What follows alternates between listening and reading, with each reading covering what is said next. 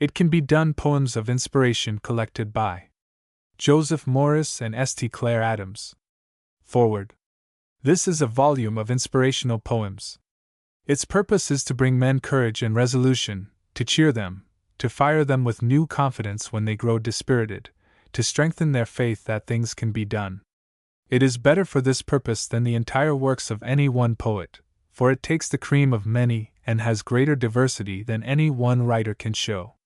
It is made up chiefly of very recent poems, not such as were written for anthologies of poetical gems, but such as speak directly to the heart, always in very simple language, often in the phrases of shop or office or street. Included, however, with the poems of the day are a few of the fine old pieces that have been of comfort to men through the ages. Besides the poems themselves, the volume contains helps to their understanding and enjoyment. The pieces are introduced by short comments. These serve the same purpose as the strain played by the pianist before the singer begins to sing.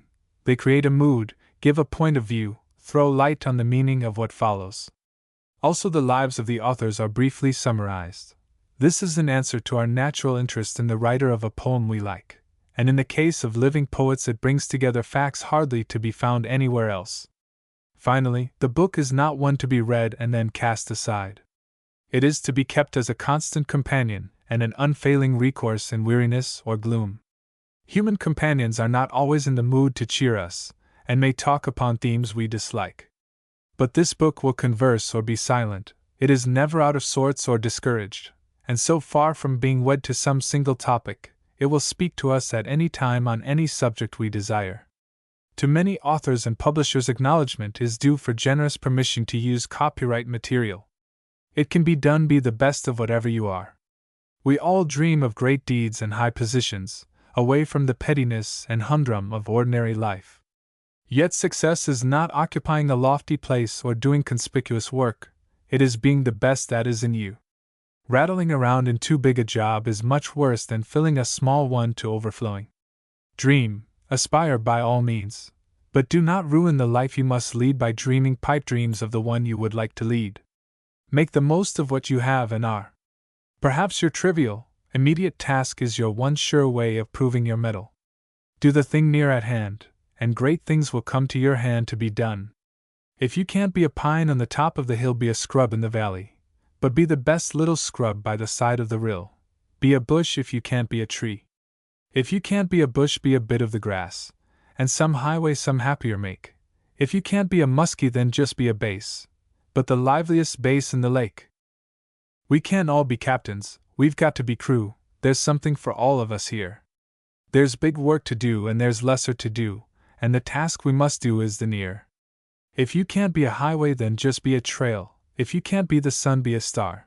It isn't by size that you win or you fail. Be the best of whatever you are. Douglas Malloch. The House by the Side of the Road. This poem has as its keynote friendship and sympathy for other people. It is a paradox of life that by hoarding love and happiness we lose them, and that only by giving them away can we keep them for ourselves. The more we share, the more we possess. We of course find in other people weaknesses and sins, but our best means of curing these are through a wise and sympathetic understanding. Let me live in a house by the side of the road, where the race of men go by, the men who are good and the men who are bad, as good and as bad as I. I would not sit in the scorner's seat, or hurl the cynic's ban. Let me live in a house by the side of the road and be a friend to man. I see from my house by the side of the road, by the side of the highway of life, the men who press with the ardor of hope, the men who are faint with the strife. But I turn not away from their smiles nor their tears, both parts of an infinite plan. Let me live in my house by the side of the road and be a friend to man. I know there are brook-gladdened meadows ahead and mountains of wearisome height, and the road passes on through the long afternoon and stretches away to the night. But still I rejoice when the travelers rejoice, and weep with the strangers that moan, nor live in my house by the side of the road like a man who dwells alone. Let me live in my house by the side of the road where the race of men go by. They are good, they are bad, they are weak, they are strong, wise, foolish, so am I. Then why should I sit in the scorner's seat or hurl the cynic's ban? Let me live in my house by the side of the road and be a friend to man. Sam Walter Foss. From Dreams and homespun. 4 things. What are the qualities of ideal manhood? Various people have given various answers to this question. Here the poet states what qualities he thinks indispensable.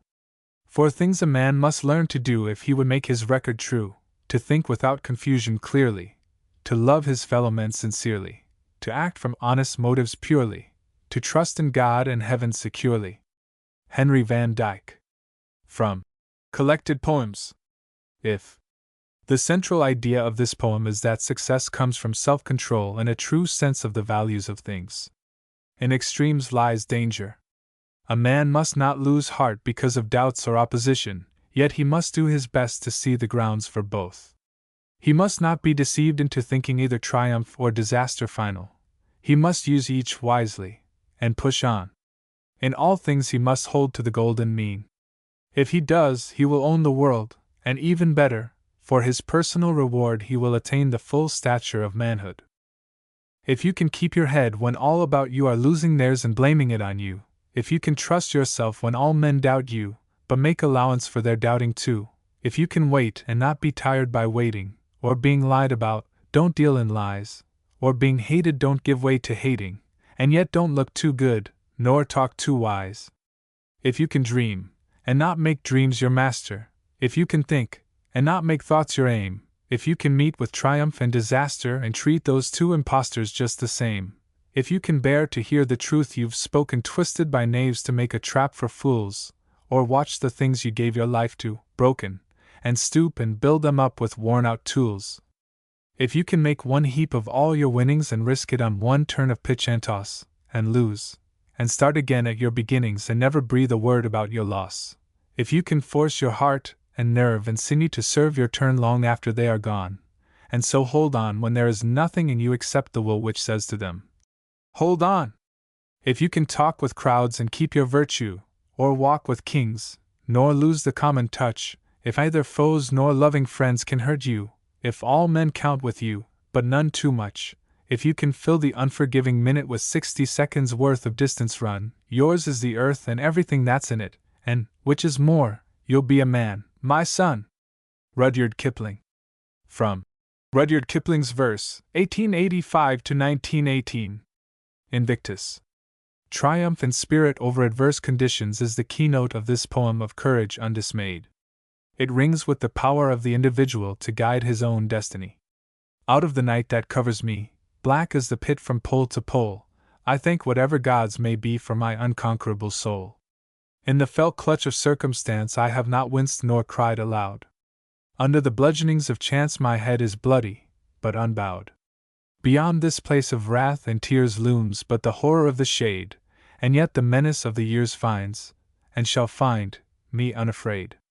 It matters not how strait the gate, how charged with punishments the scroll, I am the master of my fate, I am the captain of my soul. William Ernest Henley. It couldn't be done. After a thing has been done, everybody is ready to declare it easy. But before it has been done, it is called impossible. One reason why people fear to embark upon great enterprises is that they see all the difficulties at once. They know they could succeed in the initial tasks, but they shrink from what is to follow. Yet, a thing begun is half done. Moreover, the surmounting of the first barrier gives strength and ingenuity for the harder ones beyond. Mountains viewed from a distance seem to be unscalable. But they can be climbed, and the way to begin is to take the first upward step. From that moment the mountains are less high. As Hannibal led his army across the foothills, then among the upper ranges, and finally over the loftiest peaks and passes of the Alps, or as Peary pushed farther and farther into the solitudes that encompass the North Pole, so can you achieve any purpose whatsoever if you heed not the doubters, meet each problem as it arises, and keep ever with you the assurance it can be done. Somebody said that it couldn't be done, but he with a chuckle replied that maybe it couldn't, but he would be one who wouldn't say so till he tried. So he buckled right in with the trace of a grin on his face. If he worried, he hid it. He started to sing as he tackled the thing that couldn't be done, and he did it. Somebody scoffed. Oh, you'll never do that, at least no one ever has done it. But he took off his coat, and he took off his hat, and the first thing we knew he'd begun it. With a lift of his chin and a bit of a grin, without any doubting or quit it, he started to sing as he tackled the thing that couldn't be done, and he did it. There are thousands to tell you it cannot be done, there are thousands to prophesy failure, there are thousands to point out to you one by one the dangers that wait to assail you. But just buckle in with a bit of a grin, just take off your coat and go to it, just start to sing as you tackle the thing that cannot be done, and you'll do it. Edgar A. Guest. From The Path to Home. The Welcome Man. There's a man in the world who is never turned down, wherever he chances to stray. He gets the glad hand in the populous town, or out where the farmers make hay. He's greeted with pleasure on deserts of sand, and deep in the aisles of the woods. Wherever he goes there's the welcoming hand. He's the man who delivers the goods. The failures of life sit around and complain. The gods haven't treated them white. They've lost their umbrellas whenever there's rain, and they haven't their lanterns at night. Men tire of the failures who fill with their sighs the air of their own neighborhoods. There's one who is greeted with love-lighted eyes. He's the man who delivers the goods. One fellow is lazy, and watches the clock, and waits for the whistle to blow. And one has a hammer, with which he will knock, and one tells a story of woe. And one, if requested to travel a mile, will measure the perches and roods. But one does his stunt with a whistle or smile. He's the man who delivers the goods. One man is afraid that he'll labor too hard. The world isn't yearning for such. And one man is always alert, on his guard, lest he put in a minute too much. And one has a grouch or a temper that's bad. And one is a creature of moods. So it's hay for the joyous and rollicking lad, for the one who delivers the goods. Walt Mason. From Walt Mason, his book, The Quitter. In the famous naval duel between the Bonhomme Richard and the Serapis, John Paul Jones was hailed by his adversary to know whether he struck his colors. "I have not yet begun to fight," was his answer. When the surrender took place, it was not Jones's ship that became the prize of war. Everybody admires a hard fighter, the man who takes buffets standing up, and in a spirit of never say die, is always ready for more. When you're lost in the wild and you're scared as a child, and death looks you bang in the eye, and you're sore as a boil, it's according to Hoyle to cock your revolver and die. But the code of a man says fight all you can, and self-dissolution is barred. In hunger and woe, oh it's easy to blow, it's the hell served for breakfast that's hard. You're sick of the game? Well now, that's a shame. You're young and you're brave and you're bright. You've had a raw deal, I know, but don't squeal. Buck up, do your damnedest and fight. It's the plugging away that will win you the day, so don't be a piker, old pard, just draw on your grit. It's so easy to quit, it's the keeping your chin up that's hard. It's easy to cry that you're beaten and die, it's easy to crawfish and crawl, but to fight and to fight when hope's out of sight, why, that's the best game of them all. And though you come out of each grueling bout, all broken and beaten and scarred, just have one more try. It's dead easy to die, it's the keeping on living that's hard. Robert W. Service. From Rhymes of a Rolling Stone. Illustration, Robert William Service. Friends of mine. We like to be hospitable. To what should we be more hospitable than a glad spirit, or a kind impulse? Good morning, Brother Sunshine, good morning, Sister Song, I beg your humble pardon if you've waited very long. I thought I heard you rapping, to shut you out were sin, my heart is standing open, won't you walk right in? Good morning, Brother Gladness, good morning, Sister Smile, they told me you were coming, so I waited on a while. I'm lonesome here without you, a weary while it's been, my heart is standing open, won't you walk right in? Good morning, Brother Kindness, good morning, Sister Cheer, I heard you were out calling, so I waited for you here. Some way, I keep forgetting I have to toil or spin when you are my companions, won't you walk right in? James W. Foley. From The Voices of Song. The Woman Who Understands. Is this the little woman that made this great war? Was Lincoln's greeting to Harriet Beecher Stowe. Often a woman is responsible for events by whose crash and splendor she herself is obscured. Often, too, she shapes the career of husband or brother or son. A man succeeds and reaps the honors of public applause, when in truth a quiet little woman has made it all possible, has by her tact and encouragement held him to his best, has had faith in him when his own faith has languished, has cheered him with the unfailing assurance. You can, you must, you will. Somewhere she waits to make you win, your soul in her firm, white hands, somewhere the gods have made for you, the woman who understands. As the tide went out, she found him lashed to a spar of despair, the wreck of his ship around him, the wreck of his dreams in the air. Found him and loved him and gathered the soul of him close to her heart. The soul that had sailed an uncharted sea, the soul that had sought to win and be free, the soul of which she was part. And there in the dusk she cried to the man, "Win your battle, you can, you can!" Broken by fate, unrelenting, scarred by the lashings of chance, bitter his heart, unrepenting, hardened by circumstance, shadowed by failure ever cursing, he would have died, but the touch of her hand, her strong warm hand, and her love of his soul, took full command, just at the turn of the tide. Standing beside him, filled with trust. "Win!" she whispered. "You must, you must!" Helping and loving and guiding, urging when that were best, holding her fears and hiding deep in her quiet breast.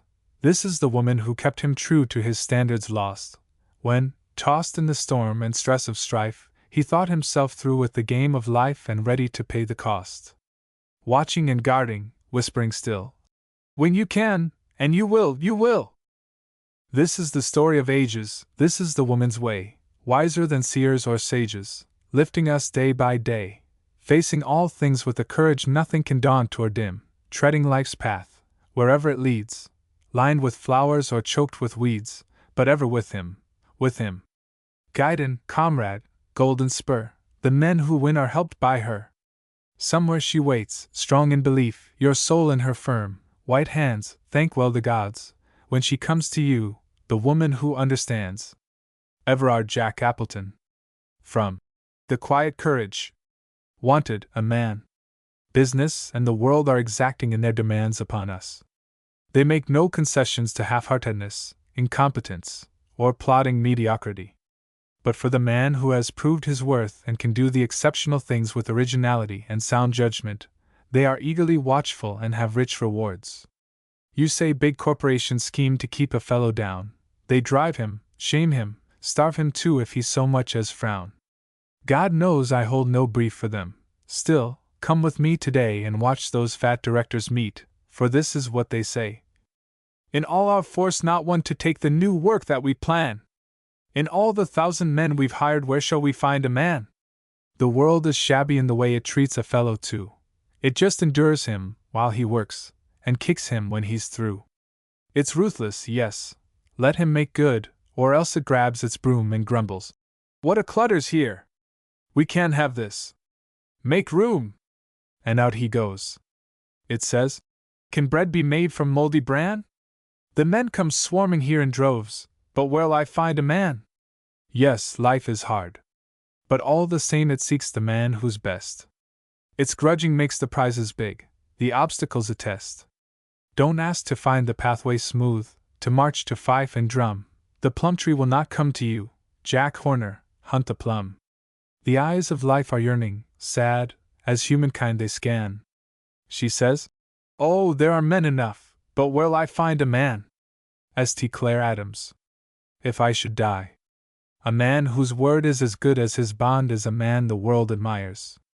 It is related of Fox that a tradesman whom he long had owed money found him one day counting gold, and asked for payment. Fox replied, "No, I owe this money to Sheridan. It is a debt of honor. If an accident should happen to me, he has nothing to show." The tradesman tore his note to pieces. "I change my debt into a debt of honor." Fox thanked him and handed over the money, saying that Sheridan's debt was not of so long standing and that Sheridan must wait. But most of us know men who are less scrupulous than Fox. If I should die tonight and you should come to my cold corpse and say, weeping and heartsick o'er my lifeless clay, if I should die tonight, and you should come in deepest grief and woe, and say, "Here's that $10 that I owe," I might arise in my large white cravat and say, "What's that?" If I should die tonight and you should come to my cold corpse and kneel, clasping my bier to show the grief you feel, I say, if I should die tonight and you should come to me, and there and then just even hint 'bout payin' me that 10, I might arise the while, but I dropped dead again. Ben King. From Ben King's verse. Just be glad. Misfortunes overtake us, difficulties confront us, but these things must not induce us to give up. A congressman who had promised Thomas B. Reed to be present at a political meeting telegraphed at the last moment. Cannot come, wash out on the line. No need to stay away, said Reed's answering telegram. Buy another shirt. Oh, heart of mine, we shouldn't worry so. What we've missed of calm we couldn't have, you know. What we've met of stormy pain, and of sorrow's driving rain, we can better meet again, if it blow. We have erred in that dark hour we have known, when our tears fell with the shower, all alone. Were not shine and shower blent as the gracious Master meant, let us temper our content with his own. For we know, not every morrow can be sad, so, forgetting all the sorrow we have had, let us fold away our fears, and put by our foolish tears, and through all the coming years just be glad. James Whitcomb Riley. From the biographical edition of the complete works of James Whitcomb Riley. Opportunity. I lack only one of having 100, said a student after an examination. I have the 2 noughts, and all he did lack was a 1, rightly placed. The world is full of opportunities. Discernment to perceive, courage to undertake, patience to carry through, will change the whole aspect of the universe for us and bring positive achievement out of meaningless negation. With doubt and dismay you are smitten, you think there's no chance for you, son? Why, the best books haven't been written, the best race hasn't been run, the best score hasn't been made yet, the best song hasn't been sung, the best tune hasn't been played yet. Cheer up, for the world is young. No chance?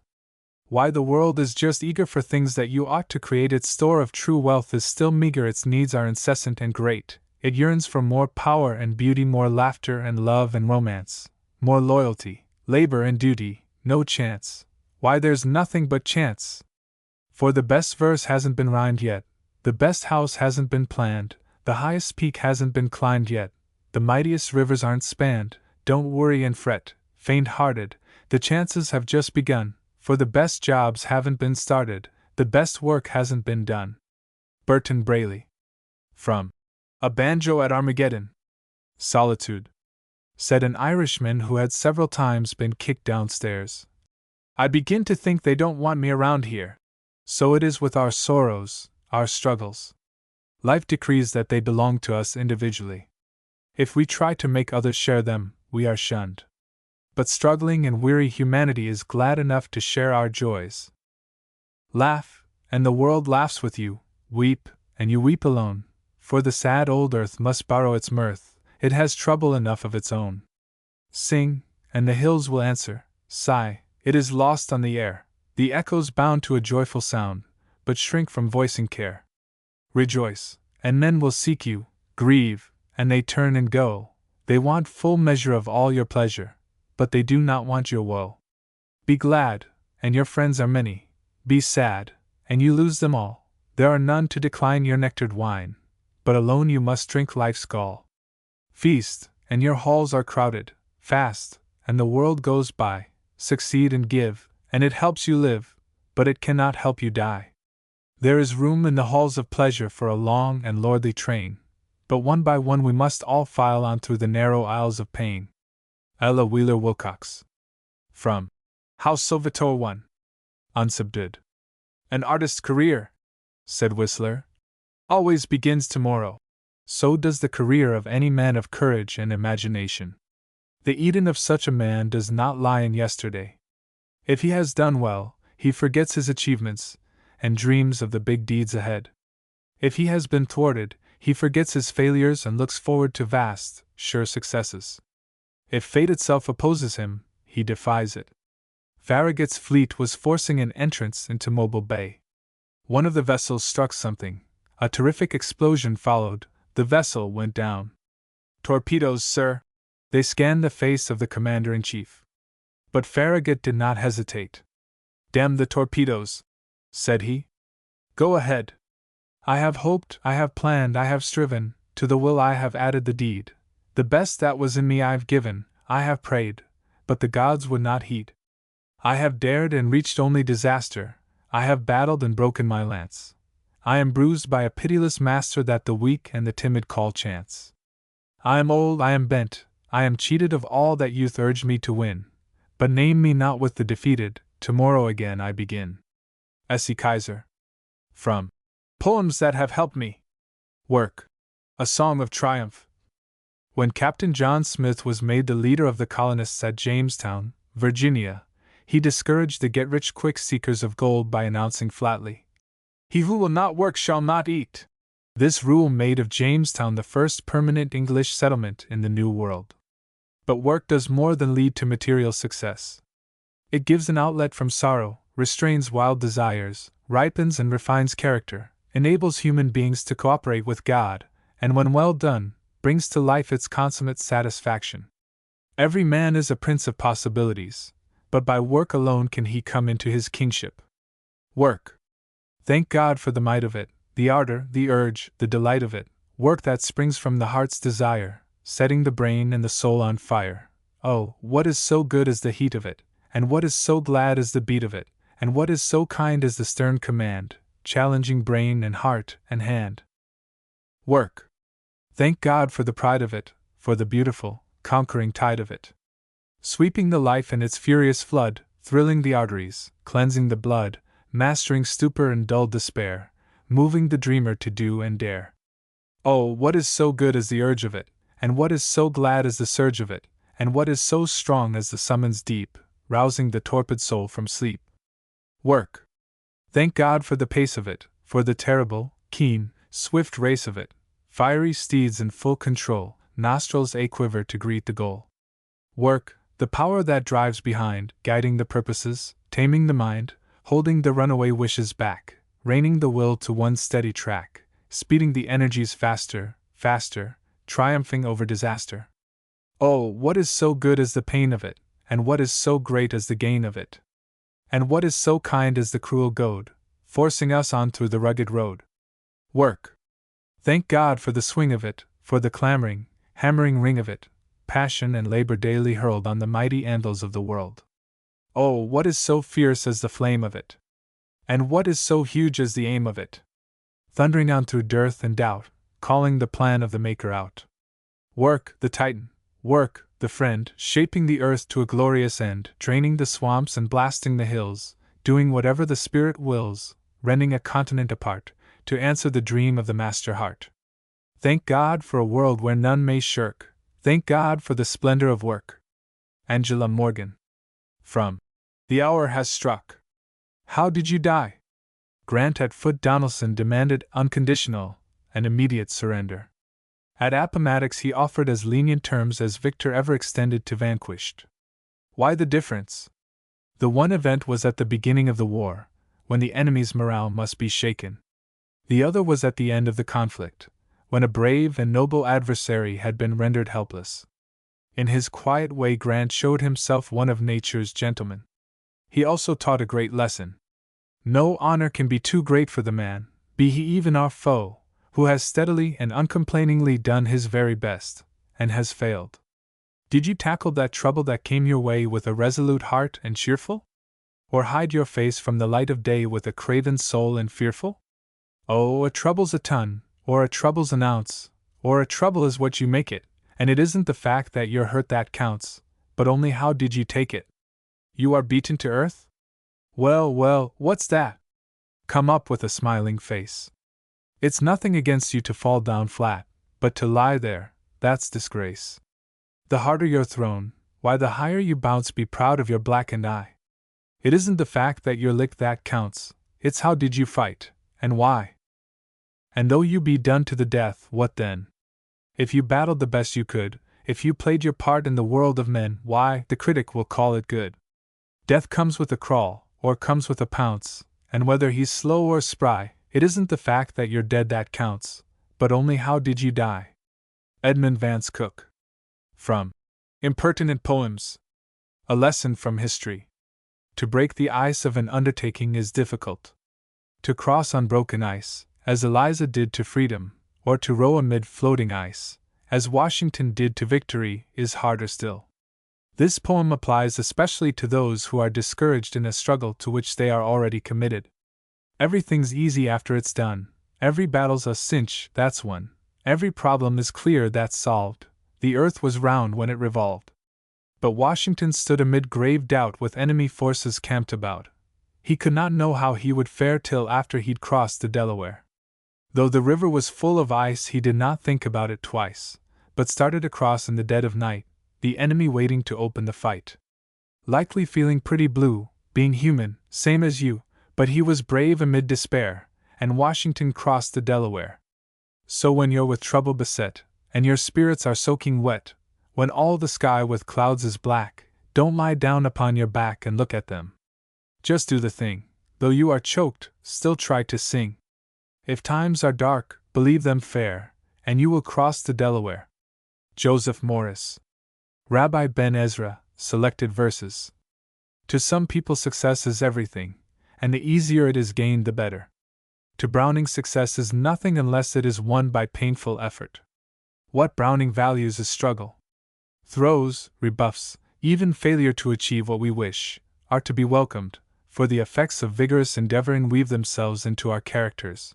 Moreover, through struggle we lift ourselves from the degradation into which the indolent fall. In the intervals of strife we may look back dispassionately upon what we have gone through, see where we erred and where we did wisely, watch the workings of universal laws, and resolve to apply hereafter what we have hitherto learned. Then, welcome each rebuff that turns earth's smoothness rough, each sting that bids nor sit nor stand but go. Be our joys 3 parts pain. Strive, and hold cheap the strain, learn, nor account the pang, dare, never grudge the throe. For thence, a paradox which comforts while it mocks, shall life succeed in that it seems to fail. What I aspired to be, and was not, comforts me. A brute I might have been, but would not sink I the scale. So, still within this life, though lifted o'er its strife, let me discern, compare, pronounce at last. This rage was right I the main, that acquiescence vain. The future I may face now I have proved the past.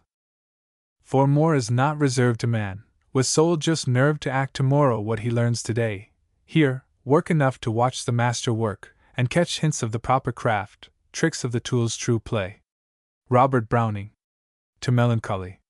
The last invitation anybody would accept is, "Come, let us weep together." If we keep melancholy at our house, we should be careful to have it under lock and key, so that no one will observe it. Melancholy, melancholy, I've no use for you, by golly. Yet I'm going to keep you hidden in some chamber dark, forbidden, just as though you were a prize, sir, made of gold, and I a miser, not because I think you jolly, melancholy. Not for that I mean to hoard you, keep you close and lodge and board you as I would my sisters, brothers, cousins, aunts, and old grandmothers, but that you shan't bother others with your snuffling folly, howling, yowling, melancholy. John Kendrick Bangs. From Songs of Cheer. The Lion Path. Admiral Dupont was explaining to Farragut his reasons for not taking his ironclads into Charleston Harbor. "You haven't given me the main reason yet," said Farragut. "What's that?" "You didn't think you could do it. So the man who thinks he can't pass a lion can't. But the man who thinks he can. Indeed, he oftentimes finds that the lion isn't really there at all. I dare not, look. The road is very dark, the trees stir softly and the bushes shake, the long grass rustles, and the darkness moves here. There. Beyond. There's something crept across the road just now. And you would have me go? Go there, through that live darkness, hideous with stir of crouching forms that wait to kill? Ah, look! See there!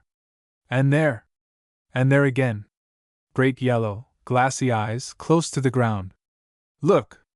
Now the clouds are lighter, I can see the long, slow lashing of the sinewy tails, and the set quiver of strong jaws that wait. Go there? Not I. Who dares to go who sees so perfectly the lions in the path? Comes one who dares. Afraid at first, yet bound on such high errand as no fear could stay. Forth goes he, with lions in his path. And then? He dared a death of agony, outnumbered battle with the king of beasts, long struggles in the horror of the night, dared, and went forth to meet, O ye who fear. Finding an empty road, and nothing there, and fences, and the dusty roadside trees, some spitting kittens, maybe, in the grass. Charlotte Perkins Gilman. From In This Our World. The answer. Bob Fitzsimmons lacked the physical bulk of the men he fought, was ungainly in build and movement, and not infrequently got himself floored in the early rounds of his contests. But many people consider him the best fighter for his weight who ever stepped into the prize ring. Not a favorite at first, he won the popular heart by making good. Of course, he had great natural powers. From any position, when the chance at last came, he could dart forth a sudden, wicked blow that no human being could withstand. But more formidable still was the spirit which gave him cool and complete command of all his resources, and made him most dangerous when he was on the verge of being knocked out. When the battle breaks against you and the crowd forgets to cheer, when the anvil chorus echoes with the essence of a jeer, when the knockers start their panning in the knocker's nimble way with a rap for all your errors and a josh upon your play, there is one quick answer ready that will nail them on the wing. There is one reply forthcoming that will wipe away the sting. There is one elastic comeback that will hold them, as it should, make good. No matter where you finish in the mix-up or the row, there are those among the rabble who will pan you anyhow. But the entry who is sticking and delivering the stuff can listen to the yapping as he giggles up his cuff. The loafer has no comeback and the quitter no reply when the anvil chorus echoes, as it will, against the sky. But there's one quick answer ready that will wrap them in a hood, make good. Grantland Rice. From The Sportlight. The world is against me. Babe Ruth doesn't complain that opposing pitchers try to strike him out. He swings at the ball till he swats it for 4 bases. Ty Cobb doesn't complain that whole teams work wits and muscles overtime to keep him from stealing home. He pits himself against them all and comes galloping or hurdling or sliding in. What other men can do, any man can do if he works long enough with a brave enough heart. The world is against me, he said with a sigh. Somebody stops every scheme that I try. The world has me down and it's keeping me there. I don't get a chance. Oh, the world is unfair. When a fellow is poor then he can't get a show.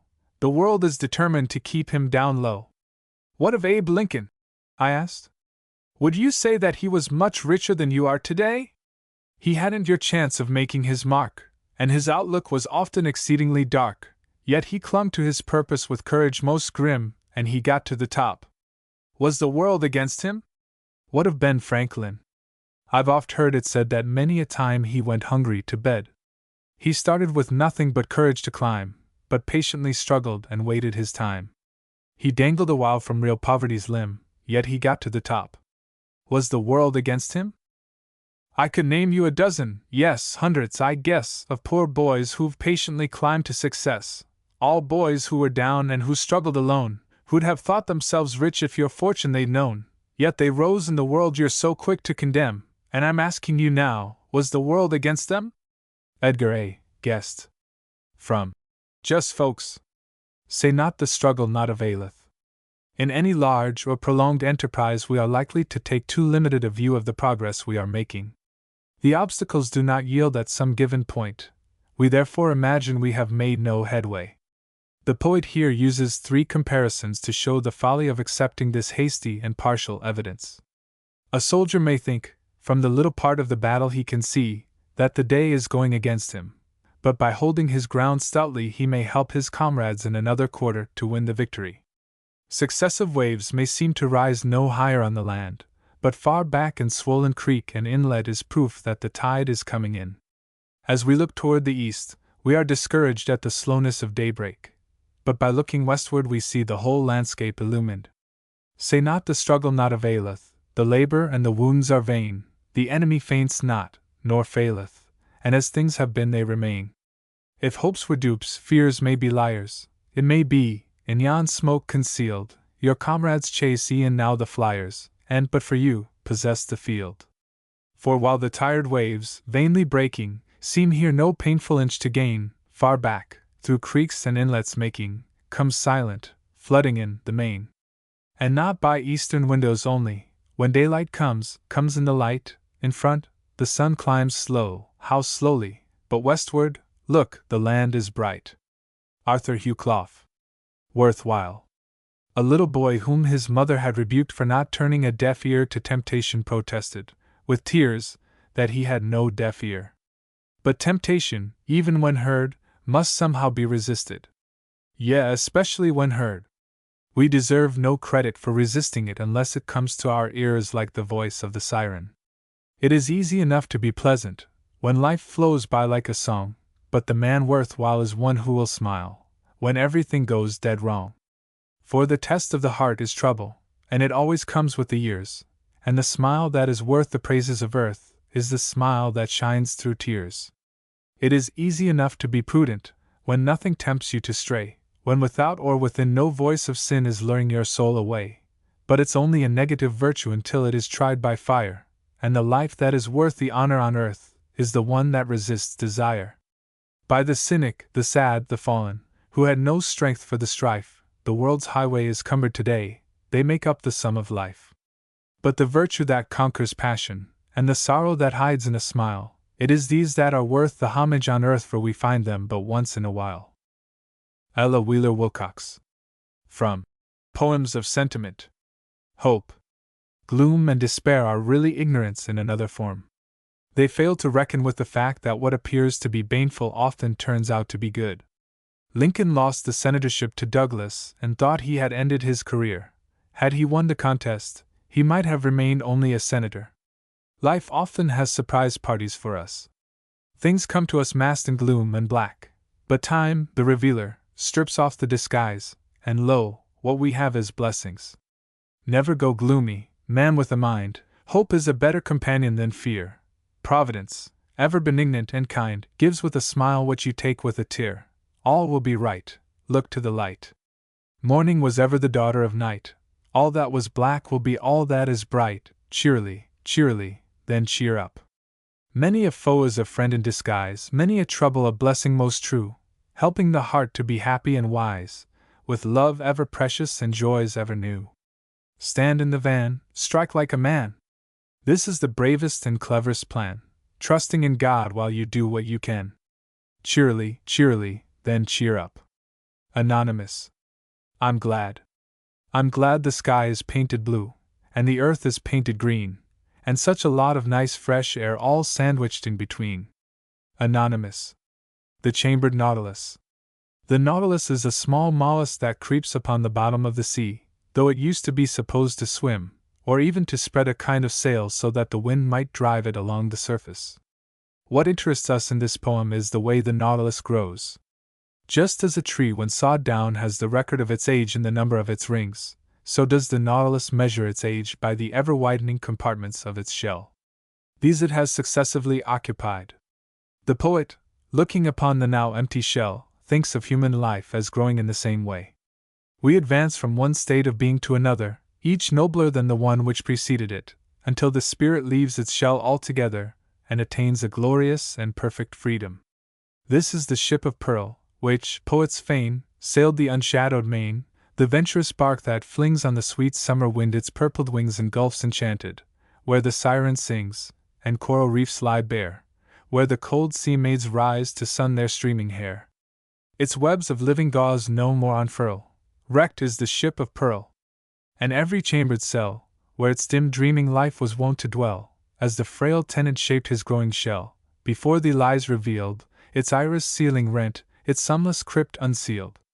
Year after year beheld the silent toil that spread his lustrous coil. Still, as the spiral grew, he left the past year's dwelling for the new, stole with soft step its shining archway through, built up its idle door, stretched in his last found home, and knew the old no more. Thanks for the heavenly message brought by thee, child of the wandering sea, cast from her lap, forlorn. From thy dead lips a clearer note is born than ever Triton blew from wreathed horn. While on mine ear it rings, through the deep caves of thought I hear a voice that sings. Build thee more stately mansions, O my soul, as the swift seasons roll. Leave thy low vaulted past. Let each new temple, nobler than the last, shut thee from heaven with a dome more vast, till thou at length art free, leaving thine outgrown shell by life's unresting sea. Oliver Wendell Holmes. Pippa's Song. This little song vibrates with an optimism that embraces the whole universe. A frequent error in quoting it is the substitution of the word well for right. Browning is no such shallow optimist as to believe that all is well with the world, But he does maintain that things are right with the world, for in spite of its present evils it is slowly working its way toward perfection, and in the great scheme of things it may make these evils themselves an instrument to move it toward its ultimate goal. The years at the spring and days at the morn, mornings at 7, the hillsides dew-pearled, the larks on the wing, the snails on the thorn, God's in his heaven, all's right with the world. Robert Browning. Ownership. The true value of anything lies not in the object itself or in its legal possession, but in our attitude to it. We may own a thing in fee simple, yet derive from it nothing but vexation. For those who have little, as indeed for those who have much, there are no surer means of happiness than enjoying that which they do not possess. Emerson shows us that 2 harvests may be gathered from every field, a material one by the man who raised the crop, and an aesthetic or spiritual one by whosoever can see beauty or thrill with an inner satisfaction. They ride in packets, those swell guys, while I can half afford choice fillets fill a void for them, we've cheese and prunes the place I board, they've smirking servants hanging round, you'd guess by whom my shoes are shined. But all the same I'm rich as they, for ownership's a state of mind. They own, you say? Pshaw, they possess. And what a fellow has him. The rich can't stop and just enjoy their lawns and shrubs and housefronts trim. They're tied indoors and foot the bills. I stroll or stray, as I'm inclined. Possession was not meant for use, but ownership's a state of mind. The folks who have must try to keep against the thieves who swarm and steal. They dare not stride, they mince along, their pavement's a banana peel. Who owns, the jeweler or I, yon gems by window bars confined? Possession lies in locks and keys. True ownership's a state of mind. I own my office, I've a boss, but so have all men, so has he. The business is not mine, but yet I own the whole blamed company. Stockholders are less proud than I when competition's auld lang signed. What care I that the profit's theirs? I have what counts, an owner's mind. The pretty girls I meet are mine, I do not choose to tell them so. I own the flowers, the trees, the birds. I own the sunshine and the snow. I own the block, I own the town, the smiles, the songs of humankind. For ownership is how you feel, it's just a healthy state of mind. St. Clair Adams. A smiling paradox. Good nature or ill is like the loaves and fishes. The more we give away, the more we have. I've squandered smiles today, and strange to say, although my frowns with care I've stowed away, tonight I'm poorer far in frowns than at the start, while in my heart, wherein my treasures best I store, I find my smiles increased by several score. John Kendrick Bangs. From Songs of Cheer. The New Duckling. There are people who, without having anything exceptional in their natures or purposes or visions, yet try to be different for the sake of being different. They are not content to be what they are, they wish to be utterly other. Of course they are hollow, artificial, insincere. Moreover, they are nuisances. Their very foundations are wrong ones. Be yourself unless you're a fool. In that case, of course, try to be somebody else. I want to be new, said the duckling. Oh ho, said the wise old owl, while the guinea hen cluttered off chuckling to tell all the rest of the fowl. I should like a more elegant figure, that child of a duck went on. I should like to grow bigger and bigger, until I could swallow a swan. I won't be the bond slave of habit, I won't have these webs on my toes. I want to run round like a rabbit as red as a rose. I don't want to waddle like mother, or quack like my silly old dad. I want to be utterly other, and frightfully modern and mad. Do you know, said the turkey, you're quacking. There's a fox creeping up through the rye, and if you're not utterly lacking, you'll make for that duck pond. Goodbye. But the duckling was perky as perky. Take care of your stuffing, he called. This was horribly rude to a turkey. But you aren't a real turkey, he bawled. You're an early Victorian sparrow. A fox is more fun than a sheep. I shall show that my mind is not narrow and give him my feathers, to keep. Now the curious end of this fable, so far as the rest ascertained, though they searched from the barn to the stable, was that only his feathers remained. So he wasn't the bond slave of habit, and he didn't have webs on his toes, and perhaps he runs round like a rabbit A rabbit as red as a rose. Alfred Noyes. From Collected Poems. Can you sing a song? Nothing lifts the spirit more than a song, especially the inward song of a worker who can sound it alike at the beginning of his task, in the heat of midday, and in the weariness and cool of the evening. Can you sing a song to greet the sun? Can you cheerily tackle the work to be done? Can you vision it finished when only begun? Can you sing a song? Can you sing a song when the day's half through, when even the thought of the rest wearies you, with so little done and so much to do? Can you sing a song? Can you sing a song at the close of the day, when weary and tired the work's put away, with the joy that it's done the best of the pay? Can you sing a song? Joseph Morris. Know thyself. It seems impossible that human beings could endure so much until we realize that they have endured it. The spirit of man performs miracles. It transcends the limitations of flesh and blood. It is like Uncle Remus's account of Brer Rabbit climbing a tree. A rabbit couldn't do that, the little boy protested. He did, Uncle Remus responded. He was just obliged to. Reined by an unseen tyrant's hand, spurred by an unseen tyrant's will, a quiver at the fierce command that goads you up the danger hill, you cry. O fate, O life, be kind! Grant but an hour of respite, give one moment to my suffering mind! I cannot keep the pace and live. But fate drives on and will not heed the lips that beg, the feet that bleed. Drives while you faint upon the road, drives with a menace for a goad, with fiery reins of circumstance urging his terrible advance the while you cry in your despair. The pain is more than I can bear. Fear not the goad, fear not the pace, plead not to fall from out the race. It is your own self driving you, yourself that you have never known, seeing your little self alone. Yourself, high-seated charioteer, master of cowardice and fear, yourself that sees the shining length of all the fearful road ahead, knows that the terrors that you dread are pygmies to your splendid strength, strength you have never even guessed, strength that has never needed rest. Yourself that holds the mastering rein, seeing beyond the sweat and pain and anguish of your driven soul, the patient beauty of the goal. Fighting upon the terror field where man and fate came breast to breast, pressed by 1,000 foes to yield, tortured and wounded without rest, you cried, Be merciful, O life! The strongest spirit soon must break before this all-unequal strife, this endless fight for failure's sake. But fate, unheeding, lifted high his sword, and thrust you through to die, and then there came one strong and great, who towered high o'er chance and fate, who bound your wound and eased your pain and bade you rise and fight again.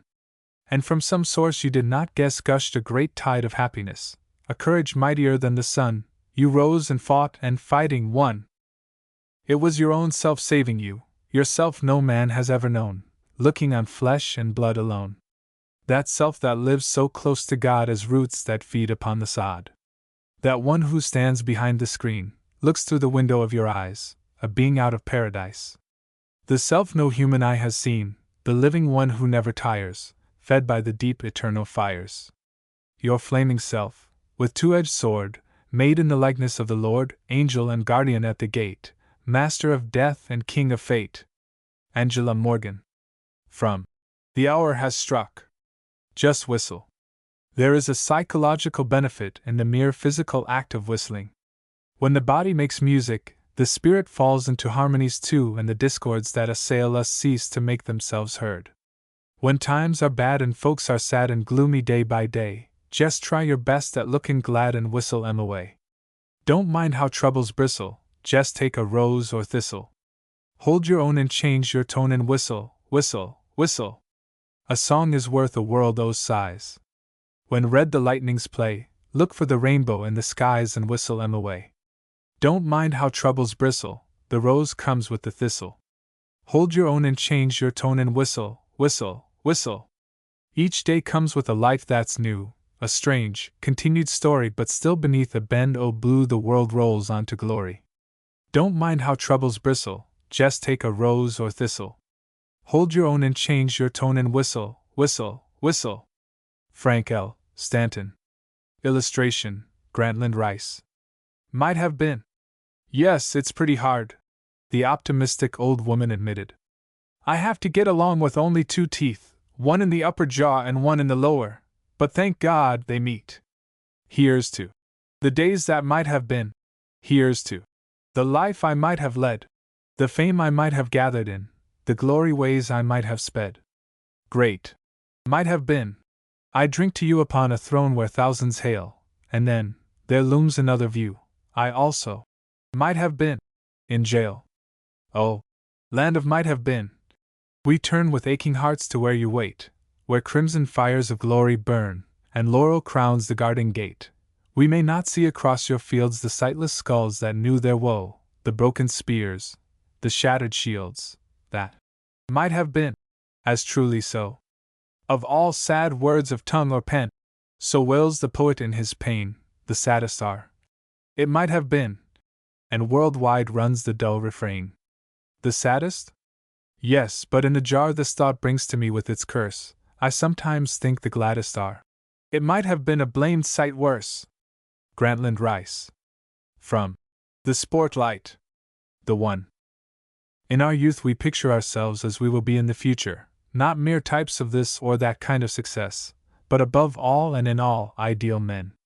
Then come the years and the struggles, and we are buffeted and baffled, and our very ideal is eclipsed. But others have done better than we. Weary and harassed, they yet embody our visions. And we, if we are worth our salt, do not envy them when we see them. Nor should we grow dispirited. Rather should we rejoice in their triumph, rejoice that our dreams were not impossibilities, take courage to strive afresh for that which we know is best. I knew his face the moment that he passed triumphant in the thoughtless, cruel throng, triumphant, though the quiet, tired eyes showed that his soul had suffered overlong. And though across his brow faint lines of care were etched, somewhat of youth still lingered there. I gently touched his arm. He smiled at me. He was the man that once I meant to be. Where I had failed, he'd won from life success.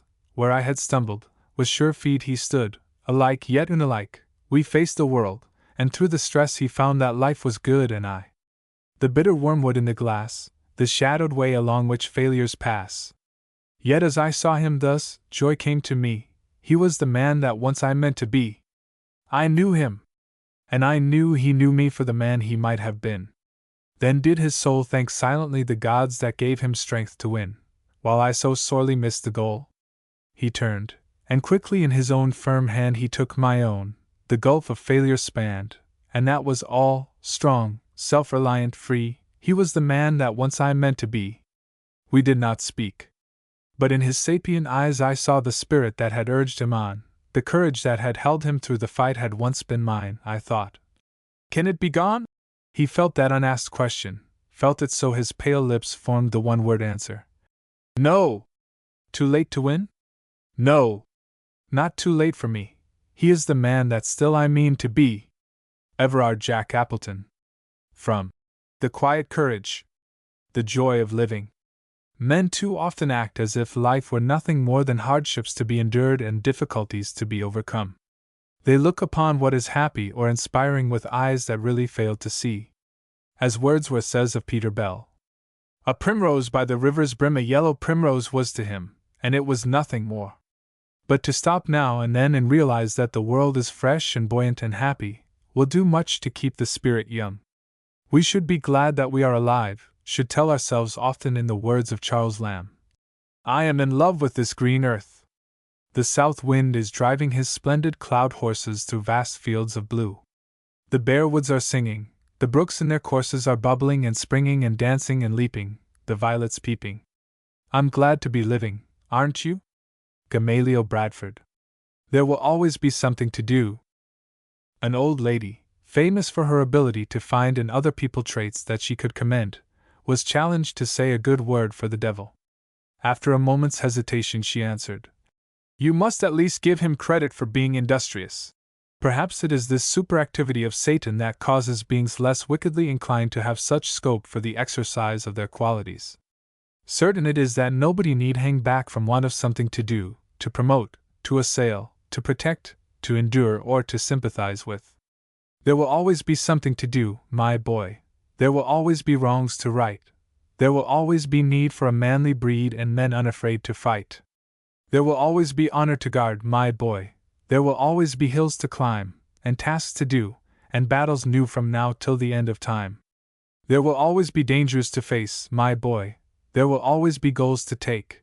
Men shall be tried, when the roads divide, and proved by the choice they make. There will always be burdens to bear, my boy, there will always be need to pray, there will always be tears through the future years, as loved ones are borne away. There will always be God to serve, my boy, and always the flag above. They shall call to you until life is through for courage and strength and love. So these are things that I dream, my boy, and have dreamed since your life began, that whatever befalls, when the old world calls, it shall find you a sturdy man. Edgar A. Guest. From The Path to Home. Good intentions. Thinking you would like a square meal will not in itself earn you one. Thinking you would like a strong body will not without effort on your part make you an athlete.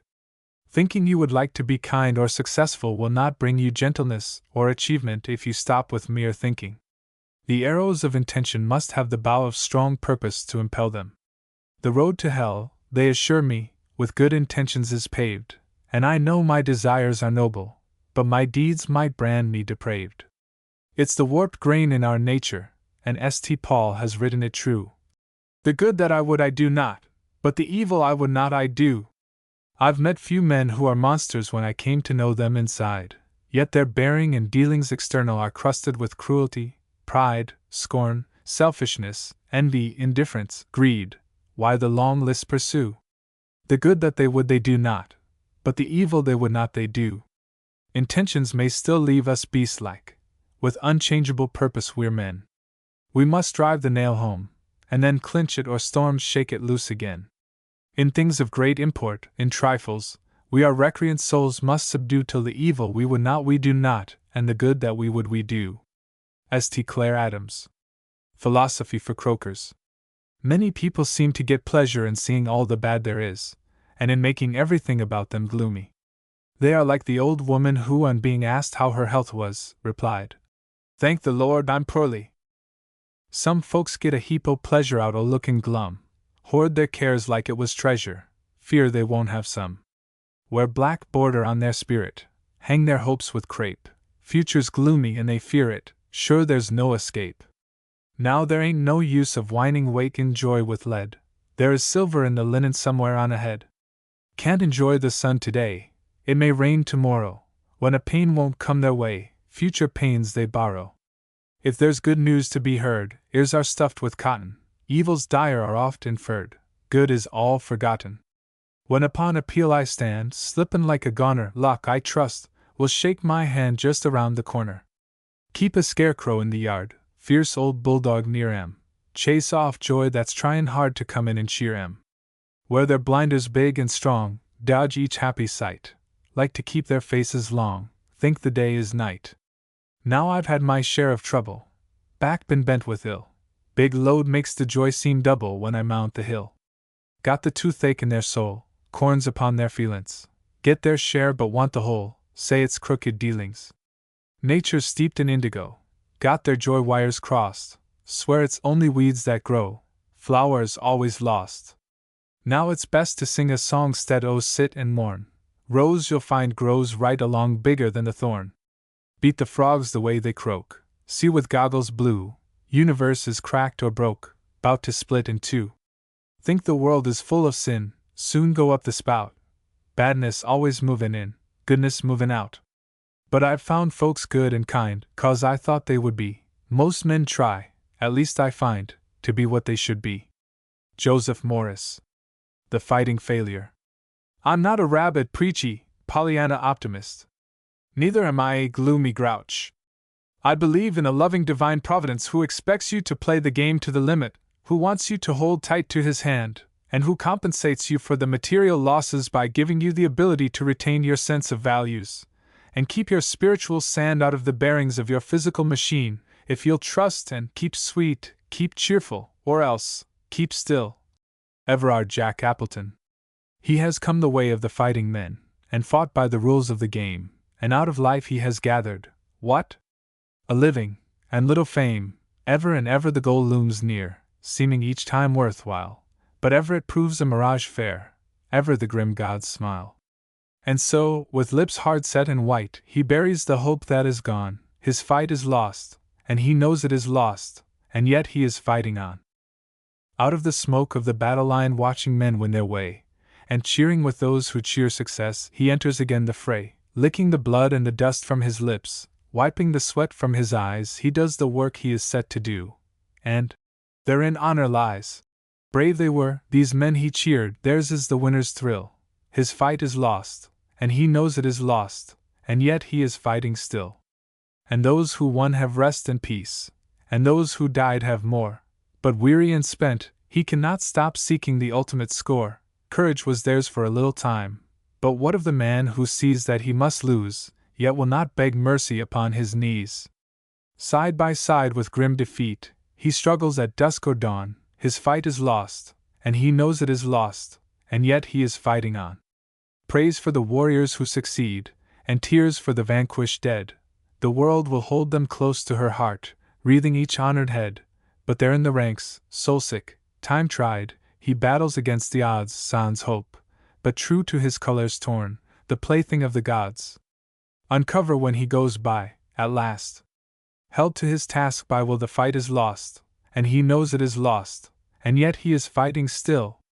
Everard Jack Appleton. From The Quiet Courage. Duty. In a single sentence, Emerson crystallizes the faith that nothing is impossible to those whose guide is duty. His words, though spoken primarily of youth, applied to the whole of human life. So nigh is grandeur to our dust, so near is God to man. When duty whispers, "Lo, thou must," the youth replies, "I can." Ralph Waldo Emerson. The Call of the Unbeaten. P.T. Barnum had shrewdness, inventiveness, hair-trigger readiness in acting or deciding, an eye for hidden possibilities, an instinct for determining beforehand what would prove popular. All these qualities helped him in his original and extraordinary career. But the quality he valued most highly was the one he called stick-to-itiveness. This completed the others. Without it, the great showman could not have succeeded at all. Nor did he think that any man who lacks it will make much headway in life. We know how rough the road will be, how heavy here the load will be. We know about the barricades that wait along the track, but we have set our soul ahead upon a certain goal ahead, and nothing left from hell to sky shall ever turn us back. We know how brief all fame must be, we know how crude the game must be, we know how soon the cheering turns to jeering down the block. But there's a deeper feeling here that fate can't scatter reeling here, in knowing we have battled with the final ounce in stock. We sing of no wild glory now, emblazoning some story now of mighty charges down the field beyond some guarded pit, but humbler tasks befalling us, set duties that are calling us, where nothing left from hell to sky shall ever make us quit. Grantland Rice. From The Spotlight. Polonius's advice to Laertes. A father's advice to his son how to conduct himself in the world: don't tell all you think, or put into action thoughts out of harmony or proportion with the occasion. Be friendly, but not common. Don't dull your palm by effusively shaking hands with every chance newcomer. Avoid quarrels if you can, but if they are forced on you, give a good account of yourself. Hear every man's censure, opinion, but express your own ideas to few. Dress well, but not ostentatiously. Neither borrow nor lend. And guarantee yourself against being false to others by setting up the high moral principle of being true to yourself. Give thy thoughts no tongue, nor any unproportioned thought his act. Be thou familiar, but by no means vulgar. The friends thou hast, and their adoption tried, grapple them to thy soul with hoops of steel, but do not dull thy palm with entertainment of each new-hatched, unfledged comrade.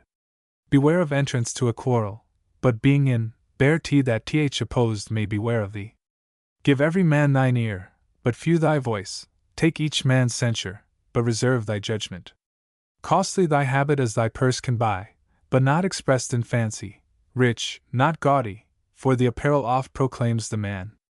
Neither a borrower, nor a lender be, for loan oft loses both itself and friend, and borrowing dulls the edge of husbandry. This above all, to thine own self be true, and it must follow, as the night the day, thou canst not then be false to any man. William Shakespeare. How do you tackle your work? It would be foolish to begin digging a tunnel through a mountain with a mere pick and spade.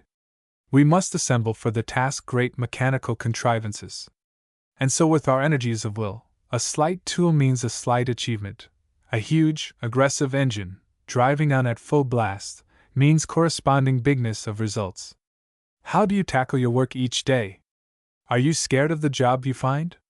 Do you grapple the task that comes your way with a confident, easy mind? Do you stand right up to the work ahead or fearfully pause to view it? Do you start to toil with a sense of dread or feel that you're going to do it? You can do as much as you think you can, but you'll never accomplish more. If you're afraid of yourself, young man, there's little for you in store. For failure comes from the inside first, it's there if we only knew it, and you can win, though you face the worst if you feel that you're going to do it. Success. It's found in the soul of you, and not in the realm of luck. The world will furnish the work to do, but you must provide the pluck. You can do whatever you think you can, it's all in the way you view it. It's all in the start you make, young man, you must feel that you're going to do it. How do you tackle your work each day? With confidence clear, or dread? What to yourself do you stop and say when a new task lies ahead? What is the thought that is in your mind? Is fear ever running through it? If so, just tackle the next you find by thinking you're going to do it. Edgar A. Guest. From A Hippo Living. Man or mannequin. The world does not always distinguish between appearance and true merit. Pretense often gets the plaudits, but desert is above them, it has rewards of its own. No matter whence you came, from a palace or a ditch, you're a man, if you square yourself to life, and no matter what they say, hermit poor or Midas rich, you are nothing but a husk if you sidestep strife. For it's do, with a purpose all your own, that makes a man, whether born a serf or king, and it's loaf, lolling on a bench or throne that makes a being thewed to act a limp and useless thing. No matter what you do, miracles or fruitless deeds, you're a man, if you do them with a will, and no matter how you loaf, cursing wealth or mumbling creeds, you are nothing but a noise, and its weight is nil. For it's be, champion of your heart and soul, that makes a man, whether reared in silk or rags, and it's talk, from a tattered shirt or stole, that makes the image of a god a mannequin that brags. Richard Butler Glenser. From Munsey's Magazine. Having done and doing, adapted from Troilus and Cressida. A member of Parliament, having succeeded notably in his maiden effort at speech-making, remained silent through the rest of his career lest he should not duplicate his triumph. This course was stupid. In time the address which had brought him fame became a theme for disparagement and mockery. A man cannot rest upon his laurels, else he will soon lack the laurels to rest on. If he has true ability, he must from time to time show it, instead of asking us to recall what he did in the past. There is a natural instinct which makes the whole world kin. It is distrust of a mere reputation. It is a hankering to be shown. Unless the evidence to set us right is forthcoming, we will praise dust which is gilded over rather than gold which is dusty from disuse. Time hath, my lord, a wallet at his back, wherein he puts alms for oblivion, a great-sized monster of ingratitudes. Those scraps are good deeds past, which are devoured as fast as they are made, forgot as soon as done. Perseverance, dear my lord, keeps honor bright. To have done, is to hang quite out of fashion, like a rusty mail in monumental mockery. Take the instant way, for honor travels in a strait so narrow where one but goes abreast. Keep, then, the path, for emulation hath 1,000 sons that one by one pursue.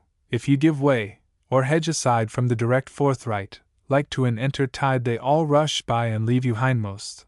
Or, like a gallant horse fallen in first rank, lie there for pavement to the abject rear, o'errun and trampled on, then what they do in present, though less than yours in past, must o'ertop yours, for time is like a fashionable host, that slightly shakes his parting guest by the hand, and with his arms outstretched, as he would fly, grasps in the comber, welcome ever smiles, and farewell goes out sighing. Oh! Let not virtue seek remuneration for the thing it was, for beauty, wit, high birth, vigor of bone, desert and service, love, friendship, charity, are subjects all to envious and calumniating time. One touch of nature makes the whole world kin, that all with one consent praise new-born gods, though they are made and molded of things past, and give to dust that is a little guilt more laud than guilt o'erdusted. The present eye praises the present object, since things in motion sooner catch the eye than what not stirs. William Shakespeare. Faith. Faith is not a passive thing, mere believing or waiting. It is an active thing, a positive striving and achievement, even if conditions be untoward. Faith is not merely praying upon your knees at night. Faith is not merely straying through darkness to the light. Faith is not merely waiting for glory that may be. Faith is not merely hating the sinful ecstasy. Faith is the brave endeavor, the splendid enterprise, the strength to serve, whatever conditions may arise. S.E. Kaiser. Opportunity. What is opportunity? To the brilliant mind of Senator Ingalls, it is a stupendous piece of luck. It comes once and once only to every human being, wise or foolish, good or wicked. If it be not perceived on the instant, it passes by forever. No longing for it, no effort can bring it back. Notice that this view is fatalistic. It makes opportunity an external thing, one that enriches men or leaves their lives empty without much regard to what they deserve. Master of human destinies am I. Fame, love, and fortune on my footsteps wait. Cities and fields I walk, I penetrate deserts and seas remote, and passing by hovel and mart and palace, soon or late I knock, unbidden, once at every gate. If sleeping, wake, if feasting, rise before I turn away. It is the hour of fate, and they who follow me reach every state mortals desire, and conquer every foe save death. But those who doubt or hesitate, condemned to failure, penury, and woe, seek me in vain and uselessly implore. I answer not, and I return no more. John James Ingalls. Opportunity. There is a tide in the affairs of men, which, taken at the flood, leads on to fortune. Omitted, all the voyage of their life is bound in shallows and in miseries. On such a full sea are we now afloat, and we must take the current when it serves, or lose our ventures. William Shakespeare. Opportunity. To the thought of the preceding poem we have here a direct answer. No matter how a man may have failed in the past, the door of opportunity is always open to him. He should not give way to useless regrets. He should know that the future is within his control, that it will be what he chooses to make it. They do me wrong who say I come no more when once I knock and fail to find you in, for every day I stand outside your door, and bid you wake, and rise to fight and win. Wail not for precious chances passed away, weep not for golden ages on the wane.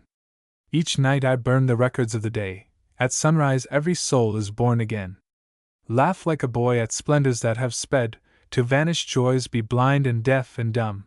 My judgment seal the dead past with its dead, but never bind a moment yet to come.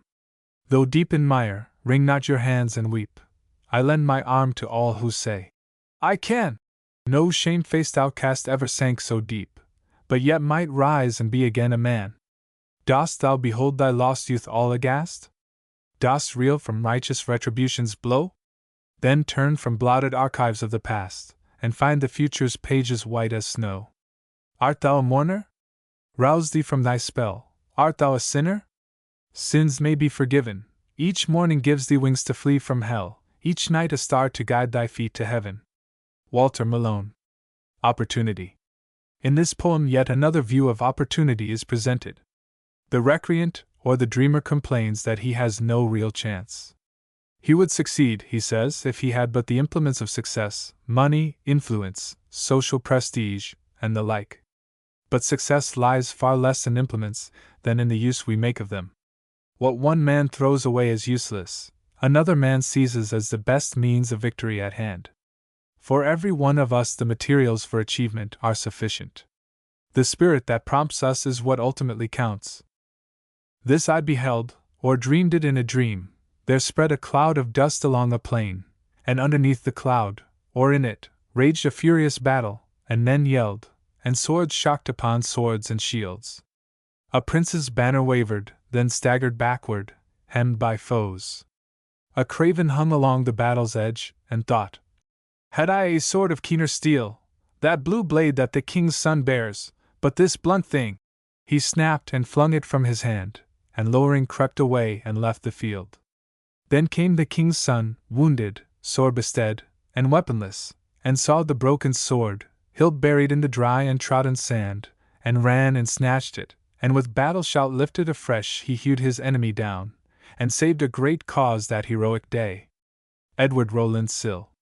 From Poems. Illustration, James Whitcomb Riley.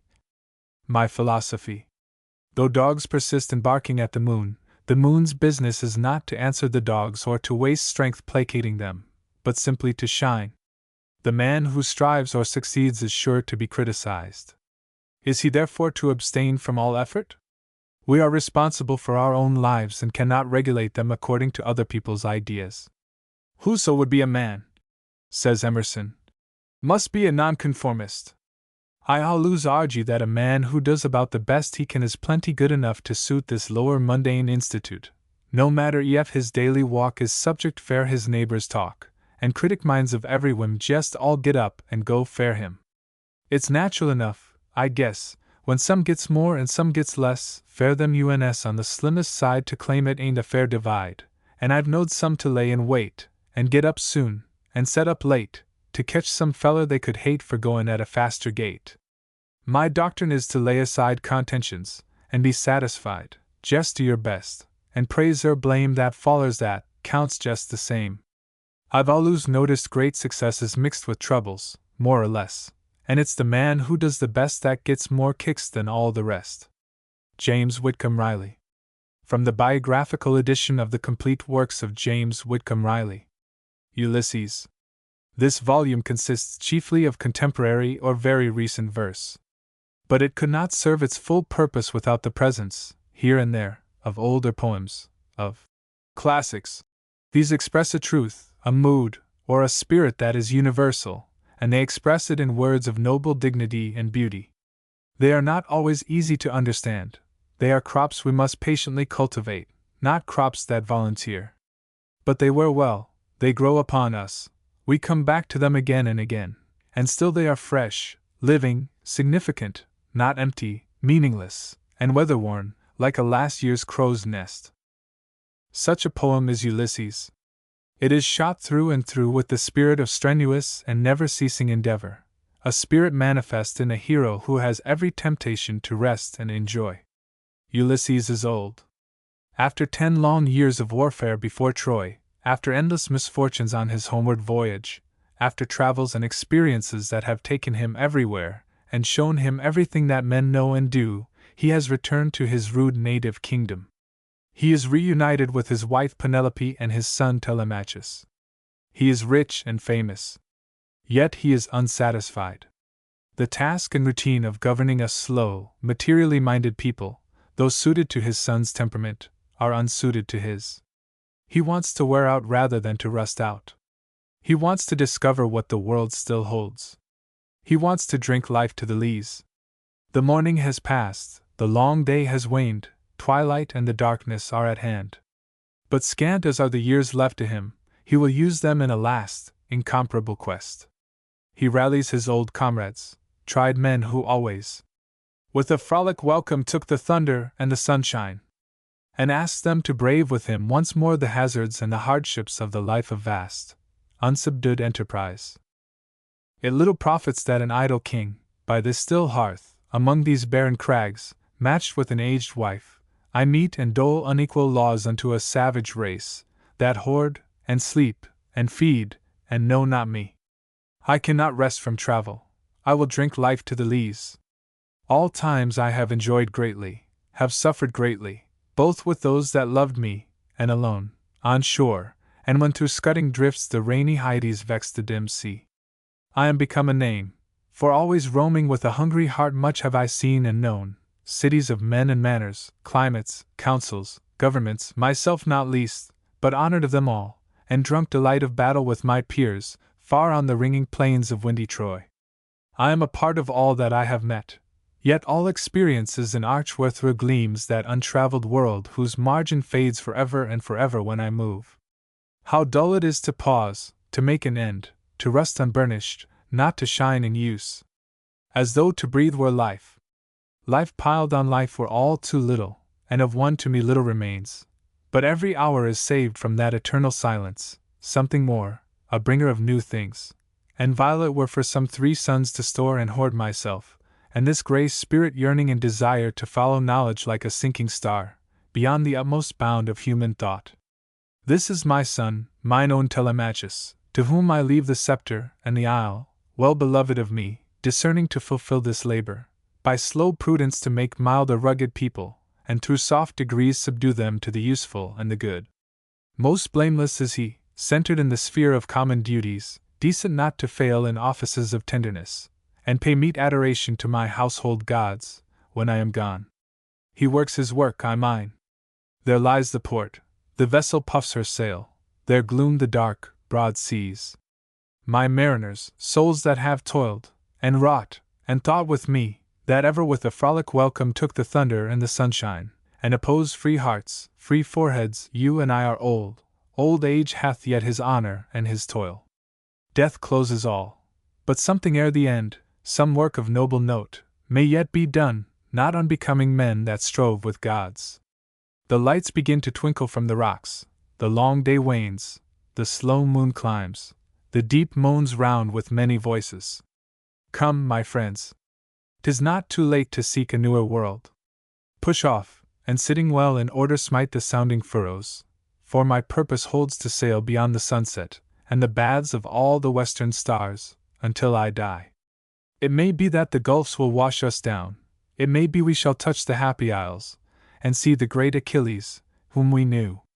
Though much is taken, much abides, and though we are not now that strength which in old days moved earth and heaven, that which we are, one equal temper of heroic hearts, made weak by time and fate, but strong in will to strive, to seek, to find, and not to yield. Alfred Tennyson. Preparedness. For all your days prepare, and meet them ever alike. When you are the anvil, bear. When you are the hammer, strike. Edwin Markham. From The Gates of Paradise, and Other Poems. The Wisdom of Folly. Jog on, the footpathway, and merrily hent the stile. A merry heart goes all the day, your sad tires in a mile. Shakespeare's lilting stanza conveys a great truth, the power of cheerfulness to give impetus and endurance. The at the end of lines is merely an addition in singing, the word hen means take. The cynics say that every rose is guarded by a thorn which grows to spoil our posies. But I no pleasure therefore lack. I keep my hands behind my back when smelling roses. Though outwardly a gloomy shroud, the inner half of every cloud is bright and shining. I therefore turn my clouds about, and always wear them inside out to show the lining. My modus operandi this, to take no heed of what's amiss, and not a bad one, because, as Shakespeare used to say, a merry heart goes twice the way that tires a sad one. Ellen Thornycroft Fowler. The Honorable Mrs. Alfred Felkin. From Verses Wise and Otherwise. See it through. An American traveler in Italy stood watching a lumberman who, as the logs floated down a swift mountain stream, jabbed his hook in an occasional one and drew it carefully aside. "Why do you pick out those few?" the traveler asked. "They all look alike." "But they are not alike, señor. The logs I let pass have grown on the side of a mountain, where they have been protected all their lives. Their grain is coarse, they are good only for lumber. But these logs, señor, grew on the top of the mountain. From the time they were sprouts and saplings they were lashed and buffeted by the winds, and so they grew strong with fine grain. We save them for choice work, they are not lumber, señor. When you're up against a trouble, meet it squarely, face to face, lift your chin and set your shoulders, plant your feet and take a brace. When it's vain to try to dodge it, do the best that you can do. You may fail, but you may conquer, see it through. Black may be the clouds about you and your future may seem grim, but don't let your nerve desert you, keep yourself in fighting trim. If the worst is bound to happen, spite of all that you can do, running from it will not save you, see it through. Even hope may seem but futile, when with troubles you're beset, but remember you are facing just what other men have met. You may fail, but fall still fighting, don't give up, whatever you do, eyes front, head high to the finish. See it through. Edgar A. Guest. From Just Folks. December 31st. If January 1st is an ideal time for renewed consecration, December 31st is an ideal time for thankful reminiscence. The year has not brought us everything we might have hoped, but neither has it involved us in everything we might have feared. Many are the perils, the failures, the miseries we have escaped, and life to us is still gracious and wholesome and filled to the brim with satisfaction. Best day of all the year, since I may see thee pass and know that if thou dost not leave me high thou hast not found me low, and since, as I behold thee die, thou leavest me the right to say that I tomorrow still may vie with them that keep the upward way. Best day of all the year to me, since I may stand and gaze across the grayish past and see so many crooked ways that might have led to misery, or might have ended at disgrace. Best day since thou dost leave me free to look the future in the face. Best day of all days of the year, that was so kind, so good, since thou dost leave me still the dear old faith and brotherhood. Best day since I, still striving here, may view the past with small regret, and undisturbed by doubts or fear seeks paths that are untrod as yet. S.E. Kaiser. Ring out, wild bells. This great New Year's peace belongs almost as well to every day in the year, since it expresses a social ideal of justice and happiness. Ring out, wild bells, to the wild sky, the flying cloud, the frosty light, the year is dying in the night.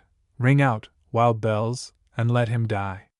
Ring out the old, ring in the new, ring, happy bells, across the snow, the year is going, let him go. Ring out the false, ring in the true.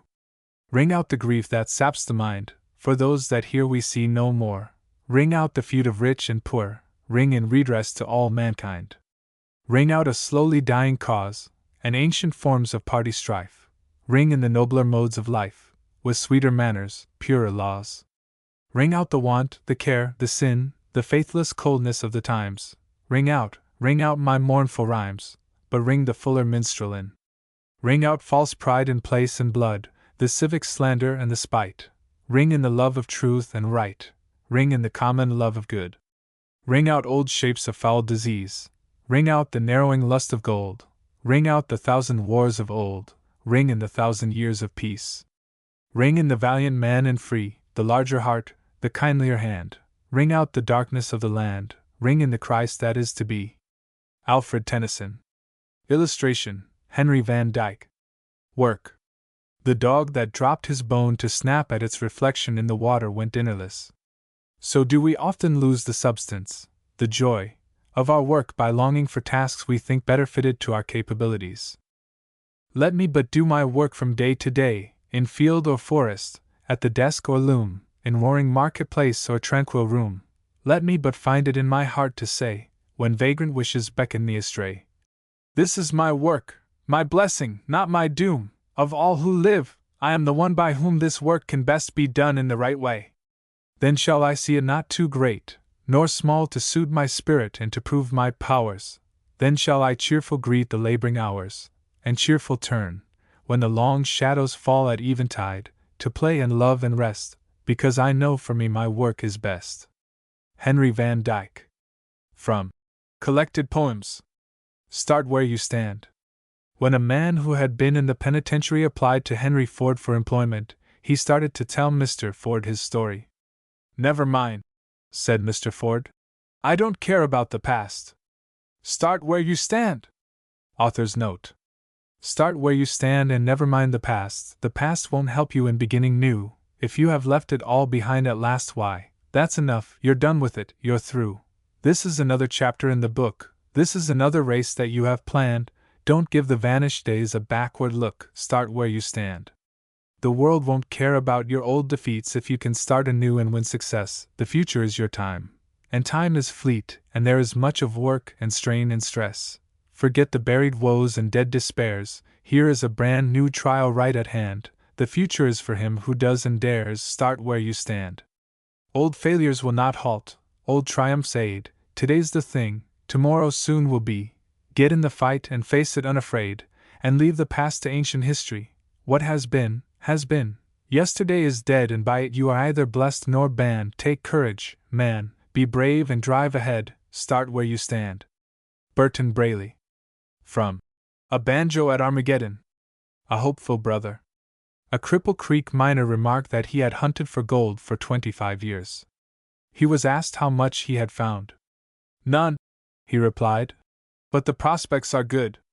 If you asked him, day or night, when the world weren't running right, "Anything that's good in sight?" This is allus what he'd say, in his uncomplainin' way. "Well, I'm hopin' dot." When the winter days was nigh, and the clouds froze in the sky, never sot him down to sigh, but still singin' on his way, he'd stop long enough to say, "Well, I'm hopin' dot." Dyin' asked of him that night, "Sperrit waitin' fair its flight. Brother, air your prospects bright?" And last words they heard him say, in the old, sweet, cheerful way, "Well, I'm hopin' dot." Frank L. Stanton. The Atlanta Constitution. A Song of Thanksgiving. We should have grateful spirits, not merely for personal benefits, but also for the right to sympathize, to understand, to help, to trust, to struggle, to aspire. Thank God I can rejoice in human things. The multitude's glad voice, the street's warm surge beneath the city light, the rush of hurrying faces on my sight, the million-celled emotion in the press that would their human fellowship confess. Thank Thee because I may my brother feed, that Thou hast opened me unto his need, kept me from being callous, cold, and blind, taught me the melody of being kind. Thus, for my own and for my brother's sake, thank Thee I am awake. Thank Thee that I can trust, that though 1,000 times I feel the thrust of faith betrayed, I still have faith in man, believe him pure and good since time began, Thy child forever, though he may forget the perfect mold in which his soul was set. Thank Thee that when love dies, fresh love springs up. New wonders pour from heaven's cup. Young to my soul the ancient need returns, immortal in my heart the ardor burns, my altar fires replenished from above. Thank Thee that I can love. Thank Thee that I can hear, finely and keenly with the inner ear, below the rush and clamor of a throng the mighty music of the undersong. And when the day has journeyed to its rest, lo, as I listen, from the amber west, where the great organ lifts its glowing spires, there sounds the chanting of the unseen choirs.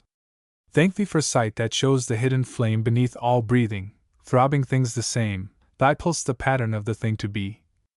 Thank Thee that I can see. Thank Thee that I can feel, that though life's blade be terrible as steel, my soul is stripped and naked to the fang, I crave the stab of beauty and the pang. To be alive, to think, to yearn, to strive, to suffer torture when the goal is wrong, to be sent back and fashioned strong, rejoicing in the lesson that was taught by all the good the grim experience wrought, at last, exulting, to arrive. Thank God I am alive! Angela Morgan. From The Hour Has Struck. Lose the day loitering.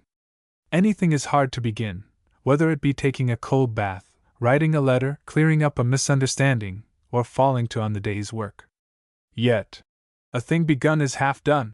No matter how unpleasant a thing is to do, begin it, and immediately it becomes less unpleasant. Form the excellent habit of making a start. Lose the day loitering, 'twill be the same story tomorrow, and the next more dilatory, for indecision brings its own delays, and days are lost lamenting o'er lost days. Are you in earnest? Seize this very minute. What you can do, or think you can, begin it. Only engage, and then the mind grows heated. Begin it, and the work will be completed. Johann Wolfgang von Goethe. Playing the game. We don't like the man who whines that the cards were stacked against him, or that the umpire cheated. We admire the chap who, when he must take his medicine, takes it cheerfully, bravely.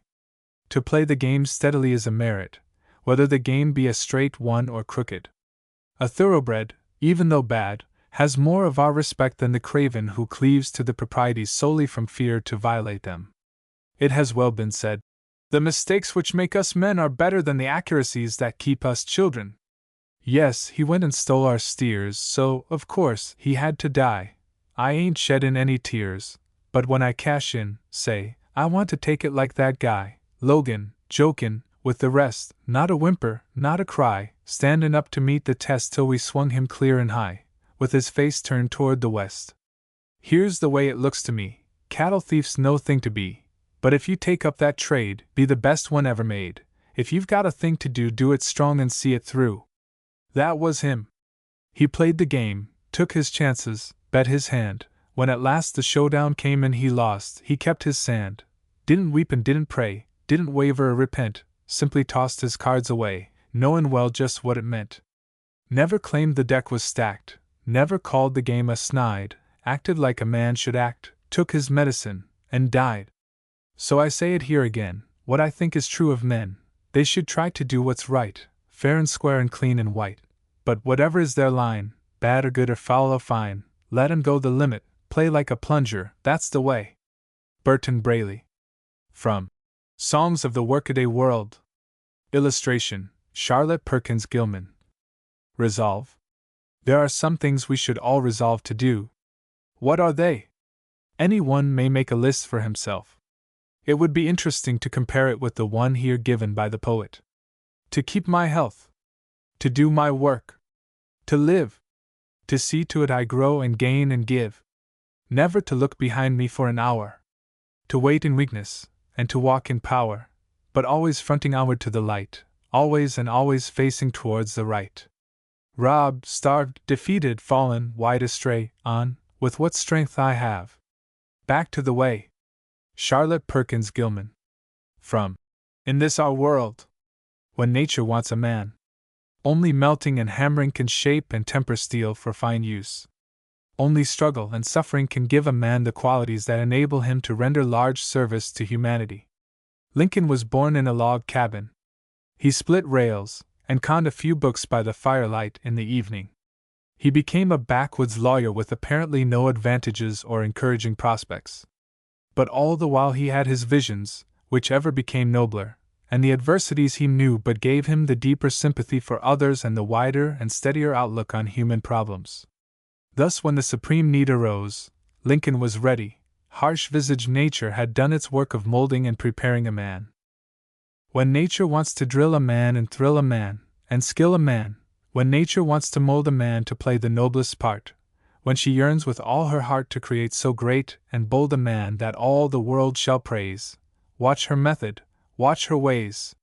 How she ruthlessly perfects whom she royally elects, how she hammers him and hurts him and with mighty blows converts him into trial shapes of clay which only nature understands, while his tortured heart is crying and he lifts beseeching hands, how she bends, but never breaks, when his good she undertakes.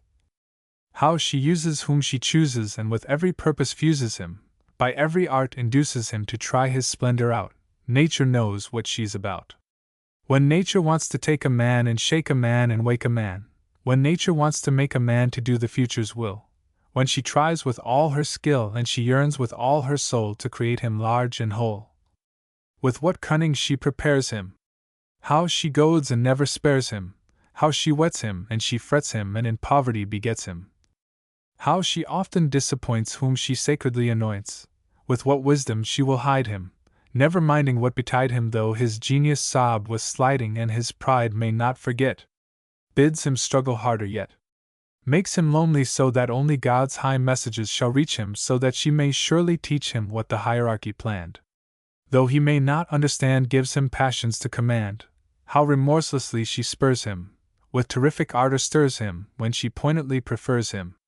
When nature wants to name a man and fame a man and tame a man, when nature wants to shame a man to do his heavenly best, when she tries the highest test that her reckoning may bring, when she wants a god or king, how she reins him and restrains him so his body scarce contains him, while she fires him and inspires him. Keeps him yearning, ever burning for a tantalizing goal, lures and lacerates his soul. Sets a challenge for his spirit, draws it higher when he's near it, makes a jungle, that he clear it, makes a desert, that he fear it and subdue it if he can, so doth nature make a man. Then, to test his spirit's wrath hurls a mountain in his path, puts a bitter choice before him and relentless stands o'er him. Climb, or perish! So she says.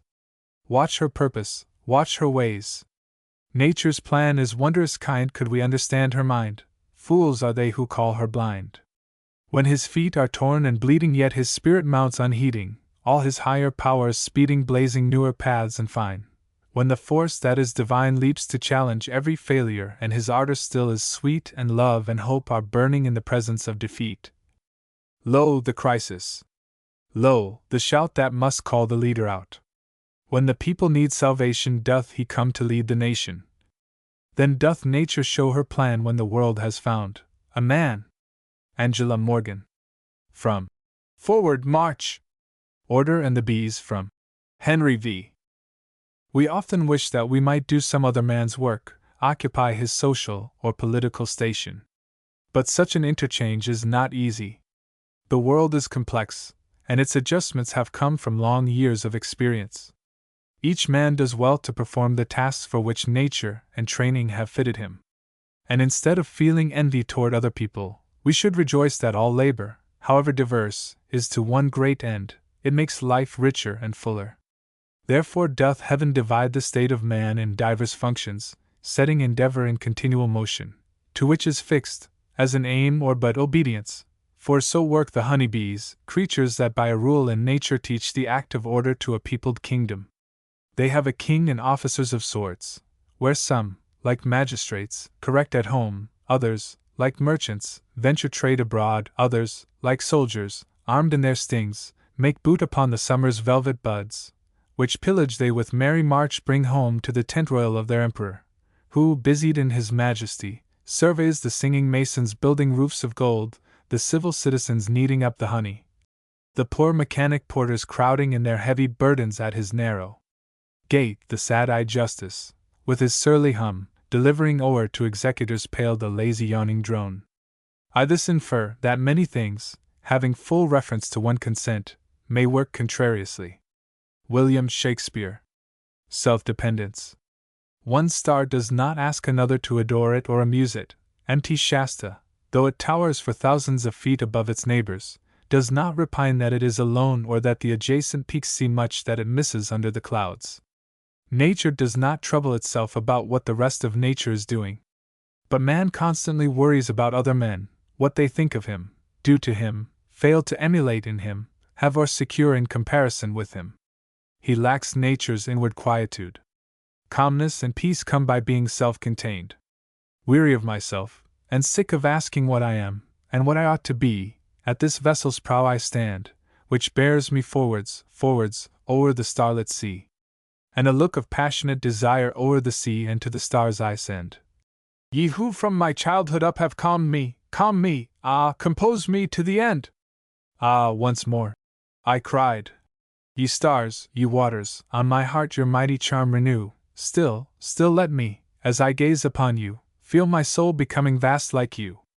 From the intense, clear, star-sown vault of heaven, over the lit sea's unquiet way, in the rustling night air came the answer. Wouldst thou be as these are? Live as they. Unaffrighted by the silence round them, undistracted by the sights they see, these demand not that the things without them yield them love, amusement, sympathy. And with joy the stars perform their shining, and the sea its long, moon-silvered roll. For self-poised they live, nor pine with noting all the fever of some differing soul. Bounded by themselves, and unregardful in what state God's other works may be, in their own tasks all their powers pouring, these attain the mighty life you see. O airborne voice! Long since, severely clear, a cry like thine in mine own heart I hear. Resolve to be thyself, and know that he who finds himself, loses his misery. Matthew Arnold. A Little Prayer. We should strive to bring what happiness we can to others. More still, we should strive to bring them no unhappiness. When we come to die, it is, as George Eliot once said, not our kindness or our patience or our generosity that we shall regret, but our intolerance and our harshness. That I may not in blindness grope, but that I may with vision clear know when to speak a word of hope or add a little wholesome cheer. That tempered winds may softly blow where little children, thinly clad, sit dreaming, when the flame is low, of comforts they have never had. That through the year which lies ahead no heart shall ache, no cheek be wet, for any word that I have said or profit I have tried to get. S.E. Kaiser. A man's a man for a that. It is said that once at a laird's house Burns was placed at a second table, and that this rankled in his breast and caused him to write his poem on equality. He insists that rank, wealth, and external distinctions are merely the stamp on the guinea. The man is the gold itself. Snobbishness he abhors. Poverty he confesses to without hanging his head in the least. The pith of sense and the pride of worth he declares superior to any dignity thrust upon a person from the outside. In a final, prophetic mood he looks forward to the time when a democracy of square dealing shall prevail, praise shall be reserved for merit, and men the world over shall be to each other as brothers. In line 8 goud equals gold, 9 hamely equals homely, commonplace, 11 gi equals give, 15 sa equals so, 17 Berkey equals fellow, 20 quiff equals simpleton, 25 mac equals make, 27 abun equals above, 28 mauna equals must not, fa equals acclaim, 36 gree equals prize. Is there, for honest poverty, that hangs his head, and a that? The coward slave, we pass him by, we dare be poor for a that.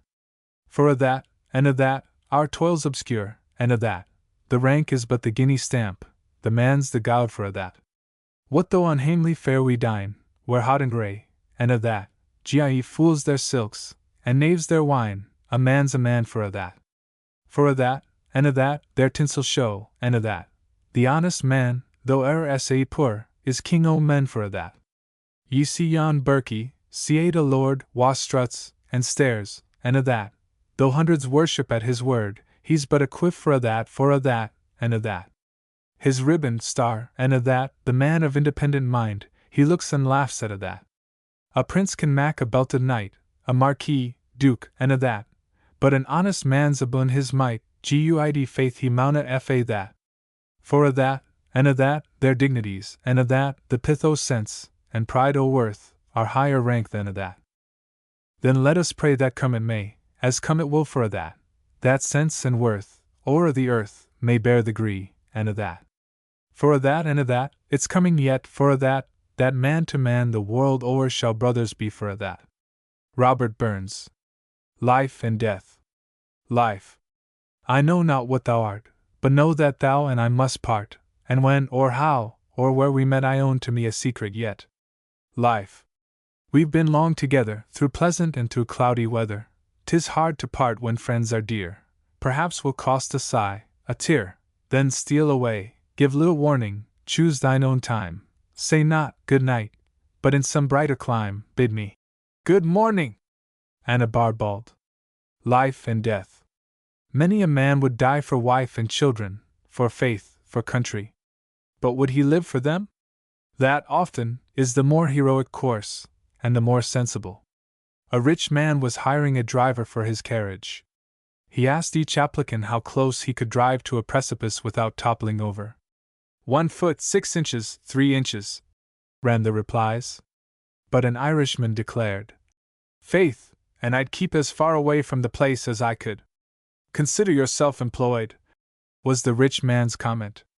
So he died for his faith. That is fine, more than most of us do. But stay, can you add to that line that he lived for it too? In death he bore witness at last as a martyr to truth.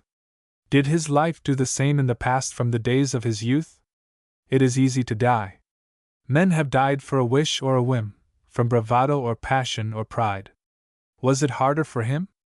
But to live, every day to live out all the truth that he dreamt, while his friends met his conduct with doubt, and the world with contempt.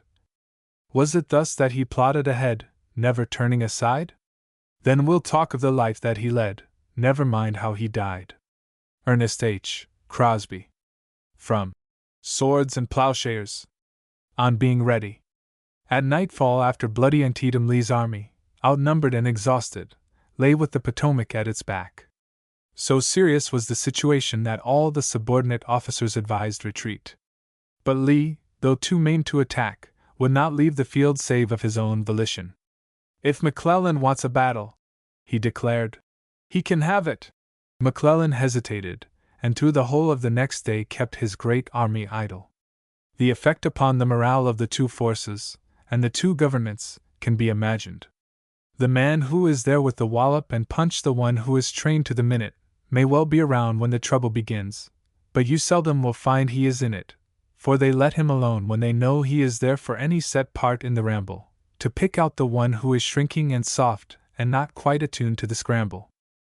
The one who is fixed for whatever they start is rarely expected to prove it, they'd pass him along for the next shot in sight, where they take a full wind up and groove it, for who wants to pick on a bulldog or such where a quivering poodle is handy, when he knows he can win with a kick or a brick with no further trouble to bandy? Grantland Rice. From The Spotlight. 2 at a fireside. I built a chimney for a comrade old, I did the service not for hope or hire, and then I traveled on in winter's cold, yet all the day I glowed before the fire. Edwin Markham.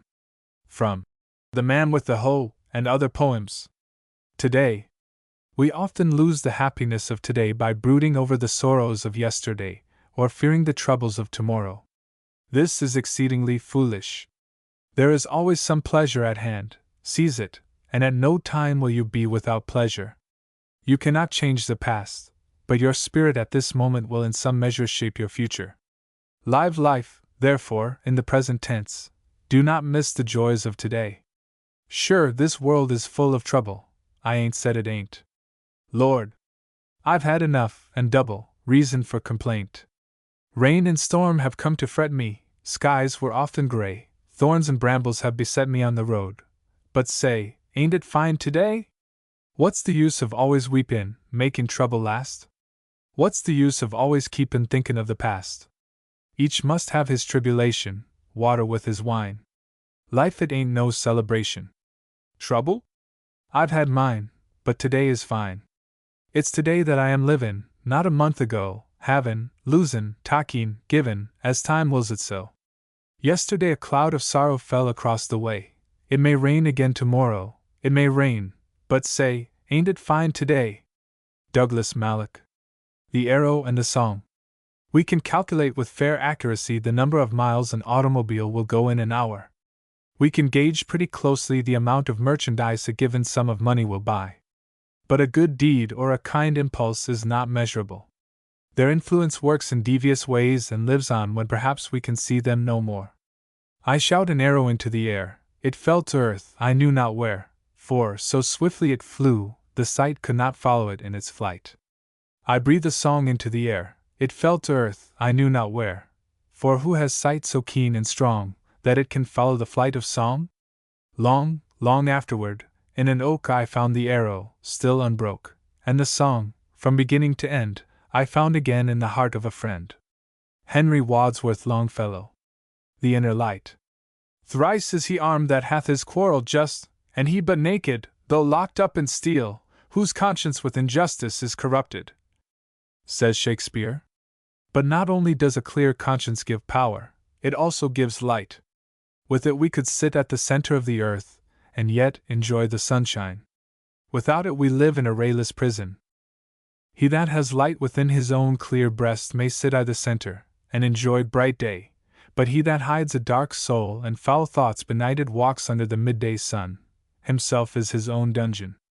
John Milton. The things that haven't been done before. It is said that if you hold a stick in front of the foremost sheep in a flock that files down a trail in the mountains, he will jump it, and that every sheep thereafter will jump when he reaches the spot, even if the stick be removed. So are many people mere unthinking imitators, blind to facts and opportunities about them. Kentucky could not be lived in by the white race till Daniel Boone built his cabin there. The air was not part of the domain of humanity till the Wright brothers made themselves birdmen. The things that haven't been done before, those are the things to try. Columbus dreamed of an unknown shore at the rim of the far-flung sky, and his heart was bold and his faith was strong as he ventured in dangers new, and he paid no heed to the jeering throng or the fears of the doubting crew.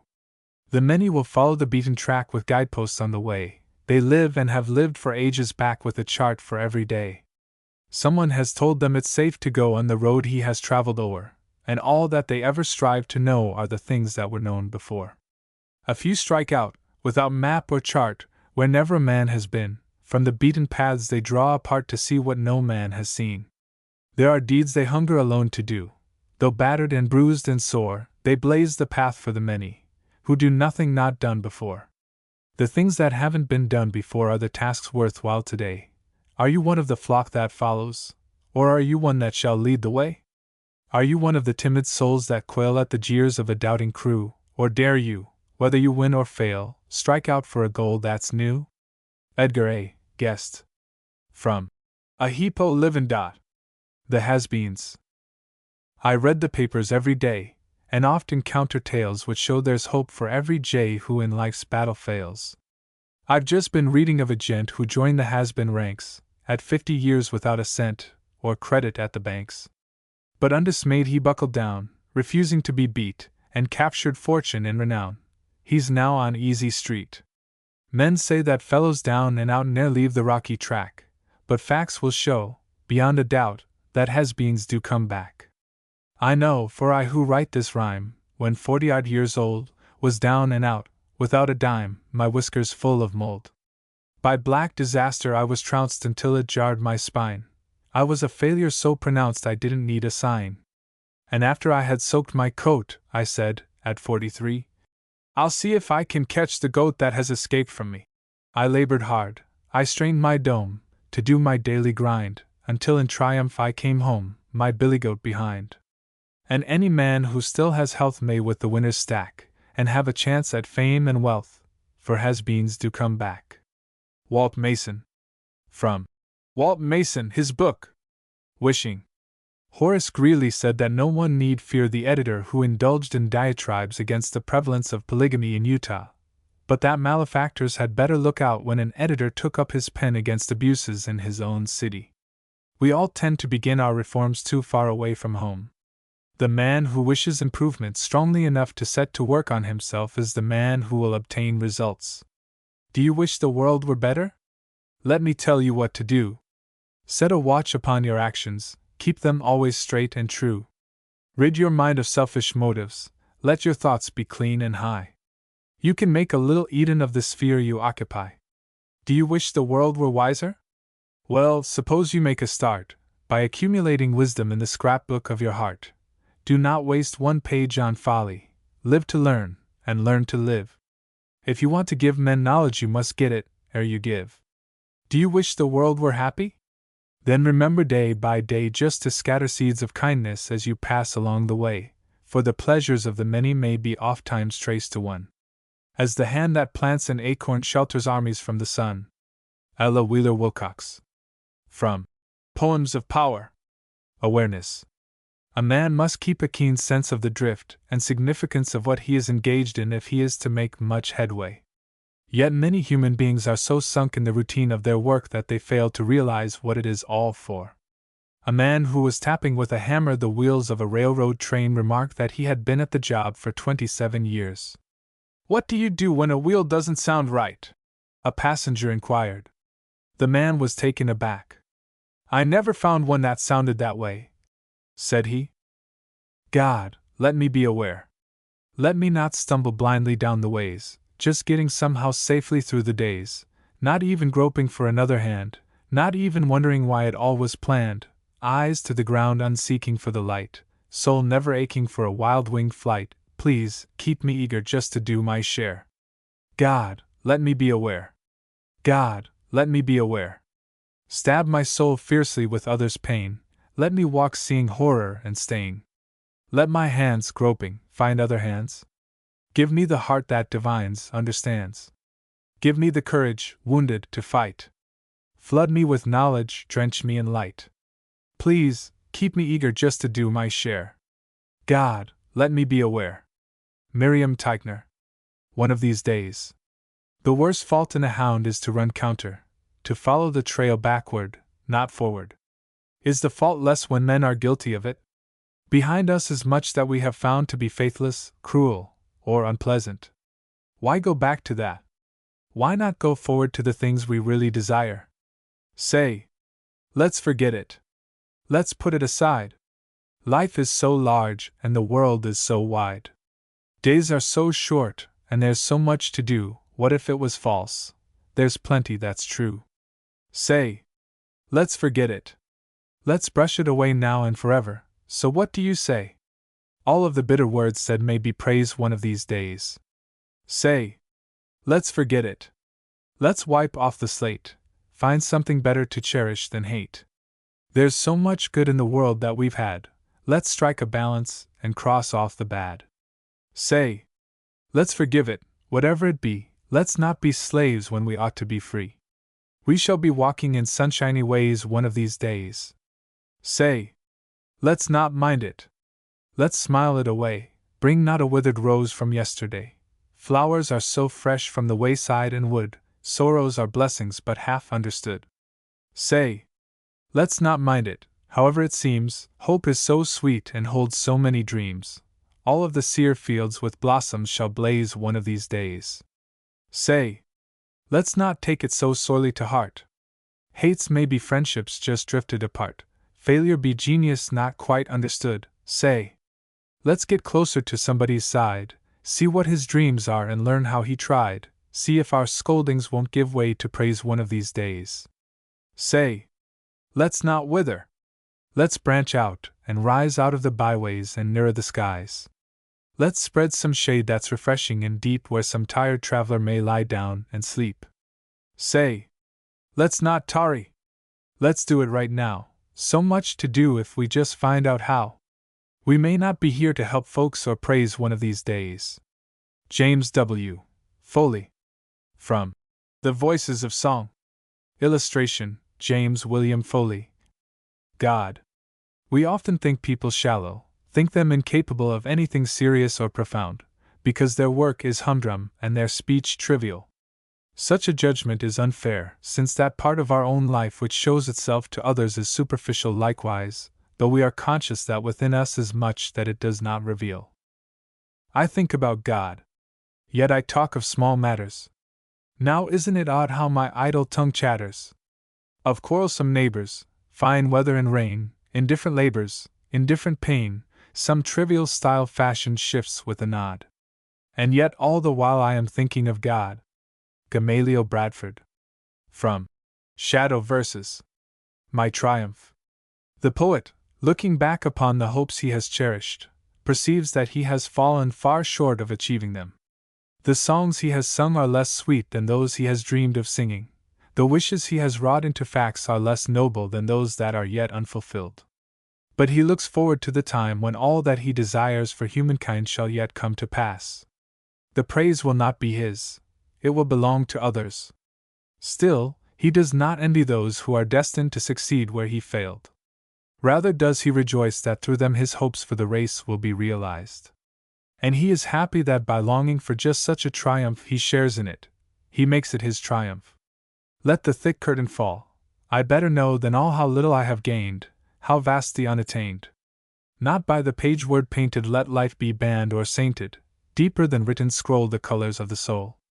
Sweeter than any sung my songs that found no tongue, nobler than any fact my wish that failed to act.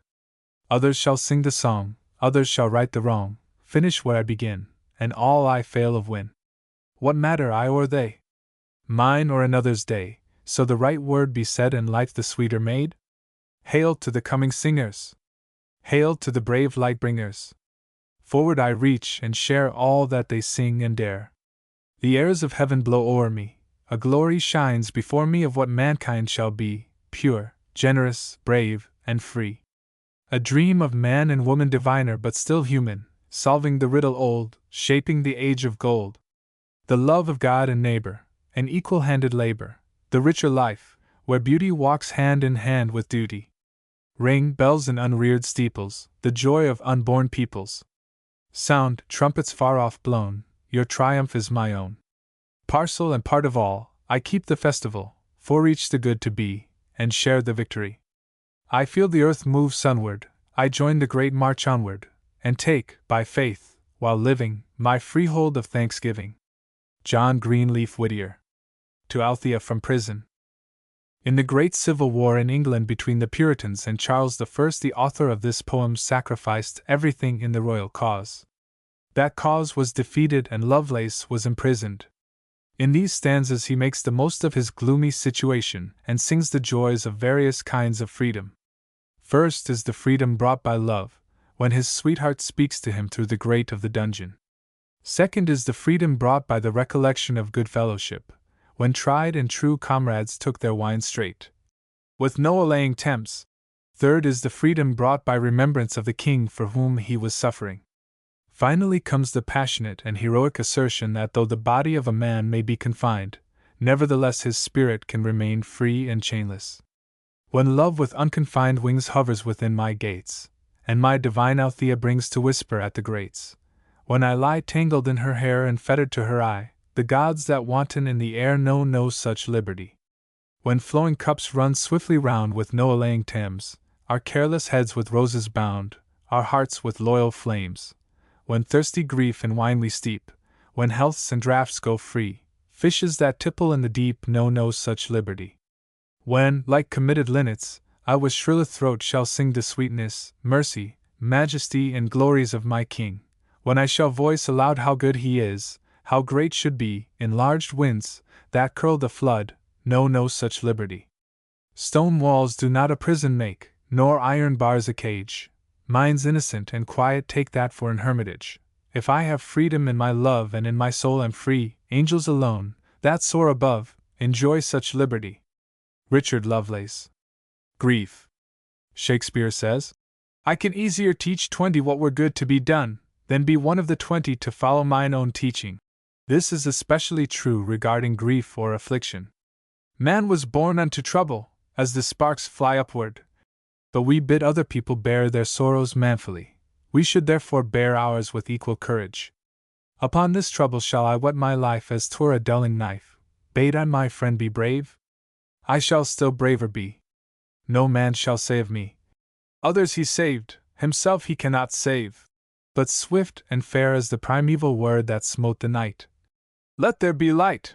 Courage shall leap from me, a gallant sword to rout the enemy and all his horde, cleaving a kingly pathway through despair. Angela Morgan.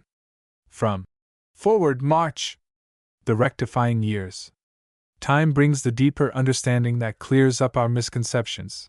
It shows us the error of our hates. It dispels our worries and our fears.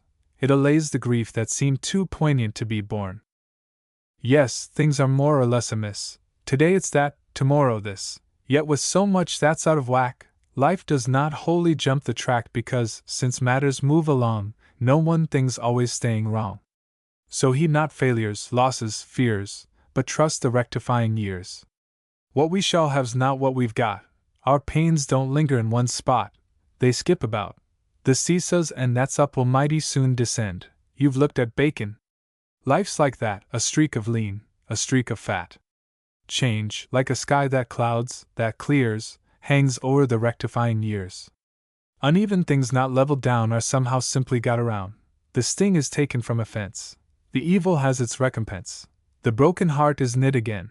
The baffled longing knows not pain. Wrong fades and trouble disappears before the rectifying years. Then envy, hate towards man or class should from your sinful nature pass. Though others hold a higher place or have more power or wealth or grace, the best of them, be sure, cannot escape the common human lot. So many smiles, so many tears come with the rectifying years. St. Clair Adams. To those who fail. We too often praise the man who wins just because he wins. The plaudits and laurels of victory are the unthinking crowd's means of estimating success. But the vanquished may have fought more nobly than the victor. He may have done his best against hopeless odds. As Addison makes Cato say, "'Tis not in mortals to command success, but we'll do more, Sempronius, we'll deserve it. All honor to him who shall win the prize." The world has cried for 1,000 years. But to him who tries, and who fails and dies, I give great honor and glory and tears. Give glory and honor and pitiful tears to all who fail in their deeds sublime. Their ghosts are many in the van of years. They were born with time, in advance of time. Oh, great is the hero who wins a name, but greater many and many a time some pale-faced fellow who dies in shame, and lets God finish the thoughts sublime. And great is the man with the sword undrawn, and good is the man who refrains from wine. But the man who fails and yet still fights on, lo, he is the twin-born brother of mine. Joaquin Miller. From Joaquin Miller's Complete Poems. Helping out. I always look out for number one, was the favorite remark of a man who thought he had found the great rule to success. But he had only stated his own doctrine of selfishness, and his life was never very successful. A man must be big to succeed, and selfishness is always cramping and narrow. Da's a lot of folks what preach all day and always pointing out de way. Dey say dat prayin' all the time and keepin' yo' heart all full of rhyme will lead yo' soul to heights above why angels coo like a turtle dove. But I's da lookin' round, dat's me. I's trustin' lots in what I see. It 'pears to me daw's lots to do befo' we pass dat heavenly blue. I believes in prayin', preachin' about, but believe a lot mo in helpin' out. I believes in 'ligion, it's mighty sweet, but de kind dat gets in yo' hands and feet and makes you work when dey ain't no praise, nothin' but a heart dat's all ablaze. If it rains or shines, dey's de same, say, bless you, honey, sunshine's dey name. Dey don't fuss round 'bout how much pay but climbs up de trail, helpin' all the way. The load is often twice der size, and smilin' is der biggest prize. Dey never gets dis awful gout 'cause dey's busy all the time and helpin' out. We had an old mule on Massa's place. As Fo looks he'd certainly lose the race. But there wa'n't a horse Fo miles around could pull mo load or plow mo ground. And when dat donkey brayed his best, he seemed to know he'd lick the rest. Dat bray of his was strong as wool, it always come at the hardest pull. We need mo mules with brains on guard dat knows the game of pullin' hard, and a heart dat's tender, true and stout, dat believes all day in helpin' out. We's all the human, de common clay, de needs a little help to make work play. I see read a lot of philosophy day and night, and worked around a heap with de law of right. I see seen de high and mighty come and go, I see seen de simple spirit come from below, and I see seen a lot of principle most folks miss. I see not a stretchin' truth when I say dis. Keep a smilin' and a lovin' and a doin' all yo can, Fo yo loses all yo trouble when yo help yo fellow man, and you gets on best yourself, and of this day ain't no doubt, when yo practice the art of always helpin' out. William Judson Kibbe. Opening Paradise. We appreciate even the common things of life if we are denied them. See the wretch, that long has tossed on the thorny bed of pain, at length repair his vigor lost, and breathe and walk again. The meanest flowery of the vale, the simplest note that swells the gale, the common sun, the air, and skies, to him are opening paradise. Thomas Gray. To the Men Who Lose. When Captain Scott's ill-fated band, after reaching the South Pole, was struggling through the cold and storms back towards safety, the strength of Evans, one of the men, became exhausted. He had done his best, vainly. Now he did not wish to imperil his companions, already sorely tried. At a halting place, therefore, he left them and, staggering out into a blizzard, perished alone. It was a failure, yes, but was it not also magnificent success? Here's to the men who lose. What though their work be e'er so nobly planned, and watched with zealous care, no glorious halo crowns their efforts grand, contempt is failure's share. Here's to the men who lose. If triumph's easy smile our struggles greet, courage is easy then.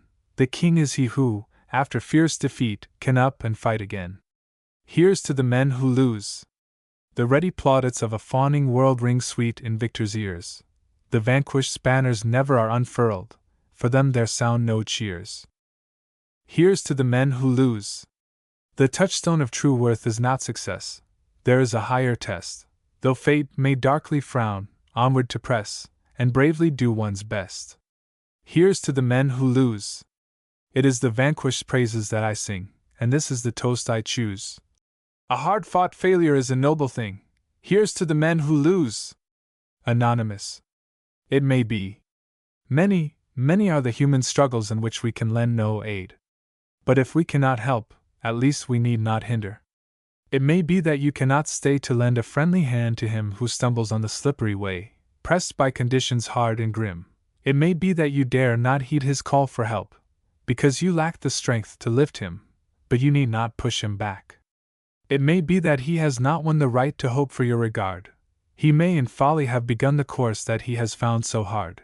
It may be that your fingers bleed, that fortune turns a bitter frown upon your efforts, but you need not kick him down. S.E. Kaiser. Life. In life is necessarily much monotony, sameness. But our triumph may lie in putting richness and meaning into routine that apparently lacks them. Forenoon and afternoon and night, forenoon and afternoon and night, forenoon and what? The empty song repeats itself. No more? Yeah, that is life. Make this forenoon sublime, this afternoon a psalm, this night a prayer, and time is conquered, and thy crown is won. Edward Rowland Sill. From Poems. The Grumpy Guy.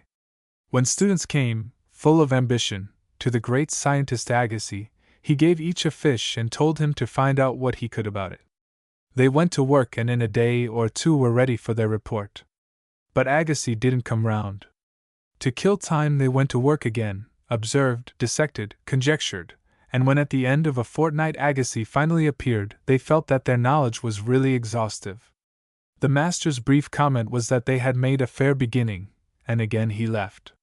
They then fell to in earnest and after weeks and months of investigation declared that a fish was the most fascinating of studies. If our interest in life fails, it is not for material to work on. No two leaves are alike, not two human beings are alike, and if we are discerning, the attraction of any one of them is infinite. The grumpy guy was feeling blue, the grumpy guy was glum, the grumpy guy with baleful eye took misery for a chum. He hailed misfortunes as his pals and murmured, "Let 'em come! Oh, what's the blooming use?"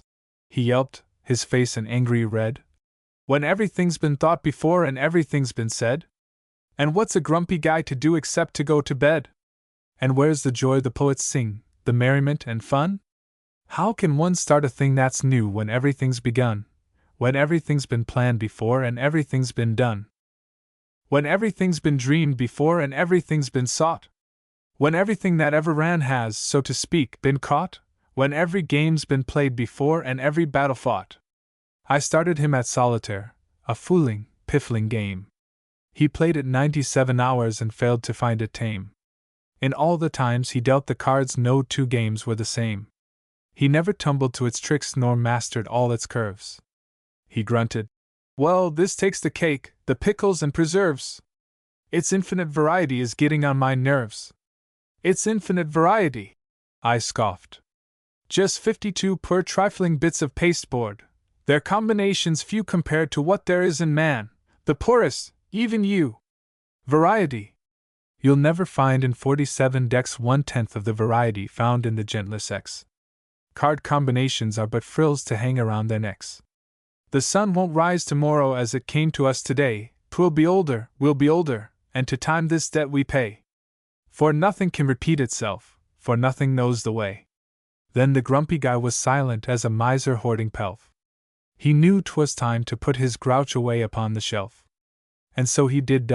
You see, I was just talking to myself. Griffith Alexander. From the Pittsburgh Dispatch. The Fighter. If life were all easy, we should degenerate into weaklings, into human mush. It is the fighting spirit that makes us strong. Nor do any of us lack for a chance to exercise this spirit. Struggle is everywhere, as Kearney said at Fair Oaks. There is lovely fighting along the whole line. I fight a battle every day against discouragement and fear. Some foe stands always in my way, the path ahead is never clear. I must forever be on guard against the doubts that skulk along. I get ahead by fighting hard, but fighting keeps my spirit strong. I hear the croakings of despair, the dark predictions of the weak. I find myself pursued by care, no matter what the end I seek. My victories are small and few, it matters not how hard I strive. Each day the fight begins anew, but fighting keeps my hopes alive. My dreams are spoiled by circumstance, my plans are wrecked by fate or luck. Some hour, perhaps, will bring my chance, but that great hour has never struck. My progress has been slow and hard, I've had to climb and crawl and swim, fighting for every stubborn yard, but I have kept in fighting trim.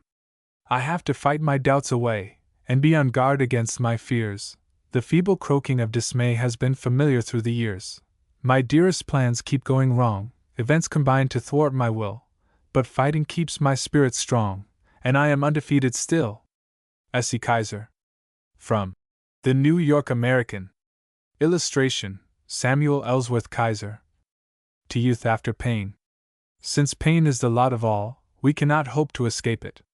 Since only through pain can we come into true and helpful sympathy with men, we should not wish to escape it. What if this year has given grief that some year must bring? What if it hurt your joyous youth, crippled your laughter's wing? You always knew it was coming to all, to you. They always said there was suffering. now it is done, come through.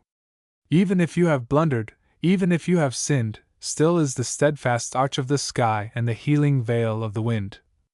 And after only a little of hurt and pain, you shall have the web of your own old dreams wrapping your heart again. Only your heart can pity now, where it laughed and passed, now you can bend to comfort men, one with them all at last, you shall have back your laughter, you shall have back your song, only the world is your brother now, only your soul is strong. Margaret Whittimer. From The Old Road to Paradise. Kant. A great, achieving soul will not clog itself with a cowardly thought or a cowardly watchword. Cardinal Richelieu in Bulwer Lytton's play declares, in the lexicon of youth, which fate reserves for a bright manhood, there is no such word as fail. Impossible, Napoleon is quoted as saying, is a word found only in the dictionary of fools. Cant is the worst word that's written or spoken, doing more harm here than slander and lies. On it is many a strong spirit broken, and with it many a good purpose dies. It springs from the lips of the thoughtless each morning and robs us of courage we need through the day. It rings in our ears like a timely sent warning and laughs when we falter and fall by the way. Cant is the father of feeble endeavor, the parent of terror and half-hearted work. It weakens the efforts of artisans clever, and makes of the toile an indolent shirk. It poisons the soul of the man with a vision, it stifles in infancy many a plan. It greets honest toiling with open derision and mocks at the hopes and the dreams of a man. Cant is a word none should speak without blushing. To utter it should be a symbol of shame. Ambition and courage it daily is crushing. It blights a man's purpose and shortens his aim. Despise it with all of your hatred of error. Refuse it the lodgment it seeks in your brain. Arm against it as a creature of terror, and all that you dream of you some day shall gain. Cant is the word that is foe to ambition, an enemy ambushed to shatter your will. Its prey is forever the man with a mission and bows but to courage and patience and skill. Hate it, with hatred that's deep and undying, for once it is welcome to break any man. Whatever the goal you are seeking, keep trying and answer this demon by saying, I can. Edgar A. Guest. From A Hippo Living. The Struggle. We all dream of being St. George and fighting dragons amid glamour and glory and the applause of the world. But our real fights are mostly commonplace, routine battles, where no great victory is ours at the end of the day. To persist in them requires quiet strength and unfaltering courage. Did you ever want to take your two bare hands and choke out of the world your big success? Be torn fists bleeding, pathways rugged, grand, by sheer brute strength and bigness, nothing less? So at the last, triumphant, battered, strong, you might gaze down on what you choked and beat, and say, Ah, world, you've wrought to do me wrong, and thus have I accepted my defeat. Have you ever dreamed of virile deeds, and vast, and then come back from dreams with wobbly knees, to find your way, the braver vision past, by picking meekly at typewriter keys, by bending o'er a ledger, day by day, by some machine-like drudging? No great woe to grapple with. Slow, painful is the way, and still, the bravest fight and conquer so. Miriam Teichner. Hold fast. A football coach who told his players that their rivals were too strong for them would be seeking a new position the next year. If the opposing team is formidable, he says so. If his men have their work cut out for them, he admits it, but he mentions these things as incitements to effort. Merely saying of victory that it can be won is among the surest ways of winning it. When you're nearly drowned in trouble, and the world is dark as ink, when you feel yourself sinking neath the strain, and you think, I've got to holler help. Just take another breath and pretend you've lost your voice, and can't complain. That's the idea. Pretend you've lost your voice and can't complain. When the future glowers at you like a threatening thundercloud, just grit your teeth and bend your head and say, It's dark and disagreeable and I can't help feeling blue, but there's coming sure as fate a brighter day. Say it slowly. But there's coming sure as fate, a brighter day. You have bluffed your way through ticklish situations, that I know. You are looking back on troubles past and gone. Now, turn the tables, and as you have fought and won before, just bluff yourself to keep on holding on. Try it once, just bluff yourself to keep on, holding on. Don't worry if the roseate hues of life are faded out, Bend low before the storm and wait a while. The pendulum is bound to swing again, and you will find that you have not forgotten how to smile. That's the truth, that you have not forgotten how to smile. Everard Jack Appleton. From The Quiet Courage. Illustration, John Kendrick Bangs. Will. Warren Hastings resolved in his boyhood that he would be the owner of the estate known as Dalesford. This was the one great purpose that unified his varied and far-reaching activities. Admire him or not, we must at least praise his pluck in holding to his purpose, a purpose he ultimately attained. You will be what you will to be. Let failure find its false content in that poor word, environment. But spirit scorns it, and is free. It masters time, it conquers space, it cows that boastful trickster chance, and bids the tyrant circumstance uncrown and fill a servant's place. The human will, that force unseen, the offspring of a deathless soul, can hew the way to any goal, though walls of granite intervene. Be not impatient in delay, but wait as one who understands. When spirit rises and commands, the gods are ready to obey. The river seeking for the sea confronts the dam and precipice, yet knows it cannot fail or miss. You will be what you will to be. Ella Wheeler Wilcox. From Poems of Power. The Game. Lessing said that if God should come to him with truth in one hand and the never-ending pursuit of truth in the other, and should offer him his choice, he would humbly and reverently take the pursuit of truth. Perhaps it is best that finite beings should not attain infinite success. But however remote that for which they seek or strive, they may by their diligence and generosity make the very effort to secure it noble. In doing this they earn, as Pope tells us, a truer commendation than success itself could bring them.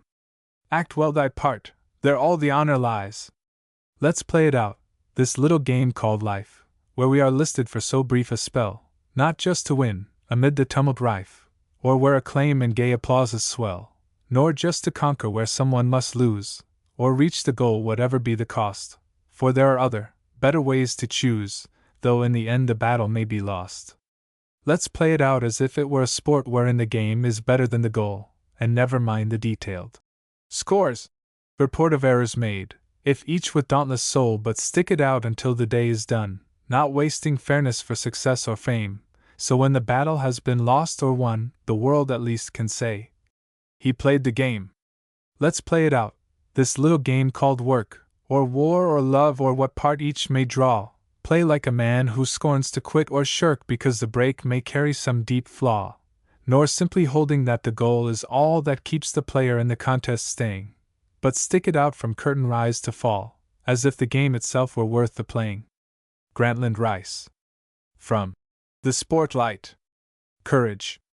The philosopher Khan held himself to his habits so precisely that people set their watches by him as he took his daily walk. We may be equally constant amid worldly vicissitudes, but only a man of true courage is. 'Tis the front towards life that matters most, the tone, the point of view, the constancy that in defeat remains untouched and true. For death in patriot fight may be less gallant than a smile, and high endeavor, to the gods, seems in itself worthwhile. Florence O. Coates. From Poems. A Good Name. We should respect the good name of other people, and should safeguard our own by a high sense of honor.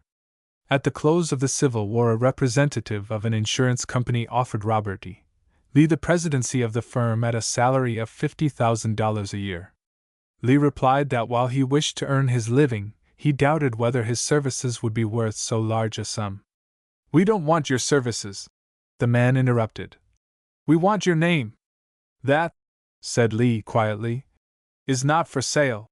He accepted, instead, the presidency of a college at $1,500 a year. Good name in man and woman, dear my lord, is the immediate jewel of their souls.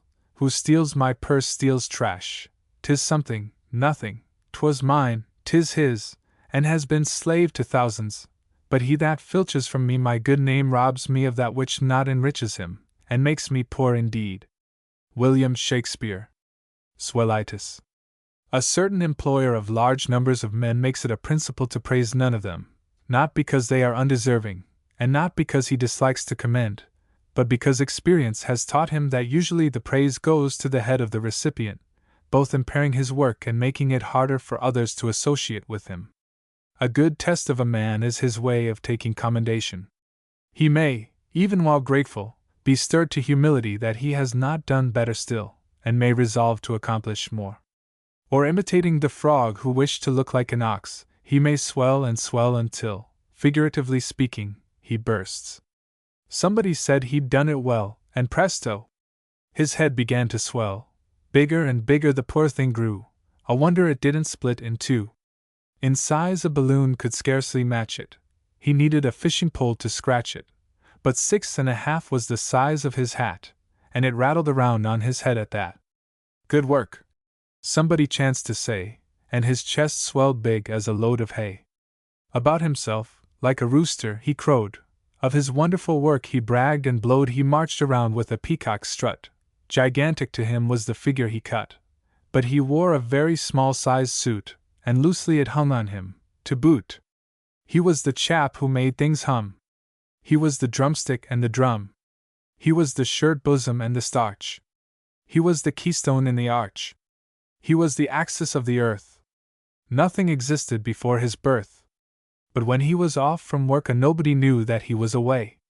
This is a fact that is sad to tell. It's the empty head that is bound to swell. It's the lightweight fellow who soars to the skies and bursts like a bubble before your eyes. A big man is humbled by honest praise, and tries to think of all the ways to improve his work and do it well. But a little man starts of himself to yell. Joseph Morris. Cares. To those who are wearied, fretted, and worried, there is no physician like nature. When our nerves are frazzled and our sleep is unrefreshing, we can find no better antidote to the clamorous grind and frenzy of the city than the stillness and solitude of hills, streams, and tranquil stars. That man lays up for himself resources of strength who now and then exchanges the ledger for green leaves, the factory for wild flowers, business for brook croon and bird song. The little cares that fretted me, I lost them yesterday among the fields above the sea, among the winds at play, among the lowing of the herds, the rustling of the trees, among the singing of the birds, the humming of the bees. The foolish fears of what may happen, I cast them all away among the clover-scented grass, among the new-mown hay, among the husking of the corn where drowsy poppies nod, where ill thoughts die and good are borne out in the fields with God. Elizabeth Barrett Browning. Faith. Any one who has ridden across the continent on a train must marvel at the faith and imagination of the engineers who constructed the road, the topographical advantages seized, the grades made easy of ascent, the curves and straight stretches planned, the tunnels so carefully calculated that workmen beginning on opposite sides of a mountain met in the middle, and all this visualized and thought out before the actual work was begun. Faith has such foresight, such courage, whether it toils actively or can merely bide its time. The treetop, high above the barren field, rising beyond the night's grey folds of mist, rests stirless where the upper air is sealed to perfect silence, by the faint moon kissed. But the low branches, drooping to the ground, sway to and fro, as sways funereal plume, while from their restless depths low whispers sound.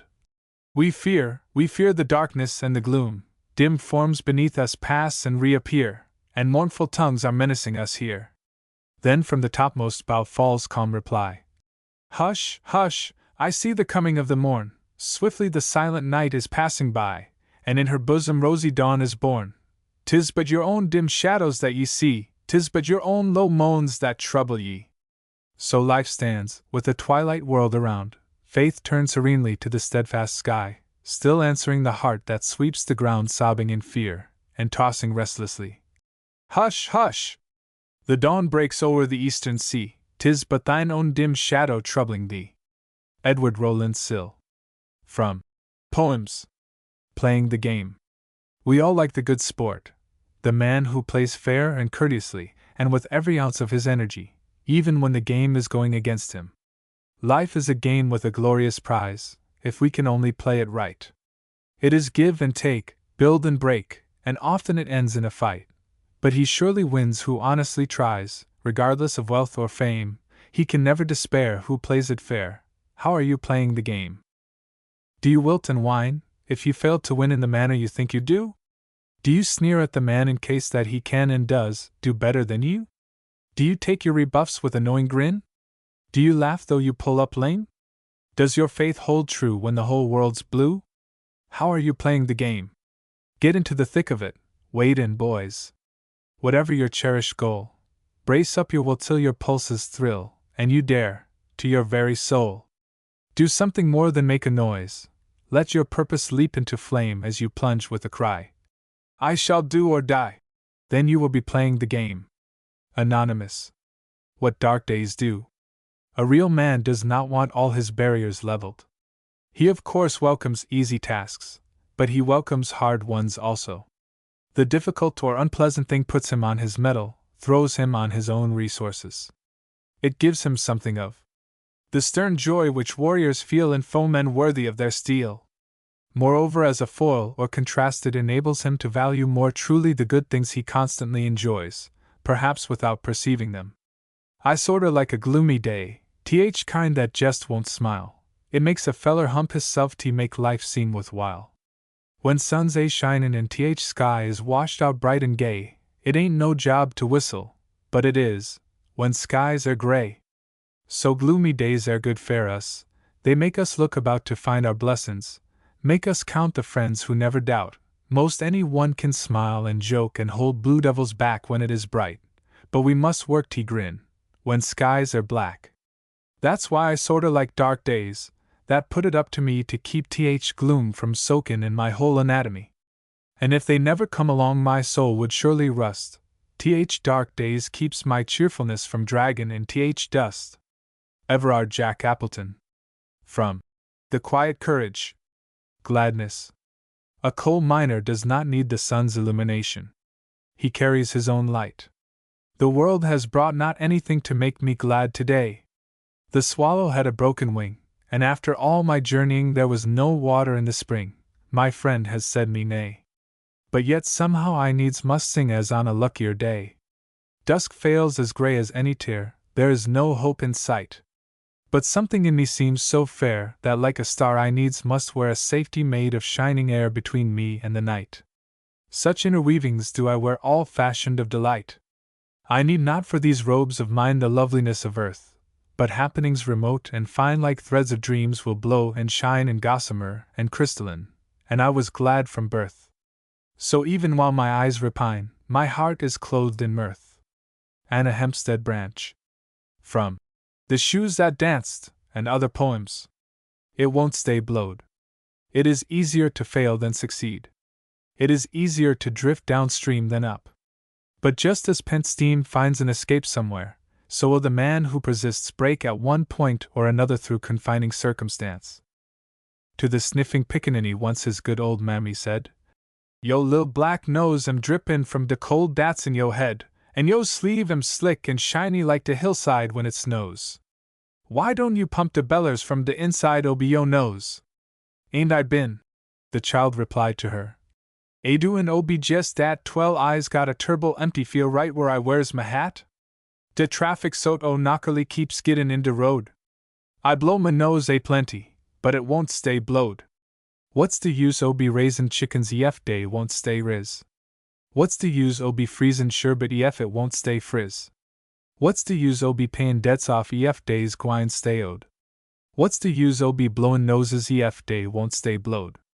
This old world is sometimes jealous of the chap who means to rise. It sneers at what he's doing or it bats him twixt the eyes. It trips him when he's careless, and it makes his way so hard what's left of him is sinew, not a walking tub of lard.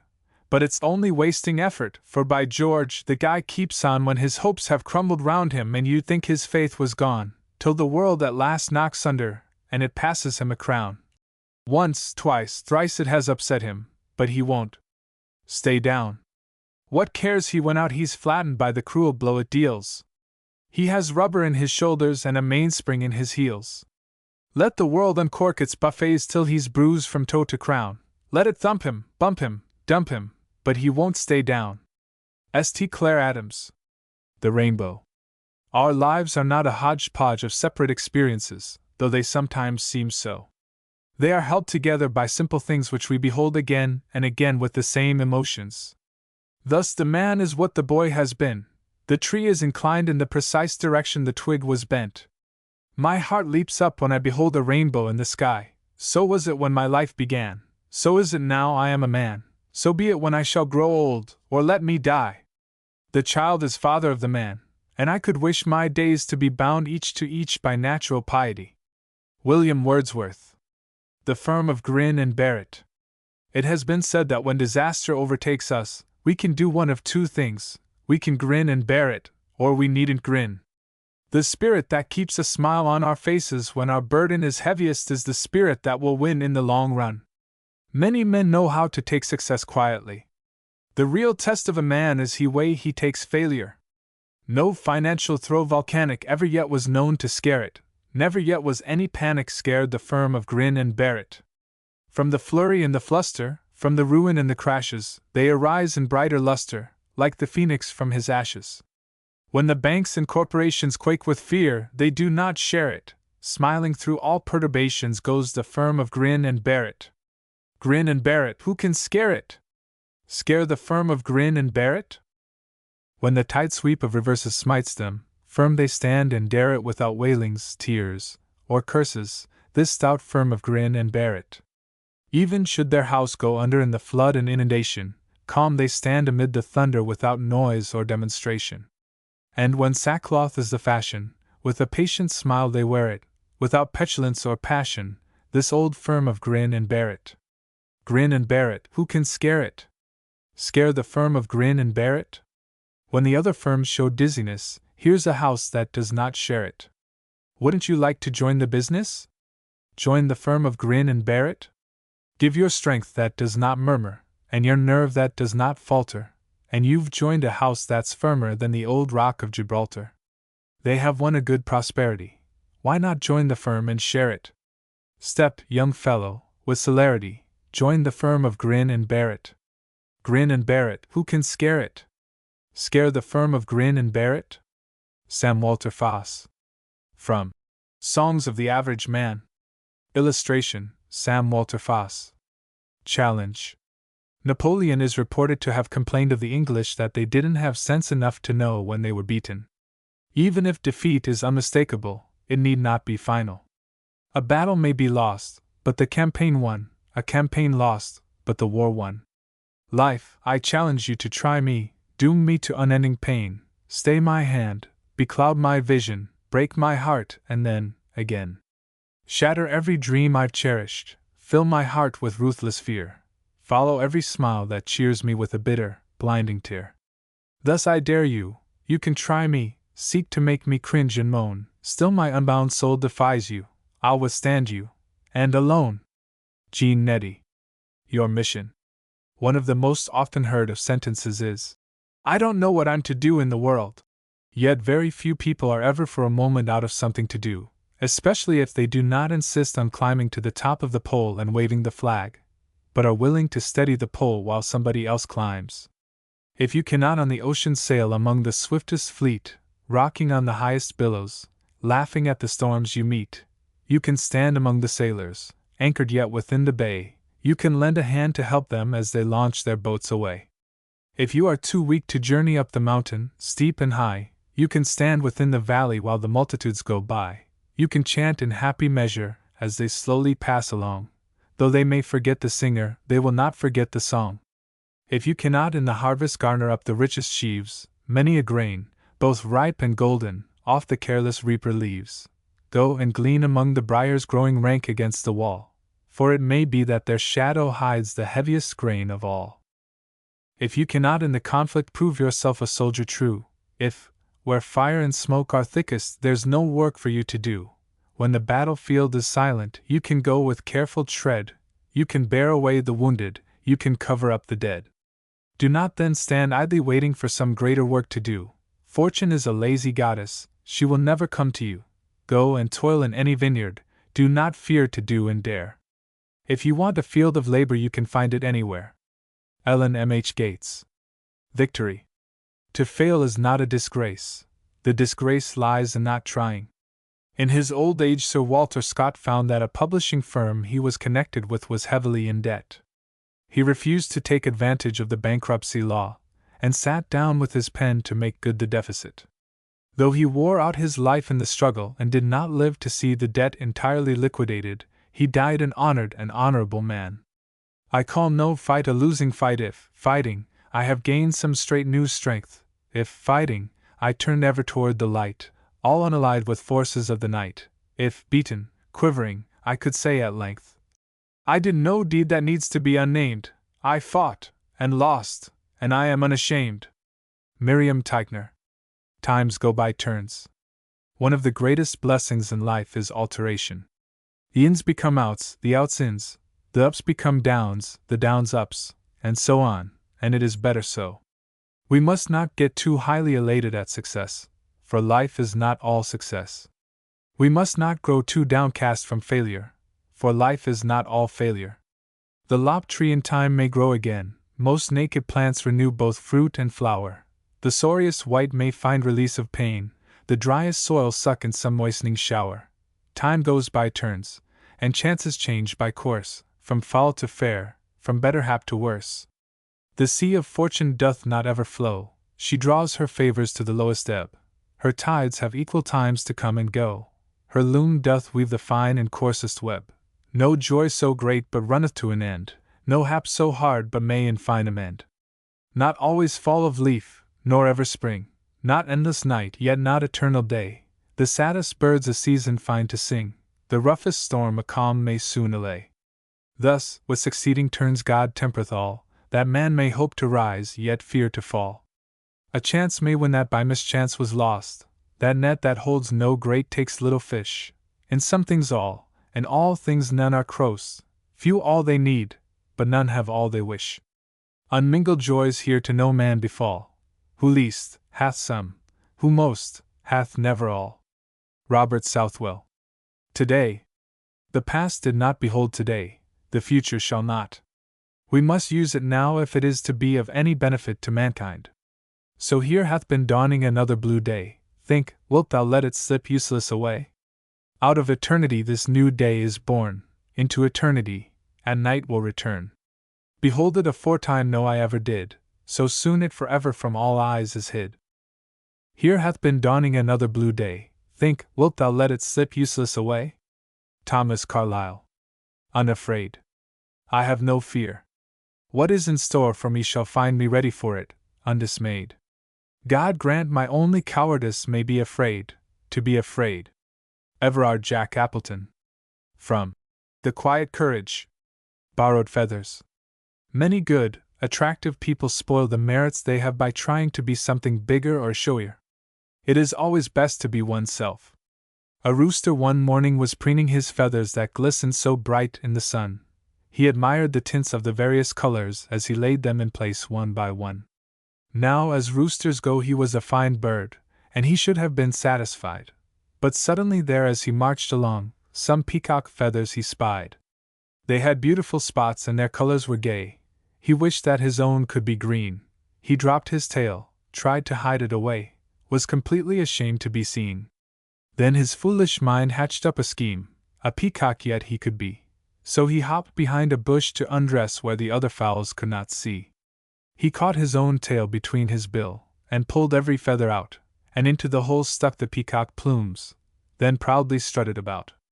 The other fowls rushed to see the queer sight, and the peacocks came when they heard. They could not agree just what he was, but pronounced him a funny bird. Then the chickens were angry that one of their kind should try to be a peacock, and the peacocks were mad that one with their tails should belong to a common fowl flock. So the chickens beset him most cruelly behind, and yanked his whole tail out together. The peacocks attacked him madly before, and pulled out each chicken feather. And when he stood stripped clean down to the skin, a horrible thing to the rest, he learned this sad lesson when it was too late. As his own simple self he was best. Joseph Morris. Keep on keepin' on. The author of these homely stanzas has caught perfectly the spirit which succeeds in the rough and tumble of actual life. If the day looks kinder gloomy and your chances kinder slim, if the situation's puzzlin' and the prospects awful grim, if perplexities keep present till hope is nearly gone, just bristle up and grit your teeth and keep on keepin' on. Frettin' never wins a fight and fuming never pays. There ain't no use in broodin' in these pessimistic ways. Smile just kinder cheerfully though hope is nearly gone, and bristle up and grit your teeth and keep on keepin' on. There ain't no use in growlin' and grumblin' all the time, when music's ringin' everywhere and everything's a rhyme. Just keep on smilin' cheerfully if hope is nearly gone, and bristle up and grit your teeth and keep on keepin' on. Anonymous. The disappointed. Those who have striven nobly and failed deserve sympathy. Sometimes they deserve also praise unreserved, in that they have refused to do something ignoble which would have led to what the world calls success. They have lived the idea which Macbeth merely proclaimed. I dare do all that may become a man, who dares do more is none. There are songs enough for the hero who dwells on the heights of fame. I sing of the disappointed, for those who have missed their aim. I sing with a tearful cadence for one who stands in the dark, and knows that his last, best arrow has bounded back from the mark. I sing for the breathless runner, the eager, anxious soul, who falls with his strength exhausted, almost in sight of the goal. For the hearts that break in silence, with a sorrow all unknown, for those who need companions, yet walk their ways alone. There are songs enough for the lovers who share love's tender pain. I sing for the one whose passion is given all in vain. For those whose spirit comrades have missed them on their way, I sing, with a heart o'erflowing, this minor strain today. And I know the solar system must somewhere keep in space a prize for that spent runner who barely lost the race. For the plan would be imperfect unless it held some sphere that paid for the toil and talent and love that are wasted here. Ella Wheeler Wilcox. From Pick Poems. Let me live out my years. We speak of the comforts and ease of old age, but our noblest selves do not really desire them. We want to do more than exist. We want to be alive to the very last. Let me live out my years in heat of blood. Let me die drunken with the dreamer's wine. Let me not see this soul house built of mud go toppling to the dust, a vacant shrine. Let me go quickly like a candlelight snuffed out just at the heyday of its glow. Give me high noon, and let it then be night. Thus would I go. And grant that when I face the grisly thing, my song may triumph down the grey perhaps. Let me be as a tune-swept fiddle string that feels the master melody, and snaps. John G. Neihardt. From The Quest, Collected Lyrics. Columbus. This poem pictures courage and high resolution. To the terrors of an unknown sea and the mutinous dismay of the sailors, Columbus has but two things to oppose: his faith and his unflinching will. But these suffice, as they always do. In the last 4 lines of the poem is a lesson for our nation today. The seas upon which our ideals have launched us are perilous and uncharted. In some ways our whole voyage of democracy seems futile. Shall we turn back, or shall we, like Columbus, answer the falterers in words that leap like a leaping sword? Sail on, sail on. Behind him lay the grey Azores, behind the gates of Hercules. Before him not the ghost of shores, before him only shoreless seas. The good mate said, Now must we pray, for lo! The very stars are gone. Brave Admarel, speak, what shall I say? Why, say, sail on! Sail on! And on! My men grow mutinous day by day, my men grow ghastly wan and weak. The stout mate thought of home, a spray of salt wave washed his swarthy cheek. What shall I say, brave Admarel, say, if we sight naught but seas at dawn? Why, you shall say at break of day, sail on! Sail on! Sail on! And on! They sailed and sailed, as winds might blow, until at last the blanched mate said, Why, now not even God would know should I and all my men fall dead. These very winds forget their way, for God from these dread seas is gone. Now speak, brave Admarel, speak and say, he said, Sail on! Sail on! And on! They sailed. They sailed. Then spake the mate, This mad sea shows his teeth tonight. He curls his lip, he lies in wait, with lifted teeth, as if to bite. Brave Admarel, say but one good word, what shall we do when hope is gone? The words leapt like a leaping sword. Sail on! Sail on! Sail on! And on! Then, pale and worn, he kept his deck, and peered through darkness. Ah, that night of all dark nights! And then a speck, it grew, a starlit flag unfurled. It grew to be time's burst of dawn. He gained a world. He gave that world its grandest lesson. On! Sail on! Joaquin Miller. From Joaquin Miller's Complete Poems. Per aspera.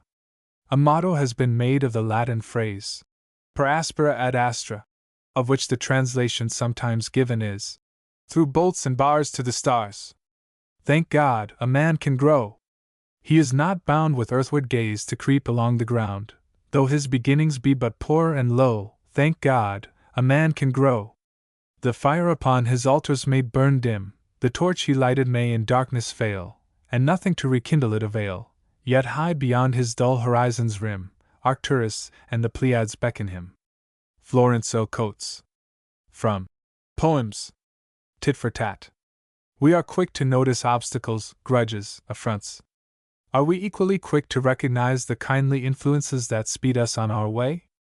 The truth is, we are each of us a debtor to life, and as honest men we should do all we can to discharge the obligation. Life, you say, "'S an old curmudgeon, yes, a thing whose heart is flint.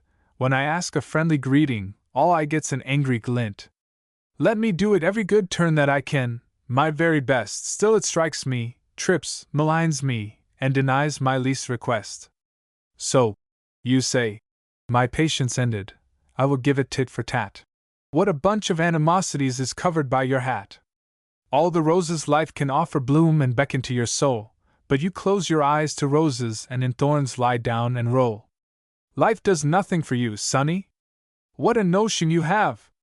Say, make a little inventory of its gifts to you today. You've a house or room to sleep in. Did you build it with your hand? If you did, who made the hammer and who cleared for you the land? And electric lights, you use them. Did you also put them there? Beefsteak, coal, your mail, shoes, street cars, do they come like rain from air? Or do countless men, far scattered, toil that you may have more ease, stokers, hodmen, farmers, plumbers, Yankees, Dagos, Japanese? Oh, that's general. You tell me. You have private blessings too. Why, your mother in your childhood slaved and wrought and lived for you. Helpful hands were all around you, hopes, fond wishes in the past. Even now each day from somewhere friendly looks are on you cast. Though you've been both crossed and harried, you've not struggled on alone. Through the discords of endeavor comes to you an answering tone. Life has done you many favors. Will you give it tit for tat?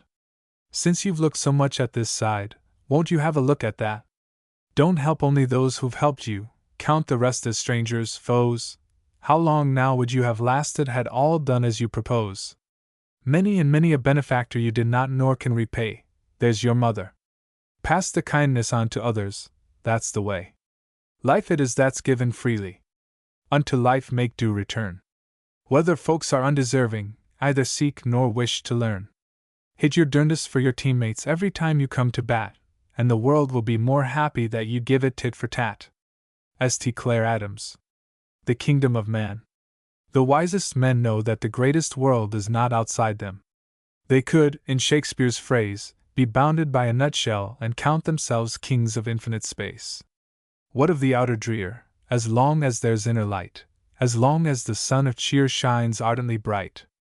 As long as the soul's a-wing, as long as the heart is true, what power hath trouble to bring a sorrow to you? No bar can encage the soul, nor capture the spirit free, as long as old earth shall roll, or ours shall be. Our world is the world within, our life is the thought we take, and never an outer sin can mar it or break. Brood not on the rich man's land, sigh not for miser's gold, holding in reach of your hand the treasure untold that lies in the mines of heart, that rests in the soul alone. Bid worry and care depart, come into your own. John Kendrick. From Songs of Cheer. Abu Benedhem. Forgive my enemies? Said the dying man to the priest. I have none. I've killed them all. This old ideal of exterminating our enemies has by no means disappeared from the earth. But it is waning. Live and let live is a more modern slogan, which mounts in turn from mere toleration of other people to a spirit of service and universal brotherhood. Love of our fellow men. Has humanity reached any height superior to this? Abu Benedhem, may his tribe increase, awoke one night from a deep dream of peace, and saw, within the moonlight in his room, making it rich, and like a lily in bloom, an angel writing in a book of gold, exceeding peace had made Benedhem bold, and to the presence in the room he said, "What writest thou?" The vision raised its head, and with a look made of all sweet accord answered, "The names of those who love the Lord." "And is mine one?" said Abu.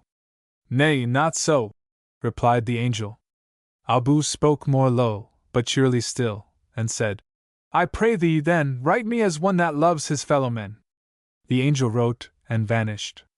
The next night it came again with a great wakening light, and showed the names whom love of God had blessed, and lo! Benedhem's name led all the rest. Leigh Hunt. This world. There is good in life and there is ill.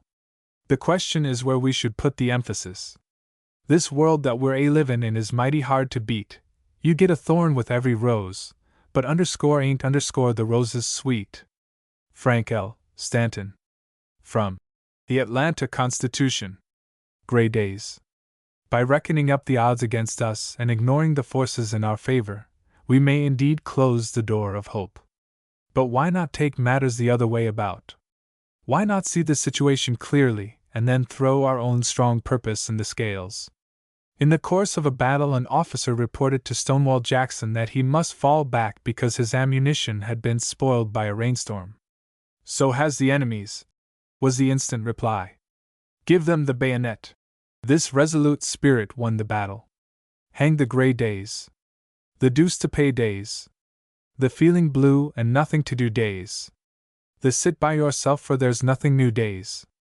When the cat that care killed without excuse with your inner self's crying, "Oh, what's the use?" and you wonder whatever is going to become of you, and you feel that a cipher expresses the sum of you, and you know that you'll never, oh never, be clever, spite of all your endeavor or hard work, or whatever. Oh gee! What a mix-up you see when you look at the world where you happen to be! Where strangers are hateful and friends are a bore, and you know in your heart you will smile nevermore. Gee, kid! Clap on the lid! It is all a mistake. Give your worries the skid. There are sunny days coming succeeding the blue, and bees will be humming making honey for you, and your heart will be singing the merriest tune while April is bringing a May and a June. Gray days? Play days. Joy-bringing pay days and heart-lifting May days. The sun will be shining in just a wee while, so smile. Griffith Alexander. From The Philadelphia Evening Public Ledger. Illustration, Edmund Vance Cook.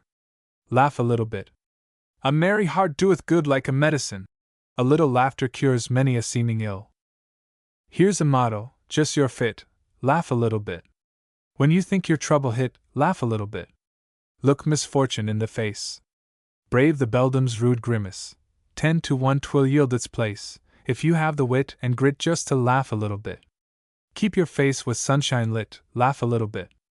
All the shadows off will flit, if you have the grit and wit just to laugh a little bit. Cherish this as sacred writ, laugh a little bit. Keep it with you, sample it, laugh a little bit. Little ills will sure betide you, fortune may not sit beside you, men may mock and fame deride you, but you'll mind them not a whit if you laugh a little bit. Edmund Vance Cook. From A Patch of Pansies. A Song of Life. Many of us merely exist, and think that we live. What we should regain at all costs is freshness and intensity of being. This need not involve turbulent activity. It may involve quite the opposite. Say not, "I live," unless the morning's trumpet brings a shock of glory to your soul, unless the ecstasy that sings through rushing worlds and insects' wings sends you upspringing to your goal, glad of the need for toil and strife, eager to grapple hands with life. Say not, "I live." Say not, "I live," unless the energy that rings throughout this universe of fire a challenge to your spirit flings, here in the world of men and things, thrilling you with a huge desire to mate your purpose with the stars, to shout with Jupiter and Mars. Say not, "I live." Say not, "I live." Such were a libel on the plan blazing within the mind of God ere world or star or sun began. Say rather, with your fellow man, "I grub, I burrow in the sod." Life is not life that does not flame with consciousness of whence it came. Say not, "I live." Angela Morgan. From The Hour Has Struck. A poor unfortunate. Things are never so bad, but they might have been worse. An immigrant into the South paid a Negro to bring him a wild turkey. The next day he complained. You shouldn't shoot at the turkey's body, Rastus. Shoot at his head. The flesh of that turkey was simply full of shot. Boss, said the Negro, dem shot was meant for me. His hoss went dead and his mule went lame. He lost 6 cows in a poker game. A hurricane came on a summer's day, and carried the house where he lived away. Then a earthquake come when that was gone, and swallowed the lawn that the house stood on. And the tax collector, he come roon and charged him up fair the hole in the ground. And the city marshal, he come in view and said he wanted his street tax too. Did he moan and sigh? Did he set and cry and cuss the hurricane sweepin' by? Did he grieve that his old friends failed to call when the earthquake come and swallowed all? Never a word o' blame he said, with all them troubles on top his head. Not him. He clumb to the top o' the hill, war standin' room was left him still, and barin' his head, here's what he said. I reckon it's time to get up and git, but Lord I hain't had the measles yit. Frank L. Stanton. From The Atlanta Constitution. The Trainers. To Franklin, seeking recognition and aid for his country at the French court, came news of an American disaster. Howe has taken Philadelphia. His opponents taunted him. Oh no, he answered. Philadelphia has taken Howe. He shrewdly foresaw that the very magnitude of what the British had done would lull them into overconfidence and inaction, and would stir the Americans to more determined effort. Above all, he himself was undisturbed, for to the strong-hearted, trials and reverses are instruments of final success. My name is Trouble, I'm a busy bloke, I am the test of courage, and of class, I bind the coward to a bitter yoke, I drive the craven from the crowning pass, weaklings I crush before they come to fame, but as the red star guides across the night, I train the stalwart for a better game, I drive the brave into a harder fight. My name is Hard Luck, the wrecker of rare dreams, I follow all who seek the open fray. I am the shadow where the far light gleams for those who seek to know the open way. Quitters I break before they reach the crest, but where the red field echoes with the drums, I build the fighter for the final test and mold the brave for any drive that comes. My name is Sorrow, I shall come to all to block the surfeit of an endless joy. Along the sable road I pay my call before the sweetness of success can cloy. And weaker souls shall weep amid the throng and fall before me, broken and dismayed. But braver hearts shall know that I belong and take me in, serene and unafraid. My name's Defeat, but through the bitter fight, to those who know, I'm something more than friend, for I can build beyond the wrath of might and drive away all yellow from the blend. For those who quit, I am the final blow, but for the brave who seek their chance to learn, I show the way, at last, beyond the foe, to where the scarlet flames of triumph burn. Grantland Rice. From The Spotlight. Life. Most of us have failed or gone astray in one fashion or another, at one time or another. But we need not become despondent at such times. We should resolve to reap the full benefit of the discovery of our weakness, our folly. All in the dark we grope along, and if we go amiss we learn at least which path is wrong, and there is gain in this. We do not always win the race by only running right, we have to tread the mountain's base before we reach its height. But he who loves himself the last, and knows the use of pain, though strewn with errors all his past, he surely shall attain. Some souls there are that needs must taste of wrong, ere choosing right. We should not call those years a waste which led us to the light. Etta Wheeler Wilcox. From Poems of Power. A Toast to Merriment. A lady said to Whistler that there were but 2 painters, himself and Velázquez. He replied, Madam, why drag in Velázquez? So it is with joyousness and gloom. Both exist, but why drag in gloom? Make merry! Though the day be gray, forget the clouds and let's be gay. How short the days we linger here, a birth, a breath, and then the beer. Make merry, you and I, for when we part we may not meet again. What tonic is there in a frown? You may go up and I go down, or I go up and you, who knows the way that either of us goes? Make merry! Here's a laugh, for when we part we may not meet again. Make merry! What of frets and fears? There is no happiness in tears. You tremble at the cloud, and lo! 'Tis gone, and so 'tis with our woe, full half of it but fancied ills. Make merry! 'Tis the gloom that kills. Make merry! There is sunshine yet, the gloom that promised, let's forget, the quip and jest are on the wing, why sorrow when we ought to sing? Refill the cup of joy, for then we part, and may not meet again. A smile, a jest, a joke, alas! We come, we wonder, and we pass. The shadow falls, so long we rest in graves, where is no quip or jest. Good day! Good cheer! Good-bye! For then we part, and may not meet again. James W. Foley. From Friendly Rhymes. Mistress Fate. Faint heart never won fair lady. Mistress Fate herself should be courted, not with feminine finesse, but with masculine courage and aggression. Flout her power, young man. She is merely shrewish, scolding, she is plastic to your molding, she is woman in her yielding to the fire's desires fan. Flout her power, young man. Fight her fair, strong man. Such a serpent love is this, bitter wormwood in her kiss. When she strikes, be nerved and ready, keep your gaze both bright and steady, chance no rapier play, but hotly press the quarrel she began. Fight her fair, strong man. Gaze her down, old man. Now no laughter may defy her, not a shaft of scorn come nigh her, but she waits within the shadows, in dark shadows very near. And her silence is your fear. Meet her world-old eyes of warning. Gaze them down with courage. Can you gaze them down, old man? William Rose Benet. From Merchants from Cathay. Sleep and the Monarch from 2 Henry IV. The great elemental blessings cannot be cornered. Indeed, they cannot be bought at all, but are the natural property of the man whose ways of life are such as to retain them. In this passage, a disappointed and harassed king comments on the slumber which he cannot woo to his couch, yet which his humblest subject enjoys.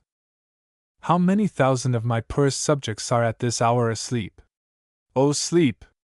O gentle sleep! Nature's soft nurse, how have I fried thee, that thou no more wilt weigh my eyelids down, and steep my senses in forgetfulness? Why rather, sleep, least thou in smoky cribs, upon uneasy pallets stretching thee, and hushed with buzzing night flies to thy slumber, than in the perfumed chambers of the great, under the canopies of costly state, and lulled with sound of sweetest melody. O thou dull god! Why least thou with the vile and loathsome beds, and leav'st the kingly couch a watch-case or a common larum bell? Wilt thou upon the high and giddy mast seal up the ship-boy's eyes, and rock his brains in cradle of the rude imperious surge, and in the visitation of the winds, who take the ruffian billows by the top, curling their monstrous heads, and hanging them with deafening clamor in the slippery clouds, that with the hurly death itself awakes? Canst thou, O partial sleep, give thy repose to the wet sea-boy in an hour so rude, and in the calmest and most stillest night, with all appliances and means to boot, deny it to a king? Then, happy lo, lie down! Uneasy lies the head that wears a crown. William Shakespeare. Never trouble trouble. To borrow trouble is to contract a debt that any man is better without. If your troubles are not borrowed, they are not likely to be many or great. I used to hear a saying that had a deal of pith. It gave a cheerful spirit to face existence with, especially when matters seemed doomed to go askew. 'Twas never trouble till trouble troubles you. Not woes at hand, those coming are hardest to resist. We hear them stalk like giants, we see them through a mist. But big things in the brewing are small things in the brew, so never trouble till trouble troubles you. Just look at things through glasses that show the evidence. One lens of them is courage, the other common sense. They'll make it clear, misgivings are just a bugaboo, no more you'll trouble till trouble troubles you. St. Clair Adams. Clear the way. Humanity is always meeting obstacles. All honor to the men who do not fear obstacles, but push them aside and press on. Stevenson was explaining his idea that a locomotive steam engine could run along a track and draw cars after it. But suppose a cow gets on the track? Someone objected. So much the worse, said Stevenson. For the cow. Men of thought. Be up and stirring, night and day, sow the seed, withdraw the curtain, clear the way. Men of action, aid and cheer them, as ye may. There's a fount about to stream, there's a light about to gleam, there's a warmth about to glow, there's a flower about to blow, there's midnight blackness changing into gray. Men of thought and men of action, clear the way. Once the welcome light has broken, who shall say what the unimagined glories of the day? What the evil that shall perish in its ray? Aid it, hopes of honest men, aid the dawning, tongue and pen, aid it, paper, aid it, type, aid it, for the hour is ripe, and our earnest must not slacken into play. Men of thought and men of action, clear the way. Lo! A cloud's about to vanish from the day, and a brazen wrong to crumble into clay. With the right shall many more enter, smiling at the door. With the giant wrong shall fall many others great and small, that for ages long have held us for their prey. Men of thought and men of action, clear the way. Charles Mackay. One fight more. We need not expect much of the man who, when defeated, gives way either to despair or to a wild impulse for immediate revenge. But from the man who stores up his strength quietly and bides his time for a new effort, we may expect everything. Now, think you, life, I am defeated quite? More than a single battle shall be mine before I yield the sword and give the sign and turn, a crownless outcast, to the night. Wounded, and yet unconquered in the fight, I wait in silence till the day may shine once more upon my strength, and all the line of your defenses break before my might. Mine be that warrior's blood who, stricken sore, lies in his quiet chamber till he hears afar the clash and clang of arms, and knows the cause he lived for calls for him once more, and straightway rises, whole and void of fears, and armed, turns him singing to his foes. Theodosia Garrison. From The Earth Cry. A Psalm of Life. At times this existence of ours seems to be meaningless. Whether we have succeeded or whether we have failed appears to make little difference to us, and therefore effort seems scarcely worth while. But Longfellow tells us this view is all wrong. The past can take care of itself, and we need not even worry very much about the future. But if we are true to our own natures, we must be up and doing in the present. Time is short, and mastery in any field of human activity is so long a process that it forbids us to waste our moments. Yet we must learn also how to wait and endure. In short, we must not become slaves to either indifference or impatience, but must make it our business to play a man's part in life. Tell me not, in mournful numbers, life is but an empty dream, for the soul is dead that slumbers, and things are not what they seem. Life is real. Life is earnest. And the grave is not its goal. Dust thou art, to dust returnest, was not spoken of the soul. Not enjoyment, and not sorrow, is our destined end or way, but to act, that each tomorrow find us farther than today. Art is long, and time is fleeting, and our hearts, though stout and brave, still, like muffled drums, are beating funeral marches to the grave. In the world's broad field of battle, in the bivouac of life, be not like dumb, driven cattle. Be a hero in the strife. Trust no future, how pleasant. Let the dead past bury its dead. Act in the living present. Heart within, and God o'erhead. Lives of great men all remind us we can make our lives sublime, and departing, leave behind us footprints on the sands of time. Footprints that perhaps another, sailing o'er life's solemn main, a forlorn and shipwrecked brother, seeing, shall take heart again.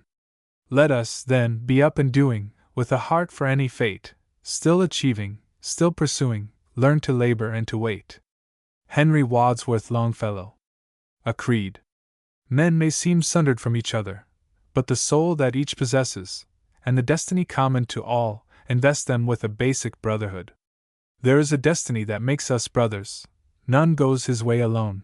All that we send into the lives of others comes back into our own. I care not what his temples or his creeds, one thing holds firm and fast, that into his fateful heap of days and deeds the soul of a man is cast. Edwin Markham.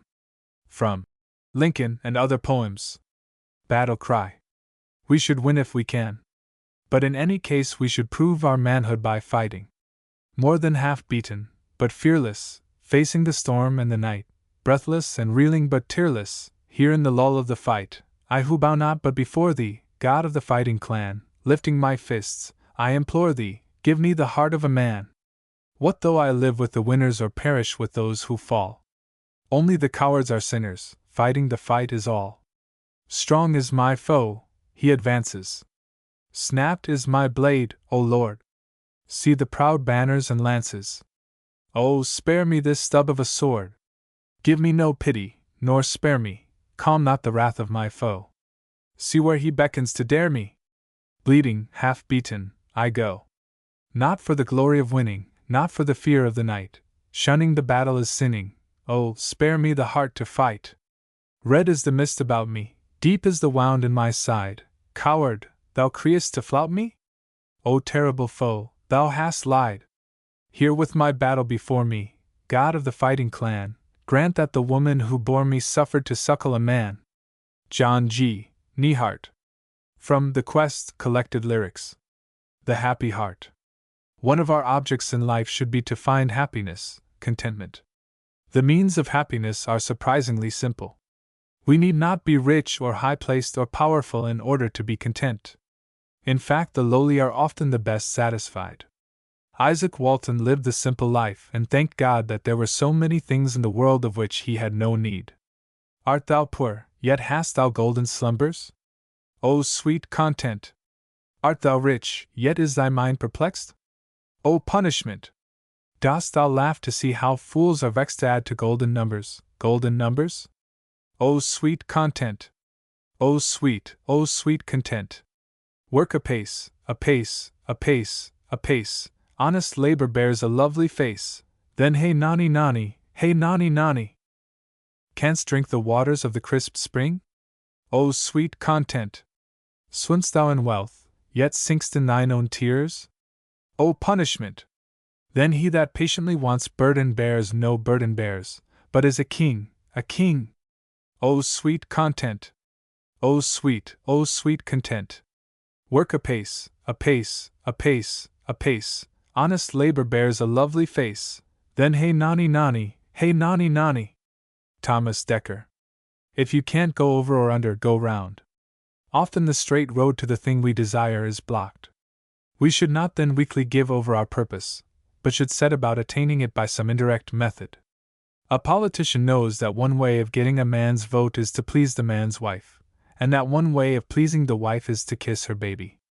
A baby mole got to feeling big, and wanted to show how he could dig, so he plowed along in the soft, warm dirt till he hit something hard, and it surely hurt.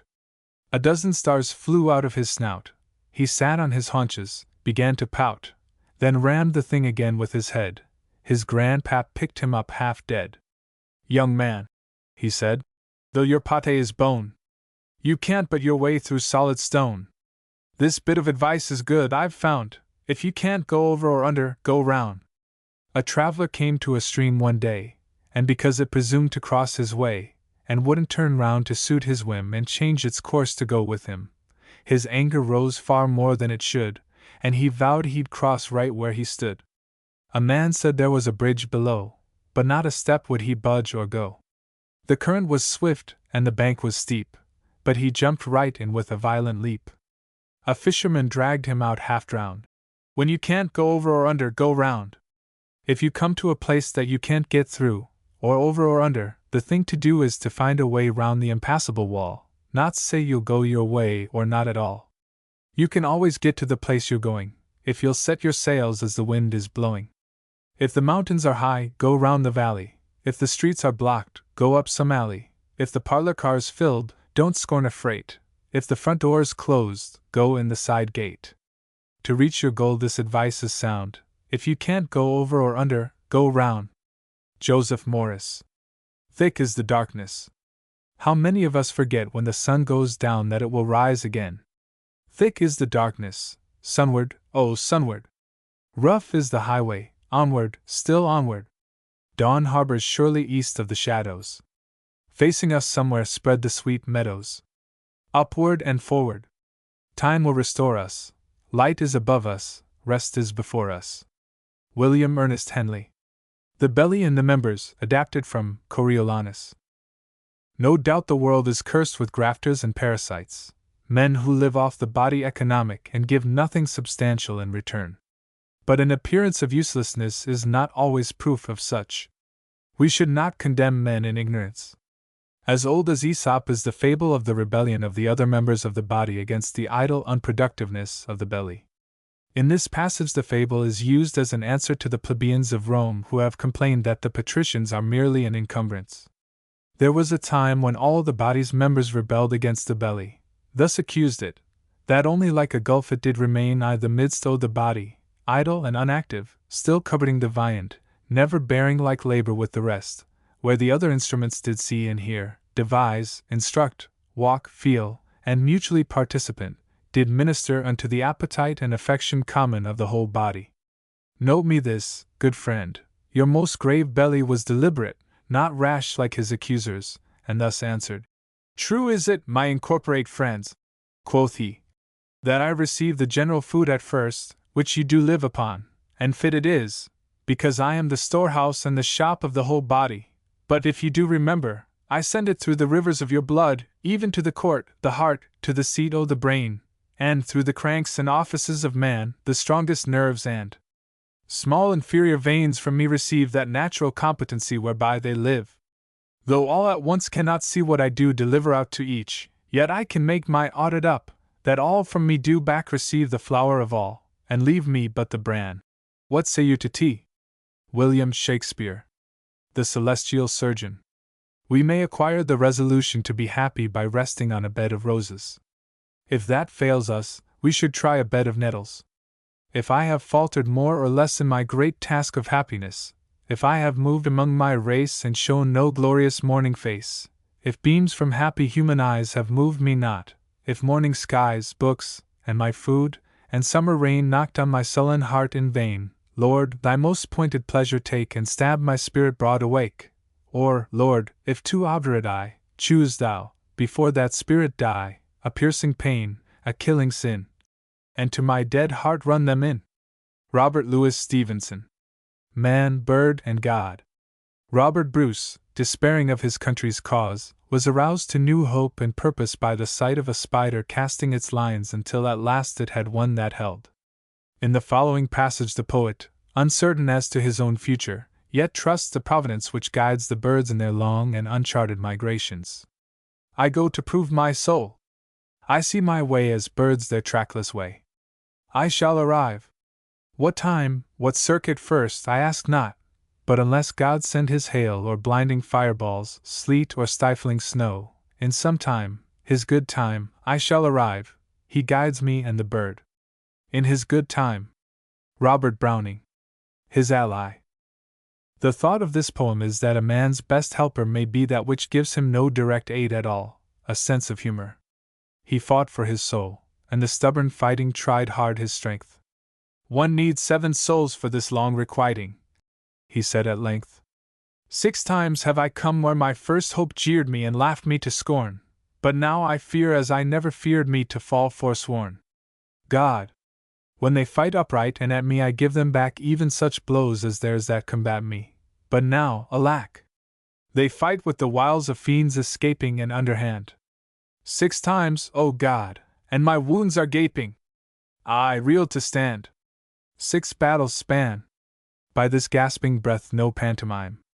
'Tis all that I can. I am sick unto death. And a 7th time? This is beyond all battle soreness.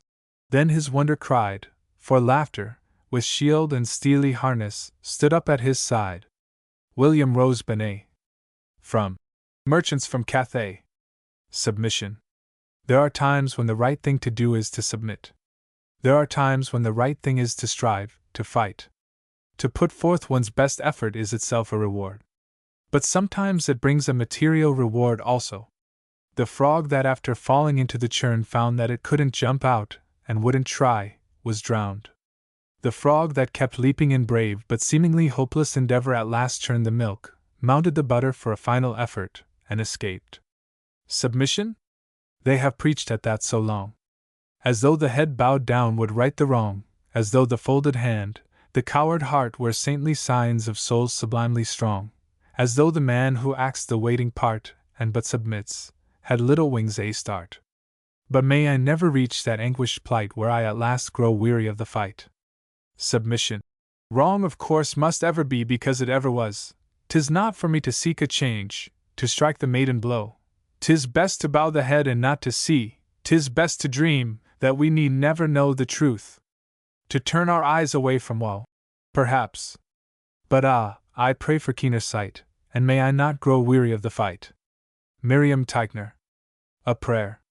Garibaldi, the Italian patriot, said to his men, I do not promise you ease, I do not promise you comfort.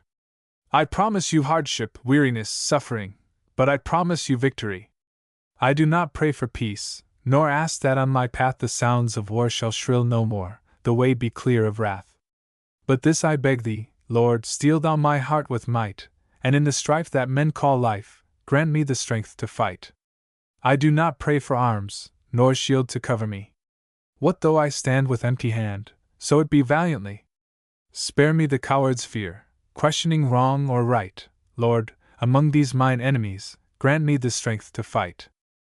I do not pray that thou keep me from any wound, though I fall low from thrust and blow, forced fighting to the ground, but give me wit to hide my hurt from all men's sight, and for my need the while I bleed, Lord, grant me strength to fight. I do not pray that thou shouldst grant me victory, enough to know that from my foe I have no will to flee. Beaten and bruised and banned, flung like a broken sword, grant me this thing for conquering, let me die fighting, Lord. Theodosia Garrison. From The Earth Cry. Stability. Whom do we wish for our friends and allies? On whom would we wish to depend in a time of need? Those who are not the slaves of fortune, but have made the most of both her buffets and her rewards. Those who control their fears and rash impulses, and do not give way to sudden emotion. Amid confusion and disaster men like these will stand, as Jackson did at Bull Run, like a veritable stone wall. Since my dear soul was mistress of her choice and could of men distinguish, her election hath sealed thee for herself, for thou hast been as one, in suffering all, that suffers nothing, a man that fortune's buffets and rewards hast ta'en with equal thanks, and blessed are those whose blood and judgment are so well commingled that they are not a pipe for fortune's finger to sound what stop she please. Give me that man that is not passion's slave, and I will wear him in my heart's core, aye, in my heart of heart, as I do thee. William Shakespeare. The Bars of Fate. There ain't no such beast, ejaculated a farmer as he gazed at the rhinoceros at a circus. His incredulity did not of course do away with the existence of the creature. But our incredulity about many of our difficulties will do away with them. They exist chiefly in our imaginations. I stood before the bars of fate and bowed my head disconsolate, so high they seemed, so fierce their frown. I thought no hand could break them down. Beyond them I could hear the songs of valiant men who marched in throngs, and joyful women, fair and free, looked back and waved their hands to me. I did not cry, "Too late! Too late!" or strive to rise, or rail at fate, or pray to God. My coward heart, contented, played its foolish part. So still I sat, the tireless bee sped o'er my head, with scorn for me, and birds who build their nests in air beheld me, as I were not there.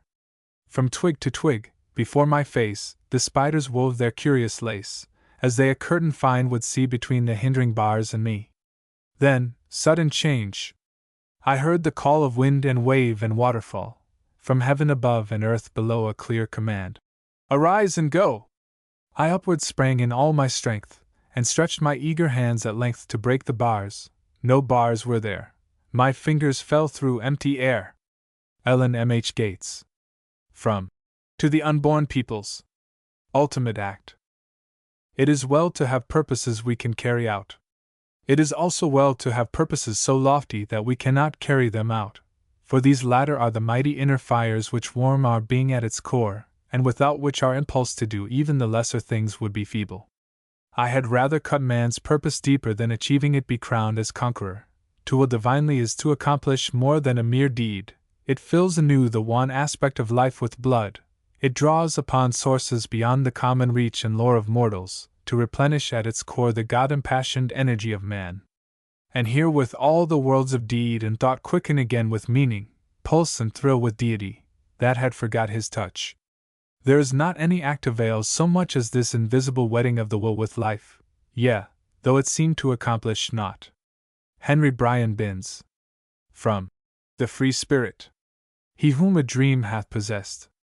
The man possessed by a vision is not perplexed, troubled, restricted, as the rest of us are. He wanders yet is not lost from home, sees a million dawns yet never night descending, faces death and destruction, and in them finds triumph.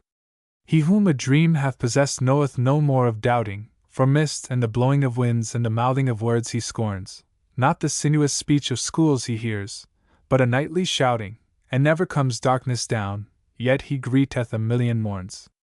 He whom a dream hath possessed knoweth no more of roaming, all roads and the flowing of waves and the speediest flight he knows, but wherever his feet are set, his soul is forever homing, and going, he comes, and coming he heareth a call and goes. He whom a dream hath possessed knoweth no more of sorrow, at death and the dropping of leaves and the fading of suns he smiles, for a dream remembers no past and scorns the desire of a morrow, and a dream in a sea of doom sets surely the ultimate isles. He whom a dream hath possessed treads the impalpable marches, from the dust of the day's long road he leaps to a laughing star, and the ruin of worlds that fall he views from eternal arches, and rides God's battlefield in a flashing and golden car. Seamus O'Sheill. From The Lyric Year. Success. As necessity is the mother of invention, strong desire is the mother of attainment. If you want a thing bad enough to go out and fight for it, work day and night for it, give up your time and your peace and your sleep for it, if only desire of it makes you quite mad enough never to tire of it, makes you hold all other things tawdry and cheat for it, if life seems all empty and useless without it, and all that you scheme and you dream is about it, if gladly you'll sweat for it, fret for it, plan for it. Lose all your terror of God or man for it, if you'll simply go after that thing that you want, with all your capacity, strength and sagacity, faith, hope and confidence, stern pertinacity, if neither cold poverty, famished and gaunt, nor sickness nor pain of body or brain can turn you away from the thing that you want, if dogged and grim you besiege and beset it, you'll get it. Burton Braley. From Things as They Are. Play the game. The Duke of Wellington said that the Battle of Waterloo was won on the cricket fields of Eton. English sport at its best is admirable. It asks outward triumph if possible, but far more it asks that one do his best till the very end and treat his opponent with courtesy and fairness. The spirit thus instilled at school has again and again been carried in after life into the large affairs of the nation. There's a breathless hush in the close tonight, 10 to make and the match to win, a bumping pitch and a blinding light, an hour to play and the last man in. And it's not for the sake of a ribboned coat, or the selfish hope of a season's fame, but his captain's hand on his shoulder smote. Play up! Play up! And play the game! The sand of the desert is sodden red, red with the wreck of a square that broke, the Gatlings jammed and the colonel dead, and the regiments blind with dust and smoke. The river of death has brimmed his banks, and England's far in honor a name, but the voice of a schoolboy rallies the ranks. Play up! Play up! And play the game! This is the word that year by year, while in her place the school is set, every one of her sons must hear, and none that hears it dare forget. This they all with a joyful mind bear through life like a torch in flame, and falling, fling to the host behind. Play up! Play up! And play the game! Henry Newbolt. From Admirals All and Other Verses. The Man Who Frets at Worldly Strife. Lord, what fools these mortals be! Exclaims Puck in _ A Midsummer Night's Dream. And well might the fairy marvel who sees folk vexing themselves over matters that 9 times out of 10 come to nothing. Much wiser is the man who smiles at misfortunes, even when they are real ones and affect him personally. Charles Lamb once cheerfully helped to hiss off the stage a play he himself had written. The man who frets at worldly strife grows sallow, sour, and thin. Give us the lad whose happy life is one perpetual grin. He, Midas-like, turns all to gold. He smiles when others sigh, enjoys alike the hot and cold, and laughs though wet or dry. There's fun in everything we meet, the greatest, worst, and best. Existence is a merry treat, and every speech a jest. So, come what may, the man's in luck who turns it all to glee, and laughing, cries, with honest puck, "Good Lord! What fools ye be!" Joseph Rodman Drake. Serenity.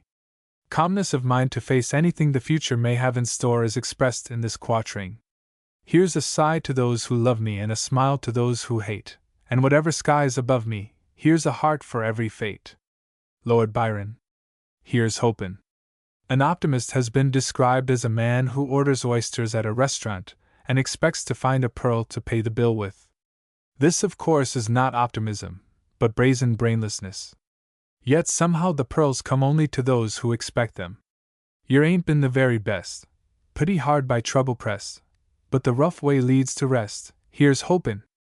Maybe craps way short, the rills couldn't turn the silent mills, but the lights behind the hills, here's hopin'. Where we planted roses sweet thorns come up and prick the feet, but this old world's hard to beat, here's hopin'. PRAPS the buildin' that we planned gainst the cyclone couldn't stand, but thank God we've got the land, here's hopin'. Maybe flowers we hoped to save have been scattered on a grave, but the heart's still beatin' brave, here's hopin'. That we'll see the mornin' light, that the very darkest night can't hide heaven from our sight, here's hopin'. Frank L. Stanton. From The Atlanta Constitution. Clean and I. Toward the end of the yacht race in which the America won her historic cup, the English monarch, who was one of the spectators, inquired, "Which boat is first?" "The America seems to be first, Your Majesty," replied an aide. "And which is second?" asked the monarch. "Your Majesty, there seems to be no second." So it is in the race for happiness. The man who is natural, who is open and kind of heart, is always first. The man who is merely rich or sheltered or proud is not even a good second. Cleon hath 1,000,000 acres, ne'er a one have I. Cleon dwelleth in a palace, in a cottage I. Cleon hath a dozen fortunes, not a penny I. Yet the poorer of the twain is Cleon, and not I. Cleon, true, possesses acres, but the landscape I. Half the charm to me it yieldeth money cannot buy. Cleon harbors sloth and dullness, freshening vigor I. He in velvet, I in fustian, richer man am I. Cleon is a slave to grandeur, free as thought am I. Cleon fees a score of doctors, need of none have I. Well surrounded, care environed, Cleon fears to die. Death may come, he'll find me ready, happier man am I. Cleon sees no charm in nature, in a daisy eye. Cleon hears no anthems ringing in the sea and sky. Nature sings to me forever, earnest listener I, state for state, with all attendants, who would change? Not I. Charles Mackay. The Pessimist. Most of our ills and troubles are not very serious when we come to examine the realities of them. Or perhaps we expect too much. An old Negro was complaining that the railroad would not pay him for his mule, which it had killed, nay, would not even give him back his rope. "What rope?" he was asked. "Why, sah," answered he, "de rope dat I tied de mule on de track with. Nothing to do but work, nothing to eat but food, nothing to wear but clothes to keep one from going nude. Nothing to breathe but air quick as a flash 'tis gone, nowhere to fall but off, nowhere to stand but on. Nothing to comb but hair, nowhere to sleep but in bed, nothing to weep but tears, nothing to bury but dead. Nothing to sing but songs, ah well, alas! Alack! Nowhere to go but out, nowhere to come but back. Nothing to see but sights, nothing to quench but thirst, nothing to have but what we've got, thus through life we are cursed. Nothing to strike but a gait, everything moves that goes. Nothing at all but common sense can ever withstand these woes." Ben King. From Ben King's verse. A problem to be solved. There are irritating, troublesome people about us. Of what use is it to be irritating in our turn or to add to the trouble? Most offenders have their better side. Our wisest course is to find this and upon the basis of it build up a better relationship. There's a fellow in your office who complains and carps and whines till you'd almost do a favor to his heirs and his assigns. But I'll tip you to a secret, and this chap's of course involved. He's no foeman to be fought with. He's a problem to be solved. There's a duffer in your district whose sheer cussedness is such he has either pride nor manners, no, nor gumption, overmuch. 'Twould be great to up and tell him where to go. But be resolved, he's no foeman to be fought with, just a problem to be solved. This old earth's, I'm sometimes thinking, one menagerie of freaks, folks invested with abnormal lungs or brains or galls or beaks. But we're not just shrieking monkeys in a dim, vast cage revolved. We're not foemen to be fought with, merely problems to be solved. St. Clair Adams. Prospice. Here the poet looks forward to death. He does not ask for an easy death. He does not wish to creep past an experience which all men sooner or later must face, and which many men have faced so heroically. He has fought well in life. He wishes to make the last fight too. The poem was written shortly after the death of Mrs. Browning, and the closing lines refer to her. Fear death, to feel the fog in my throat, the mist in my face, when the snows begin, and the blasts denote I am nearing the place, the power of the night, the press of the storm, the post of the foe, where he stands, the arch fear in a visible form, yet the strong man must go, for the journey is done and the summit attained, and the barriers fall, though a battle's to fight ere the guerdon be gained, the reward of it all. I was ever a fighter, so, one fight more, the best and the last. I would hate that death bandaged my eyes, and forbore, and bade me creep past. No!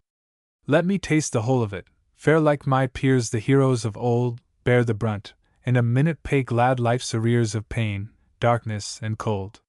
For sudden the worst turns the best to the brave, the black minutes at end, and the elements rage, the fiend voices that rave, shall dwindle, shall blend, shall change, shall become first a peace out of pain, then a light, then thy breast, O thou soul of my soul! I shall clasp thee again, and with God be the rest. Robert Browning. The Greatness of the Soul. Geologists tell us that in the long processes of the ages mountains have been raised and leveled, continents formed and washed away. Astronomers tell us that in space are countless worlds, many of them doubtless inhabited, perhaps by creatures of a lower type than we, perhaps by creatures of a higher. The magnitude of these changes and of these worlds makes the imagination reel. But on one thing we can rely, the greatness of the human soul. On one thing we can confidently build, the men whose spirit is lofty, divine.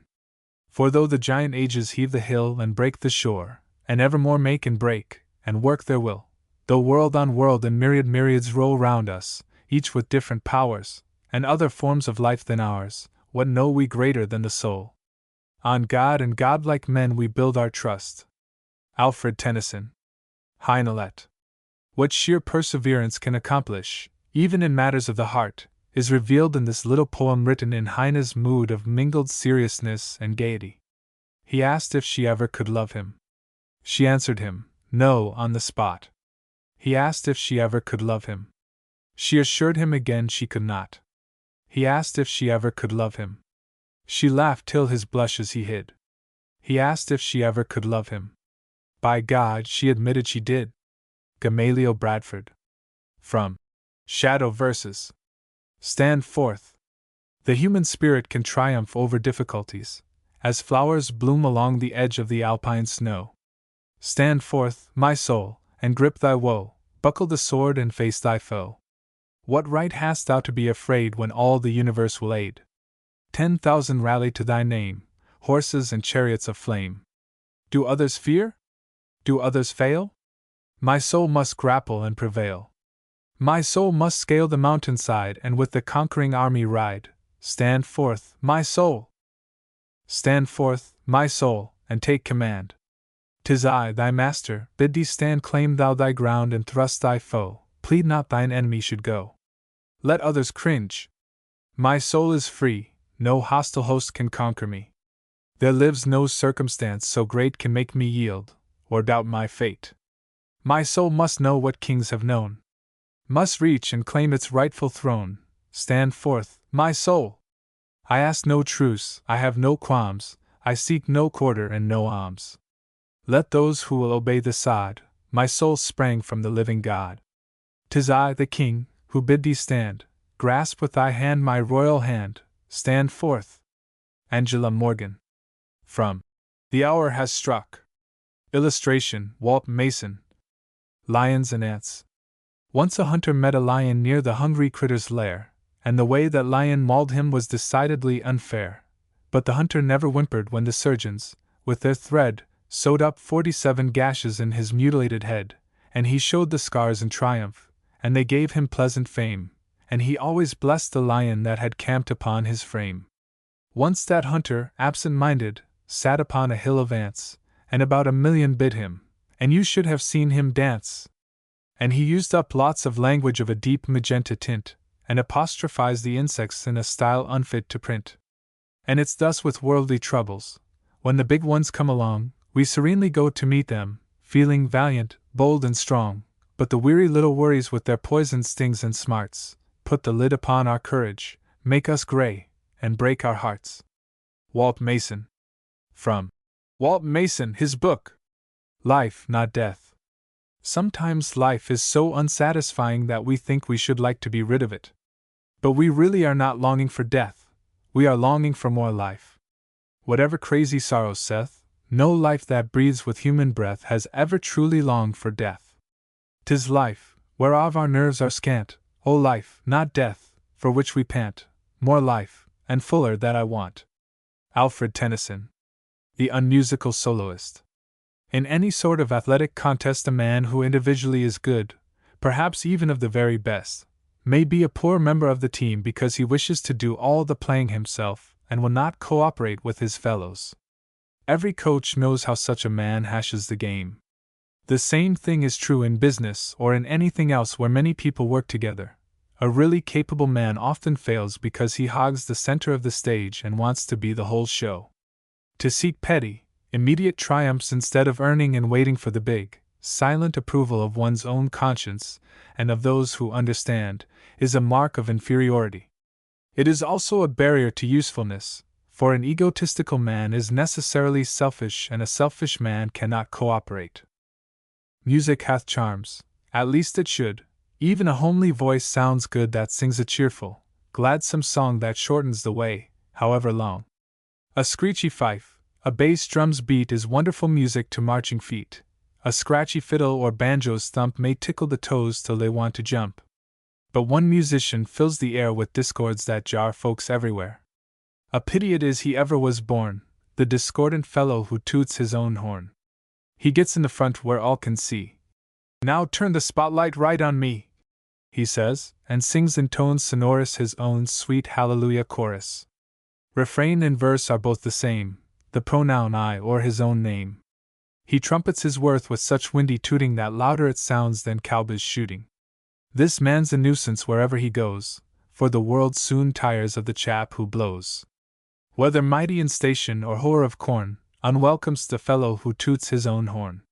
The poorest woodchopper makes the most sound, a poor cook clatters the most pans around, the rattling spoke carries least of the load, and jingling pennies pay little that's owed.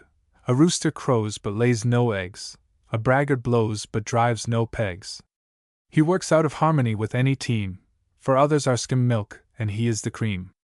The world, so far as he can see, consists of a few other folks and me. He richly deserves to be held in scorn, the ridiculous fellow who toots his own horn. Joseph Morris. On down the road. Hazlitt said that the defeat of the Whigs could be read in the shifting and irresolute countenance of Charles James Fox, and the triumph of the Tories in Pitt's aspiring nose. The empires of the Montezumas are conquered by men who, like Cortez, risk everything in the enterprise and make retreat impossible by burning their ships behind them. Hold to the course, though the storms are about you. Stick to the road where the banner still flies. Fate and his legions are ready to rout you. Give 'em both barrels, and aim for their eyes. Life's not a rose bed, a dream or a bubble, a living in clover beneath cloudless skies. And fate hates a fighter who's looking for trouble, so give 'em both barrels, and shoot for the eyes. Fame never comes to the loafers and sitters. Life's full of knots in a shifting disguise. Fate only picks on the cowards and quitters, so give 'em both barrels, and aim for the eyes. Grantland Rice. From The Sportlight. Meet in Trouble. Some students of biology planned a trick on their professor. They took the head of one beetle, the body of another of a totally different species, the wings of a third, the legs of a fourth. These members they carefully pasted together. Then they asked the professor what kind of bug the creature was. He answered promptly, "A humbug. Just such a monstrosity is trouble, especially future trouble. Some things about it are real, but the whole combined menace is only an illusion, not a thing which actually exists at all. Face the trouble itself. Give no heed to that idea of it which invests it with 100 dire calamities. Trouble in the distance seems all fired big, sorter makes you shiver when you look at it a comin', makes you want to edge aside or hide, or take a swig of somethin' that is sure to set your worried head a hummin'. Trouble in the distance is a mighty skeery feller, but wait until it reaches you afore you start to beller. Trouble standin' in th road and frownin' at you, black, makes you feel like talking to the weeds along the way. Wish to goodness you could turn and hump yourself straight back. No, 'twill be awful when he gets you close at bay. Trouble standin' in the road is bound to make you shy, but wait until it reaches you afore you start to cry. Trouble face to face with you ain't pleasant, but you'll find that it ain't one half as big as fust it seemed to be. Stand up straight and bluff it out. Say, I gotter a mind to shake my fist and skeer you off. You don't belong ter me. Trouble face to face with you. Though you mayn't feel gay, laugh at it as if you was, and it'll sneak away. Everard Jack Appleton. From The Quiet Courage. Press on. The spirit that has tamed this continent is the spirit which says, press on. It appeals, not so much to men in the mass, as to individuals. There is only one way for mankind to go forward. Each individual must be determined that, come what will, he will never quail or recede. Press on. Surmount the rocky steps, climb boldly o'er the torrent's arch. He fails alone who feebly creeps, he wins who dares the hero's march. Be thou a hero! Let thy might tramp on eternal snows its way, and through the ebon walls of night hew down a passage unto day. Press on! If once and twice thy feet slip back and stumble, harder try. From him who never dreads to meet danger and death they're sure to fly. To coward ranks the bullet speeds, while on their breasts who never quail, gleams, guardian of chivalric deeds, bright courage like a coat of mail. Press on! If fortune play thee false today, tomorrow she'll be true. Whom now she sinks she now exalts, taking old gifts and granting new. The wisdom of the present hour makes up the follies past and gone. To weakness strength succeeds, and power from frailty springs. Press on, press on. Park Benjamin. My creed. We all have a philosophy of life, whether or not we formulate it. Does it end in self, or does it include our relations and our duties to our fellows? General William Booth of the Salvation Army was once asked to send a Christmas greeting to his forces throughout the world. His life had been spent in unselfish service. Over the cable he sent but one word: others. This is my creed: to do some good, to bear my ills without complaining, to press on as a brave man should for honors that are worth the gaining, to seek no profits where I may, by winning them, bring grief to others, to do some service day by day in helping on my toiling brothers.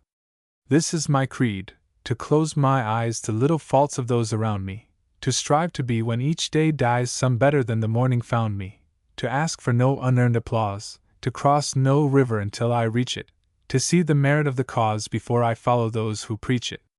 This is my creed: to try to shun the sloughs in which the foolish wallow, to lead where I may be the one whom weaker men should choose to follow.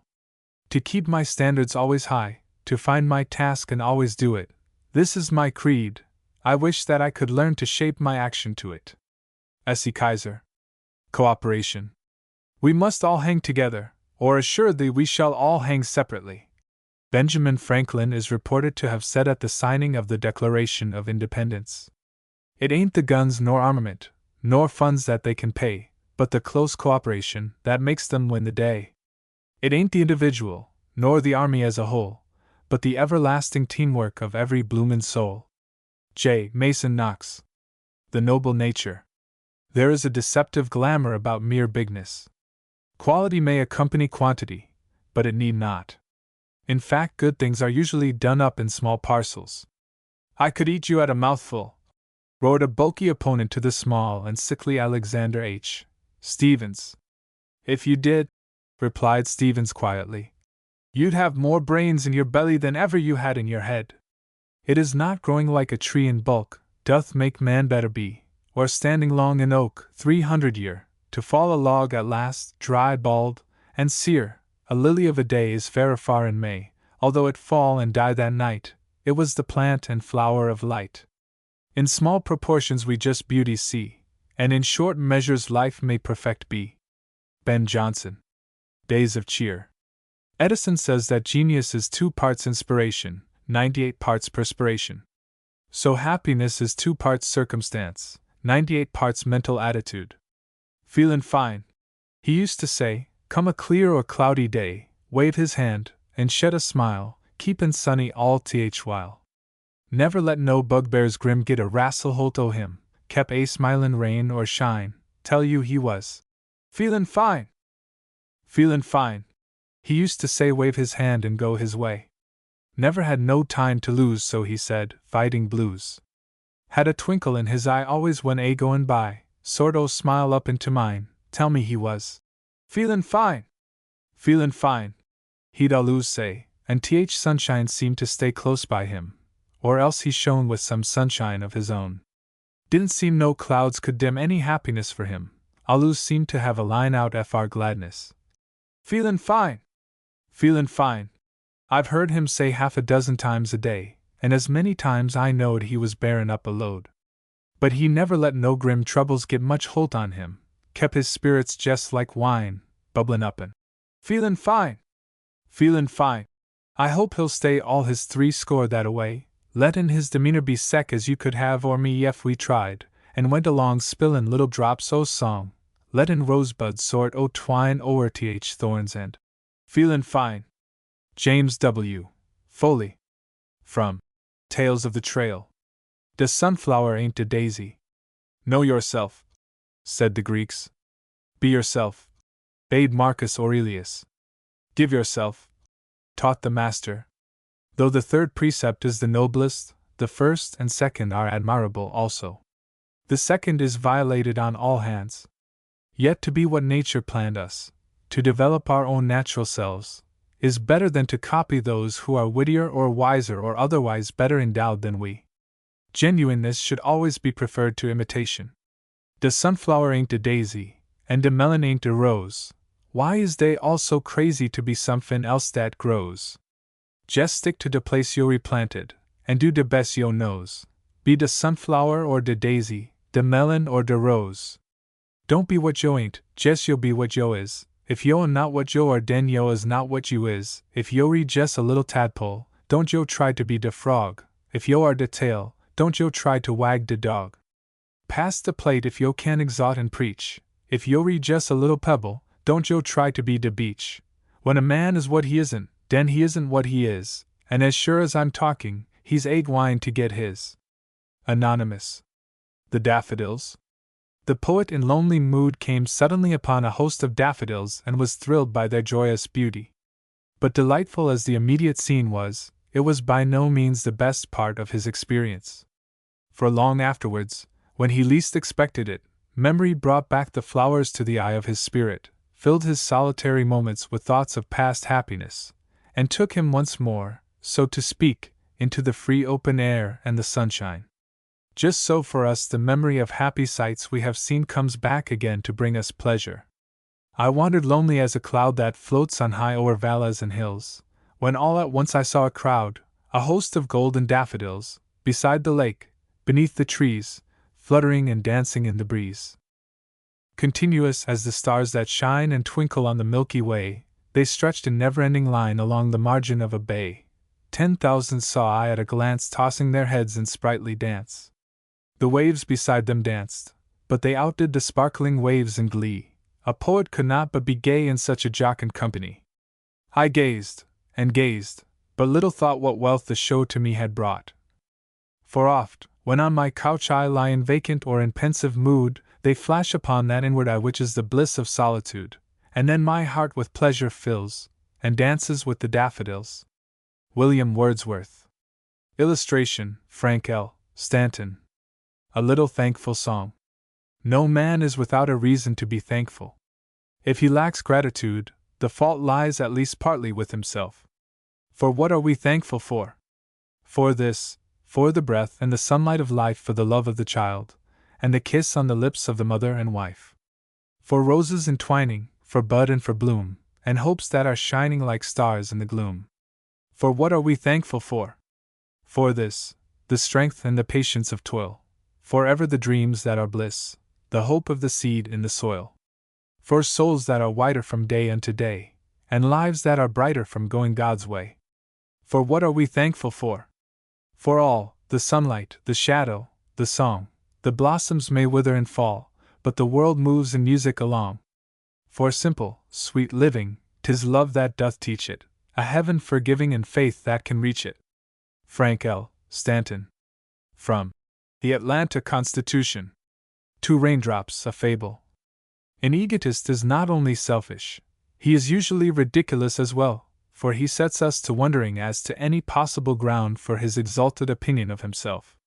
The real workers do not emphasize their superiority to other people, do not even emphasize the differences, but are grateful that they may share in humanity's privilege of rendering service. 2 little raindrops were born in a shower, and one was so pompously proud of his power, he got in his head an extravagant notion he'd hustle right off and swallow the ocean. A blade of grass that grew by the brook called for a drink, but no notice he took of such trifling things. He must hurry to be not a mere raindrop, but the whole sea. A stranded ship needed water to float, but he could not bother to help a boat. He leaped in the sea with a puff and a blare, and nobody even knew he was there. But the other drop as along it went found the work to do for which it was sent. It refreshed the lily that drooped its head, and bathed the grass that was almost dead. It got under the ships and helped them along, and all the while sang a cheerful song. It worked every step of the way it went, bringing joy to others, to itself content. At last it came to its journey's end, and welcomed the sea as an old-time friend. An ocean, it said, there could not be except for the millions of drops like me. Joseph Morris. My wage. We may as well aim high as low, ask much as little. The world will not miss what it gives us, and our reward will largely be governed by our demands. I bargained with life for a penny, and life would pay no more, however I begged at evening when I counted my scanty store. For life is a just employer, he gives you what you ask, but once you have set the wages, why, you must bear the task. I worked for a menial's hire, only to learn, dismayed, that any wage I had asked of life, life would have paid. Jesse B. Rittenhouse. From The Door of Dreams. The Gift. Trust thyself, says Emerson. Every heart vibrates to that iron string. This is wholesome and inspiring advice, but there is, as always, another side to the question. Many a man falls into absurdities and mistakes because he cannot get outside of himself and look at himself from other people's eyes. We should cultivate the ability to see everything, including ourselves, from more than one standpoint. O what some power the gift gi us to see ourselves as ithers see us. It wad frae mony a blunder free us, and foolish notion, what airs and dress and gait wad lee us, and even devotion. Robert Burns. Prometheus Unbound. In the poem from which this excerpt is taken, Prometheus the Titan has been cruelly tortured for opposing the malignant will of Jupiter.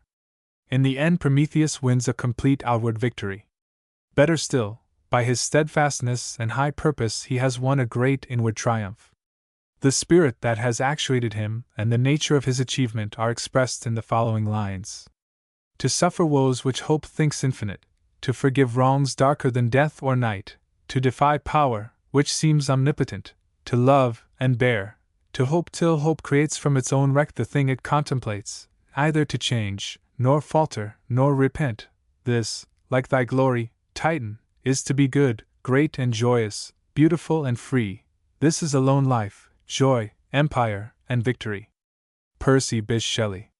Victory and Defeat. The great, radiant souls of earth, the Davids, the Shakespeares, the Lincolns, know grief and affliction as well as joy and triumph. But adversity is never to them mere adversity, it doth suffer a sea change into something rich and strange, and in the crucible of character their suffering itself is transmuted into song. Defeat may serve as well as victory to shake the soul and let the glory out. When the great oak is straining in the wind, the boughs drink in new beauty, and the trunk sends down a deeper root on the windward side. Only the soul that knows the mighty grief can know the mighty rapture. Sorrows come to stretch out spaces in the heart for joy. Edwin Markham. From The Shoes of Happiness, and Other Poems. The Richer Minds. No man is so poor but that he is a stockholder. Yet many a man has no real riches. His stocks draw dividends in dollars and cents only. When it comes to buying shares in the mines of earth, may I join the millionaires who are rich in mirth. Let me have a heavy stake in fresh mountain air. I will promise now to take all that you can spare. When you're setting up your claim in the mines of glee, don't forget to use my name, you can count on me. Nothing better can be won, freer from alloy, than a bouncing claim in consolidated joy. You can have your copper stocks, gold and tin and coal. What I'd have within my box has to do with soul. John Kendrick Bangs. From Songs of Cheer. Brave Life. To be absolutely without physical fear may not be the highest courage. To shrink and quake, and yet stand at one's post, may be braver still. So of success. It lies less in the attainment of some external end than in holding yourself to your purposes and ideals. For out of high loyalty and effort comes that intangible thing called character, which is no mere symbol of success, but success itself. I do not know what I shall find on out beyond the final fight. I do not know what I shall meet beyond the last barrage of night, nor do I care. But this I know, if I but serve within the fold and play the game, I'll be prepared for all the endless years may hold. Life is a training camp at best for what may wait beyond the years, a training camp of toiling days and nights that lean to dreams and tears. But each may come upon the goal, and build his soul above all fate by holding an unbroken faith and taking courage for a mate. Is not the fight itself enough that man must look to some behest? Wherein does failure miss success if all engage but do their best? Where does the victor's cry come in for wreath of fame or laurel brow if one he vanquished fought as well as weaker muscle would allow? If my opponent in the fray should prove to be a stronger foe, not of his making, but because the destinies ordained it so, if he should win, and I should lose, although I did my utmost part, is my reward the less than his if he should strive with equal heart? Brave life, I hold, is something more than driving upward to the peak, then smashing madly through the strong, and crashing onward through the weak. I hold the man who makes his fight against the raw game's crushing odds is braver than his brothers are who hold the favor of the gods. On by the skyline, faint and vague, in that far country all must know, no laurel crown of fame may wait beyond the sunset's glow. But life has given me the chance to train and serve within the fold, to meet the test, and be prepared for all the endless years may hold. Grantland Rice. From The Sportlight. A Song of Tomorrow. A night's sleep and a new day. These are excellent things to look forward to when one is weary or in trouble. Lil bit er trouble, honey, fair ter day, yender come termorrer, shine it all away. Rainy sky is sayin', dis'll never do. Fetch dem rainbow ribbons, and I'll dress in blue. Frank L. Stanton. From The Atlanta Constitution. The Glad Song. Gladness begins with the first person, with you. But it may spread far, like the ripples when you toss a stone in the water. Sing a song, ring the glad bells all along. Smile at him who frowns at you, he will smile and then there too. Laugh a bit, folks will soon be catching it, can't resist a happy face. World will be a merry place. Laugh a bit and sing a song, where they are there's nothing wrong, joy will dance the whole world through. But it must begin with you. Joseph Morris. Painting the Lily. Many people are not content to let well enough alone, but spoil what they have by striving for an unnecessary and foolish improvement. If they have a rich title, they try to ornament it still further. If they have refined gold, they try to gild it. If they have a lily, they try to paint it into still purer color. Therefore, to be possessed with double pomp, to guard a title that was rich before, to gild refined gold, to paint the lily, to throw a perfume on the violet, to smooth the ice, or add another hue unto the rainbow, or with taper light to seek the beauteous eye of heaven to garnish, is wasteful and ridiculous excess. William Shakespeare. A pretty good world. The world has its faults, but few of us would give it up till we have to. Pretty good world if you take it all round, pretty good world, good people. Better be on than under the ground, pretty good world, good people. Better be here where the skies are as blue as the eyes of your sweetheart smilin' at you, better than lying 'neath daisies and dew, pretty good world, good people. Pretty good world with its hopes and its fears, pretty good world, good people. Sun twinkles bright through the rain of its tears, pretty good world, good people. Better be here, in the pathway you know, where the thorns in the garden where sweet roses grow, than to rest where you feel not the fall o' the snow, pretty good world, good people. Pretty good world. Let us sing it that way, pretty good world, good people. Make up your mind that you're in it to stay, at least for a season, good people. Pretty good world, with its dark and its bright, pretty good world, with its love and its light, sing it that way till you whisper, good night. Pretty good world, good people. Frank L. Stanton. From The Atlanta Constitution. Ode to Duty. In the first stanza, the poet hails duty as coming from God. It is a light to guide us and a rod to check. To obey it does not lead to victory. To obey it is victory, is to live by a high, noble law. In the second stanza, he admits that some people do right without driving themselves to it, do it by instinct and the genial sense of youth. In stanza 3, he looks forward to a time when all people will be thus blessed, but he thinks that as yet it is unsafe for most of us to lose touch completely with stern, commanding duty. In stanzas 4 and 5, he states that he himself has been too impatient of control, has wearied himself by changing from one desire to another, and now wishes to regulate his life by some great abiding principle. In stanza 6, he declares that duty, though stern, is benignant, the flowers bloom in obedience to it, and the stars keep their places. In the final stanza, he dedicates his life to its service. Stern daughter of the voice of God, O duty! If that name thou love, who art a light to guide, a rod to check the erring, and reprove, thou who art victory and law when empty terrors overawe, from vain temptations dost set free, and calmst the weary strife of frail humanity. There are who ask not if thine eye be on them, who, in love and truth where no misgiving is, rely upon the genial sense of youth, glad hearts. Without reproach or blot, who do thy work, and know it not, oh! If through confidence misplaced they fail, thy saving arms, dread power, around them cast. Serene will be our days and bright, and happy will our nature be when love is an unerring light, and joy its own security. And they a blissful course may hold of and now, who, not unwisely bold, live in the spirit of this creed, yet seek thy firm support, according to their need. I, loving freedom, and untried, no sport of every random gust, yet being to myself a guide, too blindly have reposed my trust, and oft, when in my heart was heard thy timely mandate, I deferred the task, in smoother walks to stray, but the I now would serve more strictly, if I may. Through no disturbance of my soul or strong compunction in me wrought, I supplicate for thy control, but in the quietness of thought, me this unchartered freedom tires.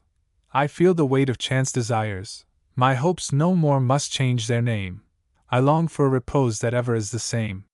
Stern lawgiver! Yet thou dost wear the Godhead's most benignant grace, nor know we anything so fair as is the smile upon thy face. Flowers laugh before thee on their beds, and fragrance in thy footing treads. Thou dost preserve the stars from wrong, and the most ancient heavens, through thee, are fresh and strong. To humbler functions, awful power! I call thee, I myself commend unto thy guidance from this hour. O let my weakness have an end! Give unto me, made lowly wise, the spirit of self-sacrifice, the confidence of reason give, and in the light of truth thy bondman let me live. William Wordsworth. The syndicated smile. A ready and sincere friendliness is the one thing we can show to every human being, whether we know him or not. The world is full of perplexed and lonely people whom even a smile or a kind look will help. Yet that which is so easy to give we too often reserve for a few, and those perhaps the least appreciative. I knew a girl who had a beau and his name wasn't Adams. No child of hers would ever call the present writer Dadams. I didn't love the girl, but still I found her most beguiling, and so did all the other chaps. She did it with her smiling. I'm not a one-man girl, she said. Of smiles my beau first took his, but some are left. I'll syndicate, and pass them round like cookies. That syndicated smile. When trouble seemed the most in style, it heartened us, that indicated, syndicated smile. It's not enough to please your boss or fawn round folks with bankrolls. Be just as friendly to the guys whose homespun round their shank rolls. The best investment in the world is goodwill, 20 carat. It costs you nothing, brings returns, so get yours out and air it. A niggard of good nature cheats himself, and wrongs his fellows. You'd serve mankind? Then be less close with friendly nods and hellos. The syndicated smile. If you have kept it all the while, you've vindicated the indicated, syndicated smile. St. Clair Adams. Fairy Song. The great beneficent forces of life are not exhausted when once used, but are recurrent. The sun rises afresh each new day. Once a year the springtime returns and God renews his ancient rapture. So it is with our joys. They do not stay by us constantly, they pass from us and are gone, but we need not trouble ourselves, they are sure to come back. Shed no tear. Oh, shed no tear. The flower will bloom another year. Weep no more. Oh, weep no more. Young buds sleep in the root's white core. Dry your eyes. Oh, dry your eyes, for I was taught in paradise to ease my breast of melodies, shed no tear. Overhead. Look overhead, 'mong the blossoms white and red. Look up, I flutter now on this flushed pomegranate bough. See me. 'Tis this silvery bill ever cures the good man's ill. Shed no tear. Oh, shed no tear. The flowers will bloom another year. Adieu, adieu, I fly, adieu, I vanish in the heavens blue, adieu, adieu. John Keats. Praise the generous gods for giving. Some of us find joy in toil, some in art, some in the open air and the sunshine. All of us find it in simply being alive. Life is the gift no creature in his right mind would part with. As Milton asks, for who would lose, though full of pain, this intellectual being, these thoughts that wander through eternity, to perish rather, swallowed up and lost in the wide womb of uncreated night, devoid of sense and motion? Praise the generous gods for giving in a world of wrath and strife, with a little time for living, unto all the joy of life. At whatever source we drink it, art or love or faith or wine, in whatever terms we think it, it is common and divine. Praise the high gods, for in giving this to man, and this alone, they have made his chance of living shine the equal of their own. William Ernest Henley. Cowards. We might as well accept the inevitable as the inevitable. There is no escaping death or taxes. Cowards die many times before their deaths, the valiant never taste of death but once. Of all the wonders that I yet have heard, it seems to me most strange that men should fear, seeing that death, a necessary end, will come when it will come. William Shakespeare. The Word. The Cumean Sibyl offered Tarquin the proud 9 books for what seemed an exorbitant sum. He refused. She burned 3 of the books, and placed the same price on the 6th as on the original 9. Again he refused. She burned 3 more books, and offered the remainder for the sum she first named. This time Tarquin accepted. The books were found to contain prophecies and invaluable directions regarding Roman policy, but alas, they were no longer complete. So it is with joy. To take it now is to get it in its entirety. To defer until some other occasion is to get less of it, at the same cost.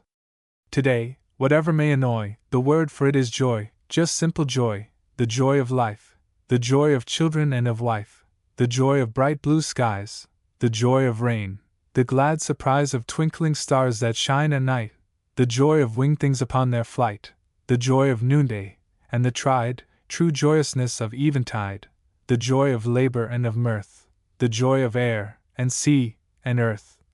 The countless joys that ever flow from him whose vast beneficence doth dim the lustrous light of day, and lavish gifts divine upon our way.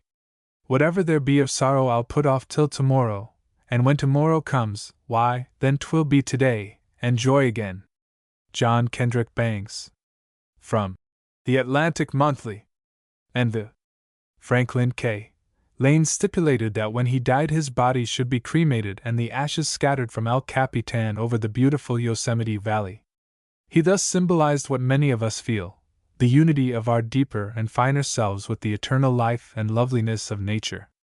O seek me not within a tomb, thou shalt not find me in the clay.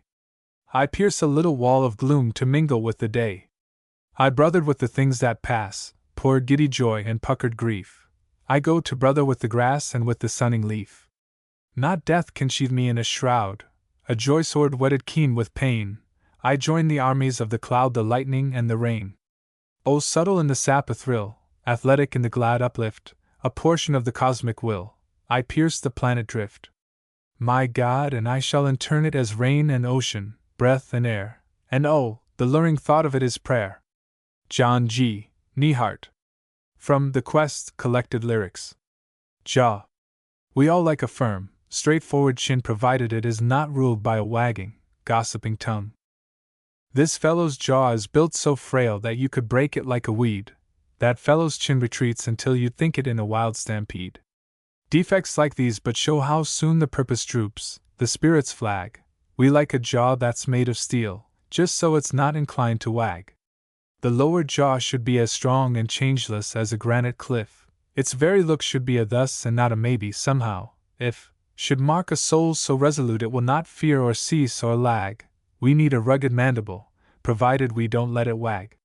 Yes, with endurance, let it too a tender modesty possess, and to its grim strength let it add the gracious power of gentleness. Above all, let its might of deeds induce no loud or vulgar brag. We like to see a good, firm jaw, but do not wish to hear it wag. St. Clair Adams. The Conqueror. Age is wise, it attempts nothing impossible. Youth is wiser, it believes nothing impossible. Age conserves more, youth accomplishes more. Between the two is an irreconcilable difference. Crabbed age and youth cannot live together, as Shakespeare says, and the sympathy of the world is with youth. It is better so. For though many cherished things would be saved from sacrifice if rash immaturity were more often checked, progress would be stayed if life were dominated by sterile and repressive age. Room for me, graybeards, room, make room. Menace me not with your eyes of gloom, jostle me not from the place I seek, for my arms are strong and your own are weak, and if my plea to you be denied I'll thrust your wearying forms aside. Pity you? Yes, but I cannot stay. I am the spirit of youth. Make way. Room for me, timid ones, room, make room. Little I care for your fret and fume. I laugh at sorrow and jeer defeat. To doubt and doubters I give the lie, and fear is stilled as I swagger by, and life's a fight and I seek the fray. I am the spirit of youth. Make way. Room for me, mighty ones, room, make room. I fear no power and dread no doom, and you who curse me and you who bless alike must bow to my dauntlessness. I topple the king from his golden throne, I smash old idols of brass and stone, I am not hampered by yesterday.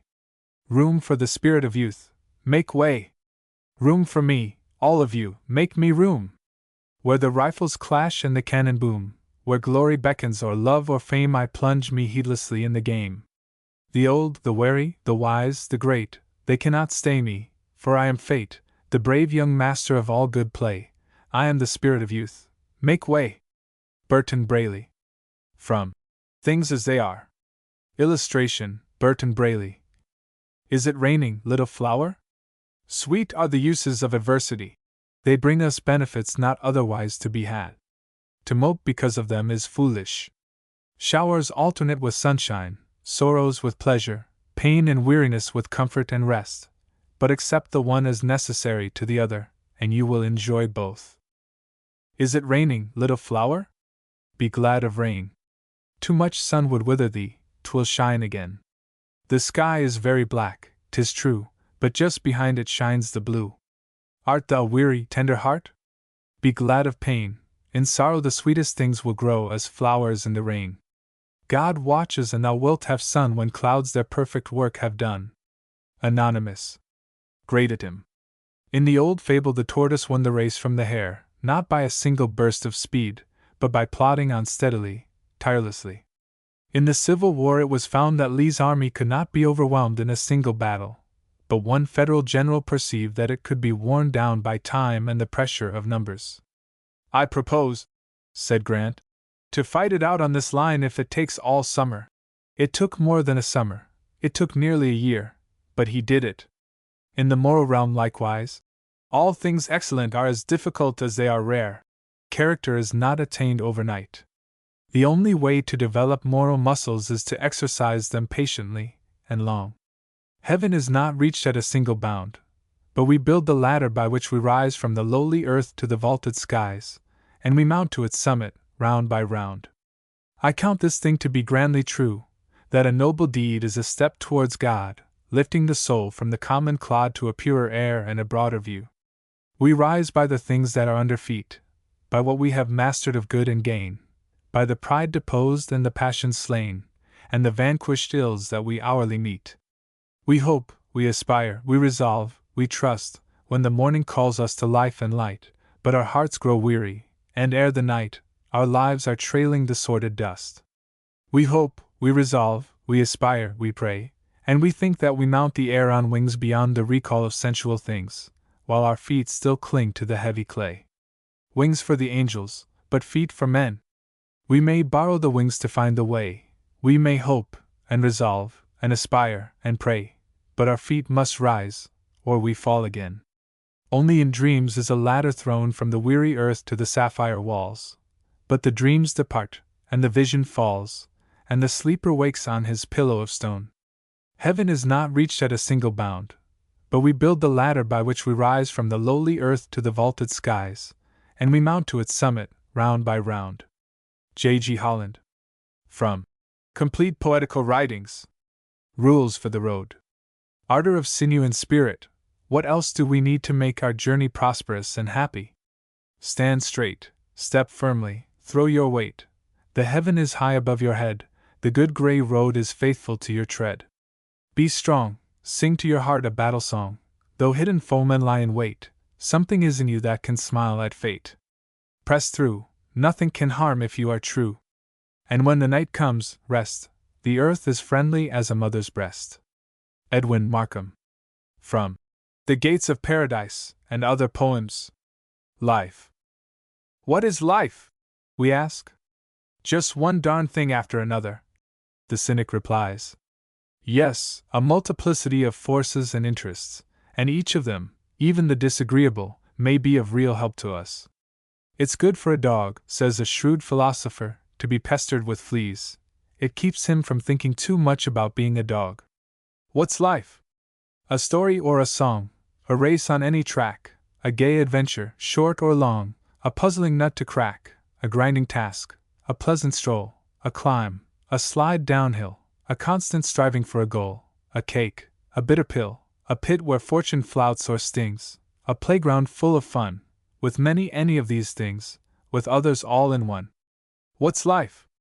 To love the things we see, the hills that touch the skies, the smiling sea, the laughing Leah, the light in woman's eyes, to work and love the work we do, to play a game that's square, to grin a bit when feeling blue, with friends our joys to share, to smile, though games be lost or won, to earn our daily bread, and when at last the day is done to tumble into bed.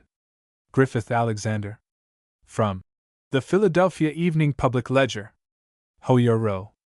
We must not dream of harvests, and neglect the toil that produces them. De fiels ll soon be hummin' round de country high and low. De harves is a comin'. Ho yo row!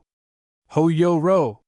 No time now fair de sleeper, it's get up now and go! It's de sower makes de reaper. Ho yo row! Ho yo row! It's sweet de birds is singin' de songs you lovin' so, but de harves bells is ringin'. Ho yo row! Ho yo row! Frank L. Stanton. From The Atlanta Constitution. Borrowing trouble. It is bad enough to cry over spilt milk. But many of us do worse. We cry over milk that we think is going to be spilt. In line 1 sick equals such, 2 a equals all, 3 nay equals no, 4 and now equals enough, 5 hey equals have, sturt equals fret, trouble. But human bodies are sick fools, for their colleges and schools, that when they real ills perplex them, they mak enough themselves to vex them, and either less they hae to sturt them, in like proportion less will hurt them. Robert Burns. Undismayed. A convict explained to a visitor why he had been sent to the penitentiary. They can't put you in here for that, the visitor exclaimed. They did, replied the convict. So smiling seems a futile thing. Apparently it cannot get us anywhere, but it does. He came up smilin', used to say he made his fortune that away.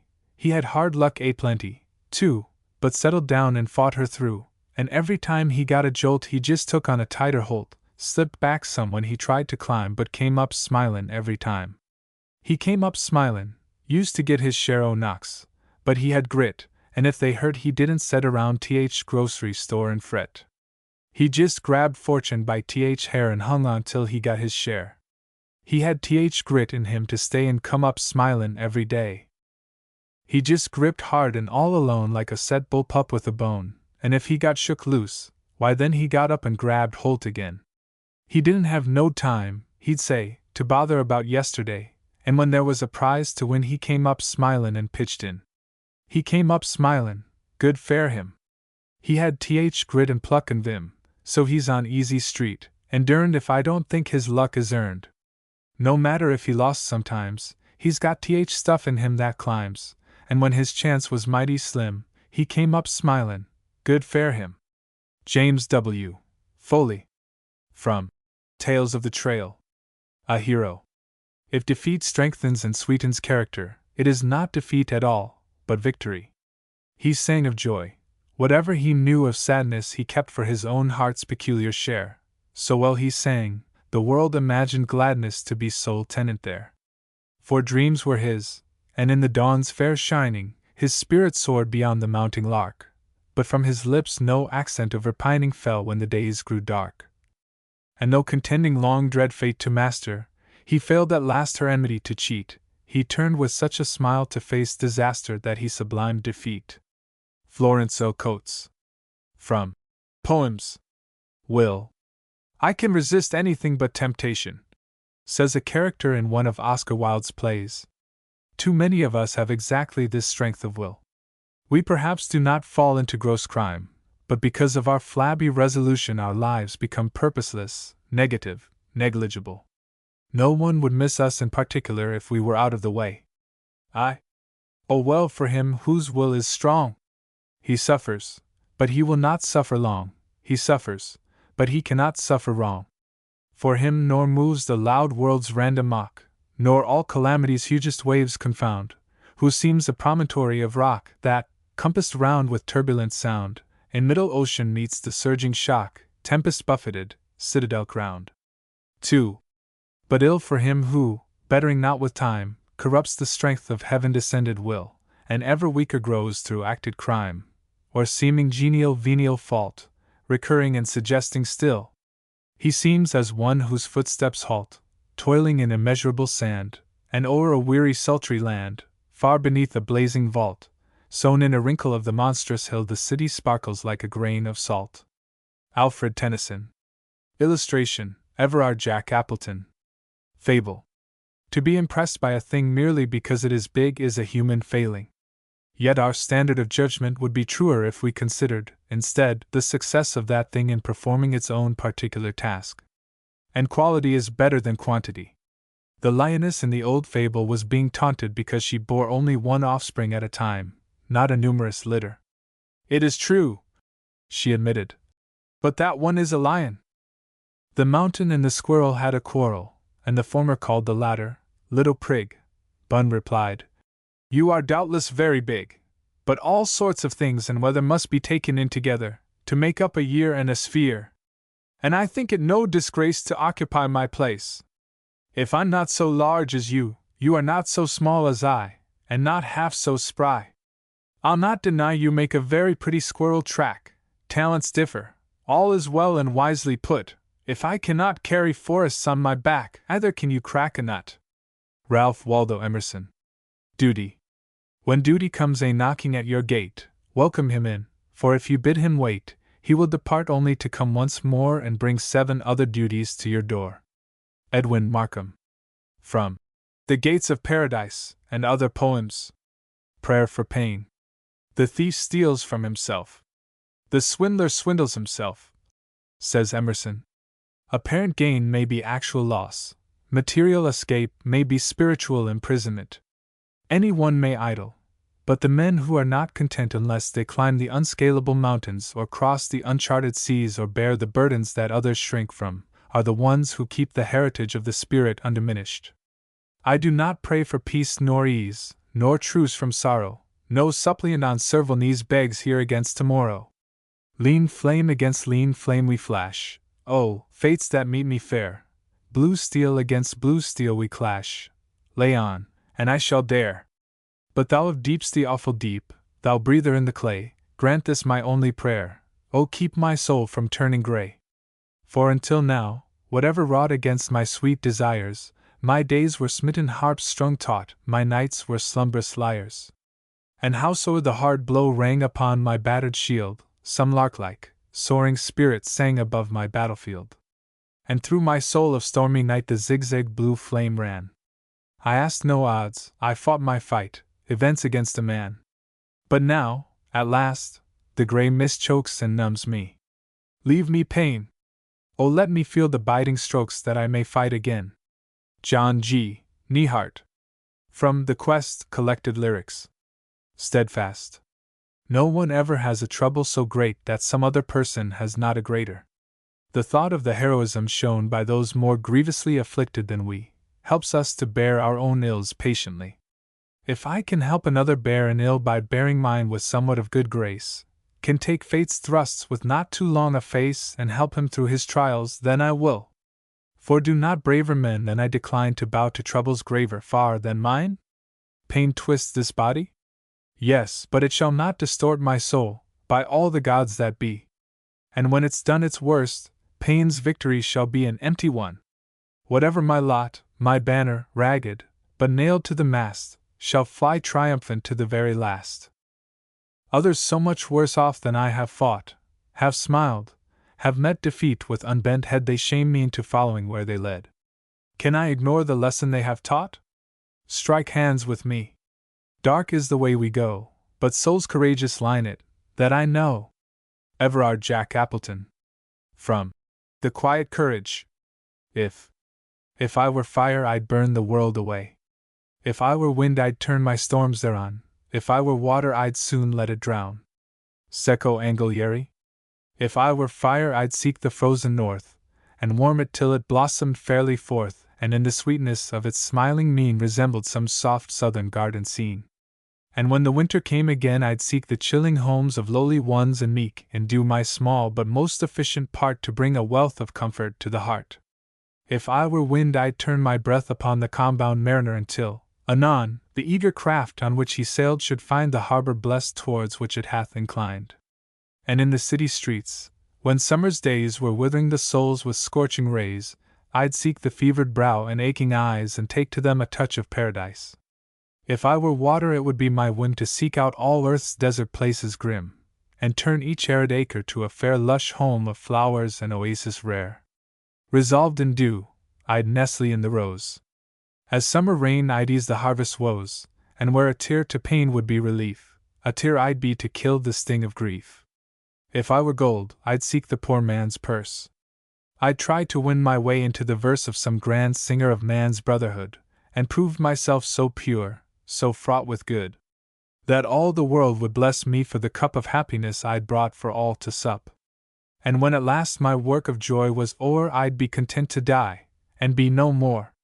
John Kendrick Bangs. From Songs of Cheer. The Gifts of God. Why are we never entirely satisfied? Why are we never at absolute peace or rest? Many are the answers that have been made to this question. The answer here given by the poet is that so richly is man endowed with qualities and attributes that if contentment were added to them, he would be satisfied with what he has, and would not strive for that which is higher still, the fulfillment of his spiritual cravings. When God at first made man, having a glass of blessings standing by, let us, said he, pour on him all we can, let the world's riches, which disperse lie, contract into a span. So strength first made a way, then beauty flowed, then wisdom, honor, pleasure when almost all was out, God made us stay, perceiving that alone, of all his treasure, rest in the bottom lay. For if I should, said he, bestow this jewel also on my creature, he would adore my gifts instead of me, and rest in nature, not the God of nature. So both should losers be. Yet let him keep the rest, but keep them with repining restlessness. Let him be rich and weary, that at least, if goodness lead him not, yet weariness may toss him to my breast. George Herbert. A Philosopher. The web of our life is of mingled yarn, good and ill together, says Shakespeare. It behooves us therefore to find the good and to make the best of the ill. Two men were falling from an aeroplane.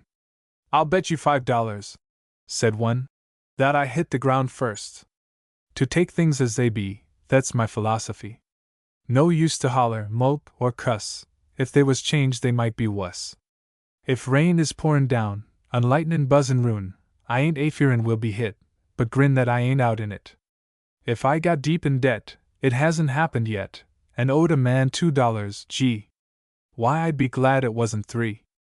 If someone come along, and tried to do me wrong, why I should sort of take a whim to thank the Lord I wasn't him. I never seen a night so dark there wasn't light somewheres about if I took care to strike a match and find out where. John Kendrick Bangs. From Songs of Cheer. The Life Without Passion.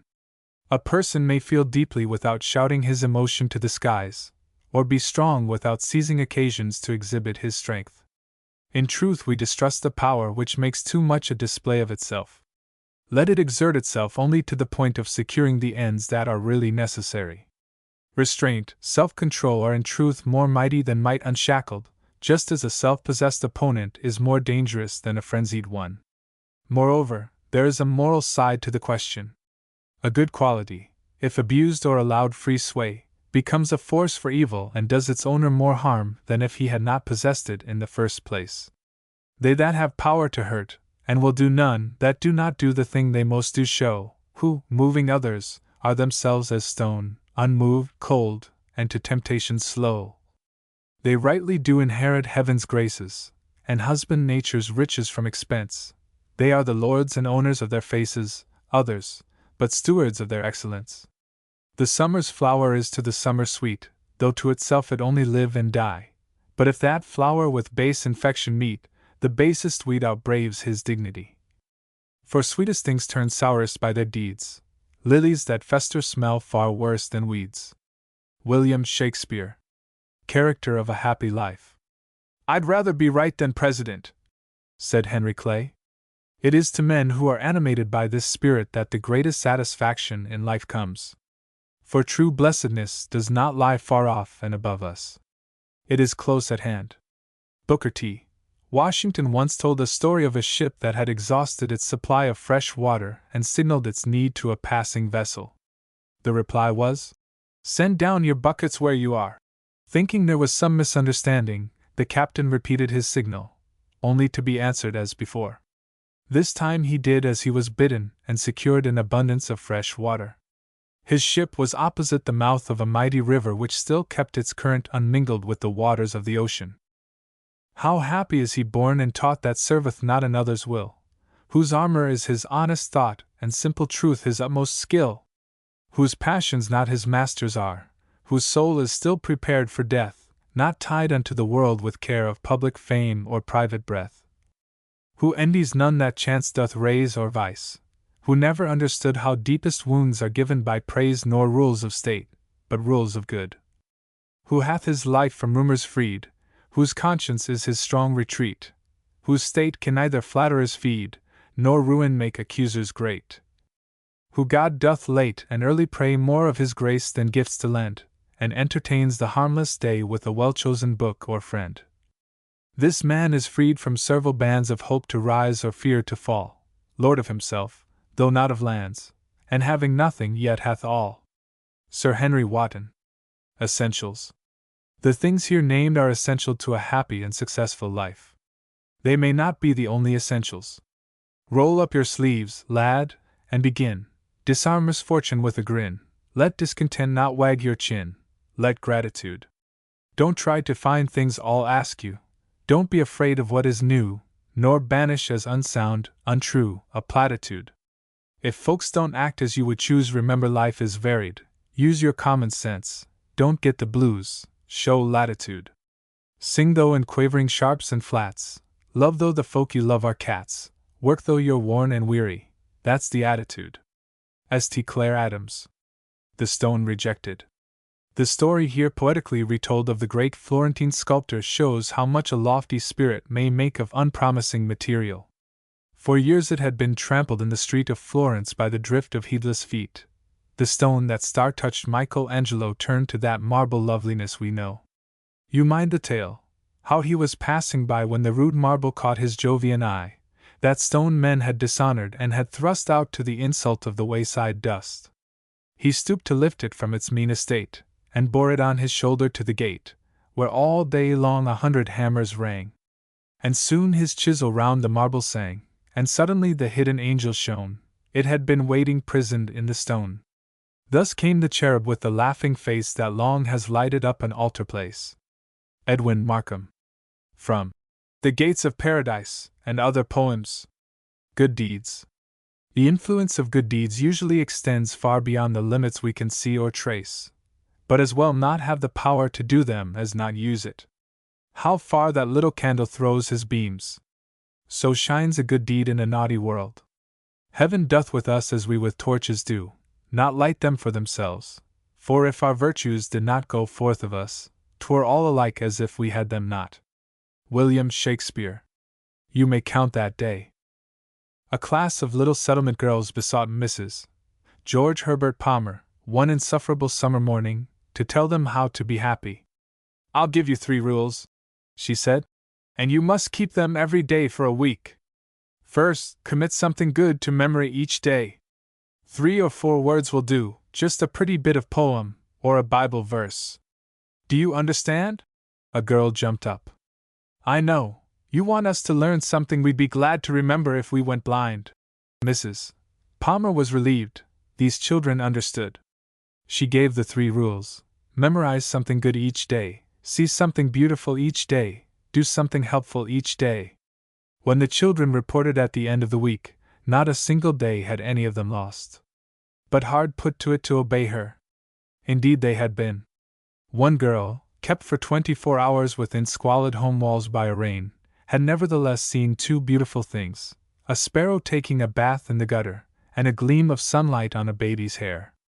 If you sit down at set of sun and count the acts that you have done, and counting, find one self-denying deed, one word that eased the heart of him who heard, one glance most kind, that fell like sunshine where it went, then you may count that day well spent. But if, through all the livelong day, you've cheered no heart by yea or nay, if, through it all you've nothing done that you can trace that brought the sunshine to one face, no act most small that helped some soul and nothing cost, then count that day as worse than lost. George Eliot. Sadness and Merriment, adapted from The Merchant of Venice. In this passage Antonio states that he is overcome by a sadness he cannot account for. Salarino tells him that the mental attitude is everything, that mirth is as easy as gloom, that nature in her freakishness makes some men laugh at trifles until their eyes become mere slits, yet leaves others dour and unsmiling before jests that would convulse even the venerable Nestor. Gratiano maintains that Antonio is too absorbed in worldly affairs, and that he must not let his spirits grow sluggish or irritable. And, "In sooth, I know not why I am so sad, it wearies me. You say it wearies you, but how I caught it, found it, or came by it, what stuff 'tis made of, whereof it is born, I am to learn." Sala. Then let's say you are sad because you are not merry, and 'twere as easy for you to laugh and leap, and say you are merry, because you are not sad. Now, by 2-headed Janus, nature hath framed strange fellows in her time, some that will evermore peep through their eyes and laugh like parrots at a bagpiper, and other of such vinegar aspect that they'll not show their teeth in way of smile, though Nestor swear the jest be laughable. Gra. You look not well, Signor Antonio. You have too much respect upon the world. They lose it that do buy it with much care. Believe me, you are marvelously changed. And I hold the world but as the world, Gratiano, a stage where every man must play a part, and mine a sad one. Gra. Let me play the fool. With mirth and laughter let old wrinkles come, and let my liver rather heat with wine than my heart cool with mortifying groans. Why should a man whose blood is warm within sit like his grandsire cut in alabaster? Sleep when he wakes, and creep into a jaundice by being peevish? Fare you well a while, I'll end my exhortation after dinner. William Shakespeare. Appreciation. Life's a bully good game with its kicks and cuffs. Some smile, some laugh, some bluff. Some carry a load too heavy to bear while some push on with never a care. But the load will seldom heavy be when I appreciate you and you appreciate me. He who lives by the side of the road and helps to bear his brother's load may seem to travel lone and long while the world goes by with a merry song. But the heart grows warm and sorrows flee when I appreciate you and you appreciate me. When I appreciate you and you appreciate me, the road seems short to victory. It buoys one up and calls, "Come on!" And days grow brighter with the dawn. There is no doubt or mystery when I appreciate you and you appreciate me. It's the greatest thought in heaven or earth. It helps us know our fellow's worth. There'd be no wars or bitterness, no fear, no hate, no grasping. Yes, it makes work play, and the careworn free when I appreciate you and you appreciate me. William Judson Kibbe. Keep sweet. Even the direst catastrophes may be softened by our attitude to them. Charles II said to those who had gathered about his deathbed, "You'll pardon any little lapses, gentlemen. I've never done this thing before. Don't be foolish and get sour when things don't just come your way. Don't you be a pampered baby and declare, 'Now I won't play.' Just go grinning on and bear it. Have you heartache? Millions share it. If you earn a crown, you'll wear it. Keep sweet. Don't go handing out your troubles to your busy fellowmen. If you whine around, they'll try to keep from meeting you again. Don't declare the world's agin you. Don't let pessimism win you. Prove there's lots of good stuff in you. Keep sweet. If your dearest hopes seem blighted and despair looms into view, set your jaw and whisper grimly, 'Though they're false, yet I'll be true.' Never let your heart grow bitter. With your lips to hope's transmitter, hear love's songbirds bravely twitter. Keep sweet. Bless your heart, this world's a good one, and will always help a man. Hate, misanthropy, and malice have no place in nature's plan. Help your brother there who's sighing. Keep his flag of courage flying. Help him try. 'Twill keep you trying. Keep sweet. Strickland W. Gillilan. Morality. We can't always, even when accomplishing, have the ardor of accomplishment. We can only hold to the purpose formed in more inspired hours. After a work is finished, even though it be a good work which our final judgment will approve, we are likely to be oppressed for a time by the anxieties we have passed through. The comfort of effort has left us, and we recall our dreams, our intentions, beside which our actual achievement seems small. In such moments we should remember that just after the delivery of the Gettysburg Address Lincoln believed it an utter failure. Yet the address was a masterpiece of commemorative oratory. We cannot kindle when we will the fire which in the heart resides. The spirit bloweth and is still, in mystery our soul abides. But tasks in hours of insight willed can be through hours of gloom fulfilled. With aching hands and bleeding feet we dig and heap, lay stone on stone.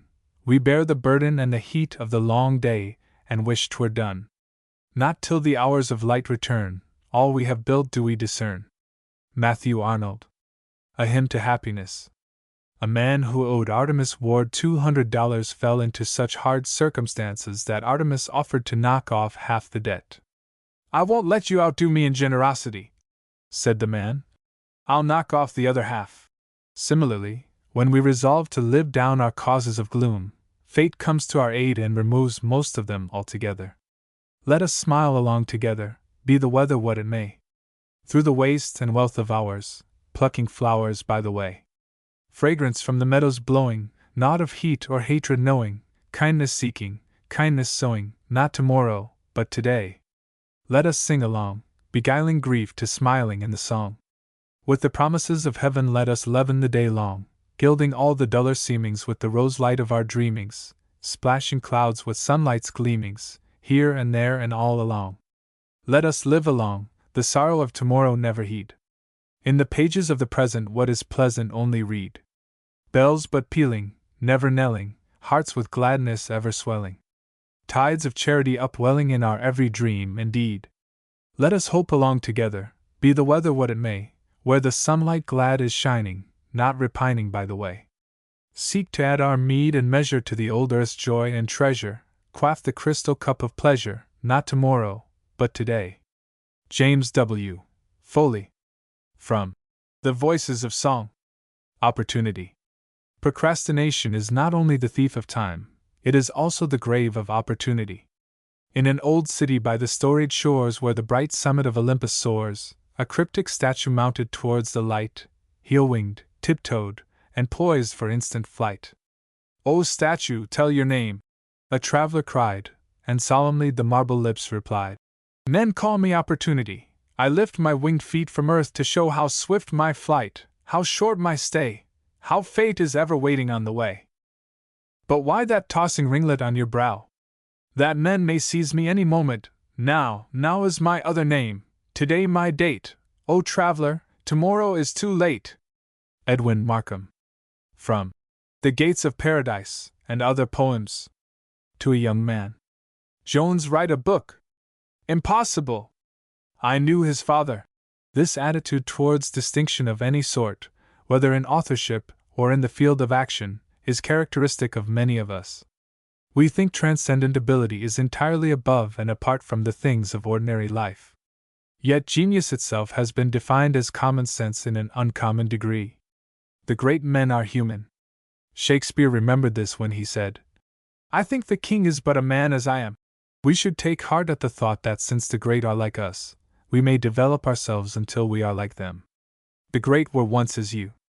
They whom men magnify today once groped and blundered on life's way, were fearful of themselves, and thought by magic was men's greatness wrought. They feared to try what they could do, yet fame hath crowned with her success the selfsame gifts that you possess. The great were young as you, dreaming the very dreams you hold, longing yet fearing to be bold, doubting that they themselves possessed the strength and skill for every test, uncertain of the truths they knew, not sure that they could stand to fate with all the courage of the great. Then came a day when they their first bold venture made, scorning to cry for aid. They dared to stand to fight alone, took up the gauntlet life had thrown, charged full front to the fray, mastered their fear of self, and then learned that our great men are but men. O youth, go forth and do. You too to fame may rise, you can be strong and wise. Stand up to life and play the man, you can if you'll but think you can. The great were once as you. You envy them their proud success? 'Twas one with gifts that you possess. Edgar A. Guest. Slogan. Some men want ideal conditions with pay in advance before they will work. But the world does not want such men, and has little place for them. Don't prate about what is your right, but bare your fists and show your might. Life is another man to fight catch as catch can. Don't talk of life as scurvy fate, who gave you favors just too late, or luck who threw you smiles for bait before he ran. Don't whine and wish that you were dead, but wrestle for your daily bread, and afterward let it be said, "He was a man." Jane Emmeline. Smiles. Smiles bring out the latent energies within us, as water reveals the bright colors in the stone it flows over. Smile a little, as you go along, not alone when life is pleasant, but when things go wrong.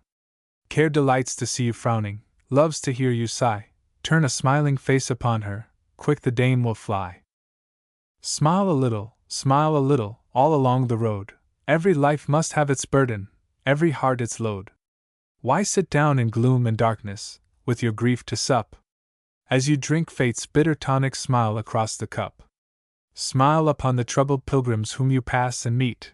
Frowns are thorns, and smiles are blossoms oft for weary feet.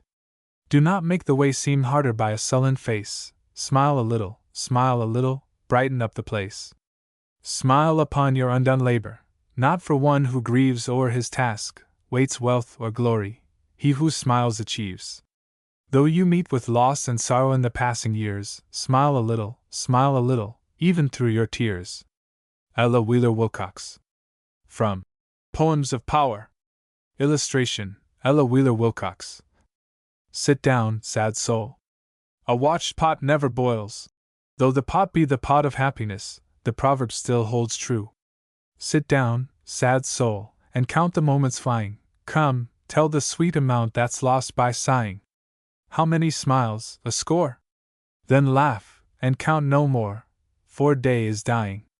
Lie down, sad soul, and sleep, and no more measure the flight of time, nor weep the loss of leisure. But here, by this lone stream, lie down with us and dream of starry treasure. We dream, do thou the same, we love, forever, we laugh, yet few we shame, the gentle, never. Stay, then, till sorrow dies, then, hope and happy skies are thine forever. Brian Waller Proctor. Song of Endeavor. Don Quixote discovered that there are no eggs in last year's birds' nests. Many of us waste our time in regrets for the past, without seeming to perceive that hope lies only in endeavor for the future. 'Tis not by wishing that we gain the prize, nor yet by ruing, but from our falling, learning how to rise, and tireless doing. The idol's broken, nor our tears and sighs may yet restore them.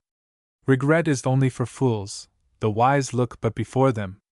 Nor ever yet success was wooed with tears. To notes of gladness alone the fickle goddess turns her ears, she hears not sadness. The heart thrives not in the dull rain and mist of gloomy pining. The sweetest flowers are the flowers sun-kissed, where glad light's shining.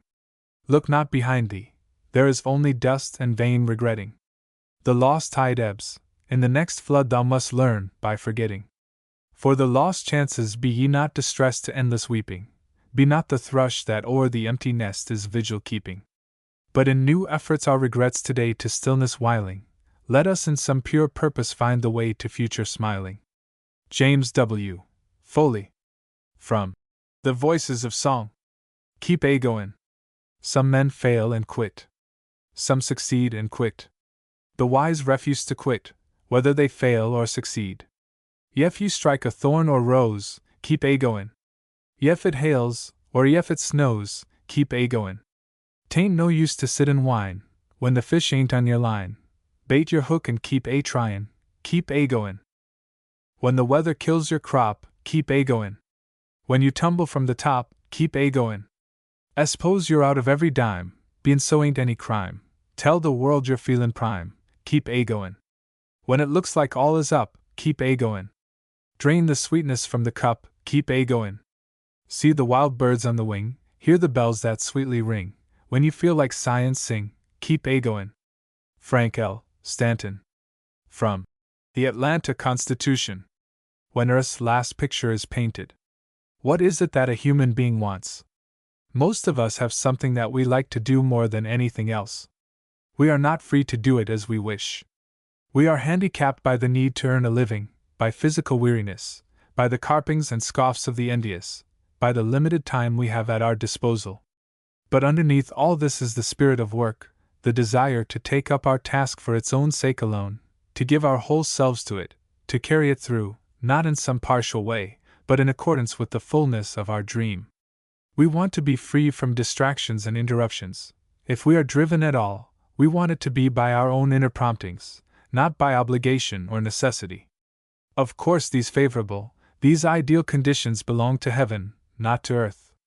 Kipling here explains what they will mean to the artist, the painter, but in doing so he expresses the longings of the true workman of whatsoever sort. He sums up the true spirit of work. When Earth's last picture is painted and the tubes are twisted and dried, when the oldest colors have faded, and the youngest critic has died, we shall rest, and faith, we shall need it, lie down for an aeon or two, till the master of all good workmen shall set us to work anew. And those that were good will be happy. They shall sit in a golden chair. They shall splash at a 10-league canvas with brushes of comet's hair. They shall find real saints to draw from, Magdalene, Peter, and Paul. They shall work for an age at a sitting and never be tired at all.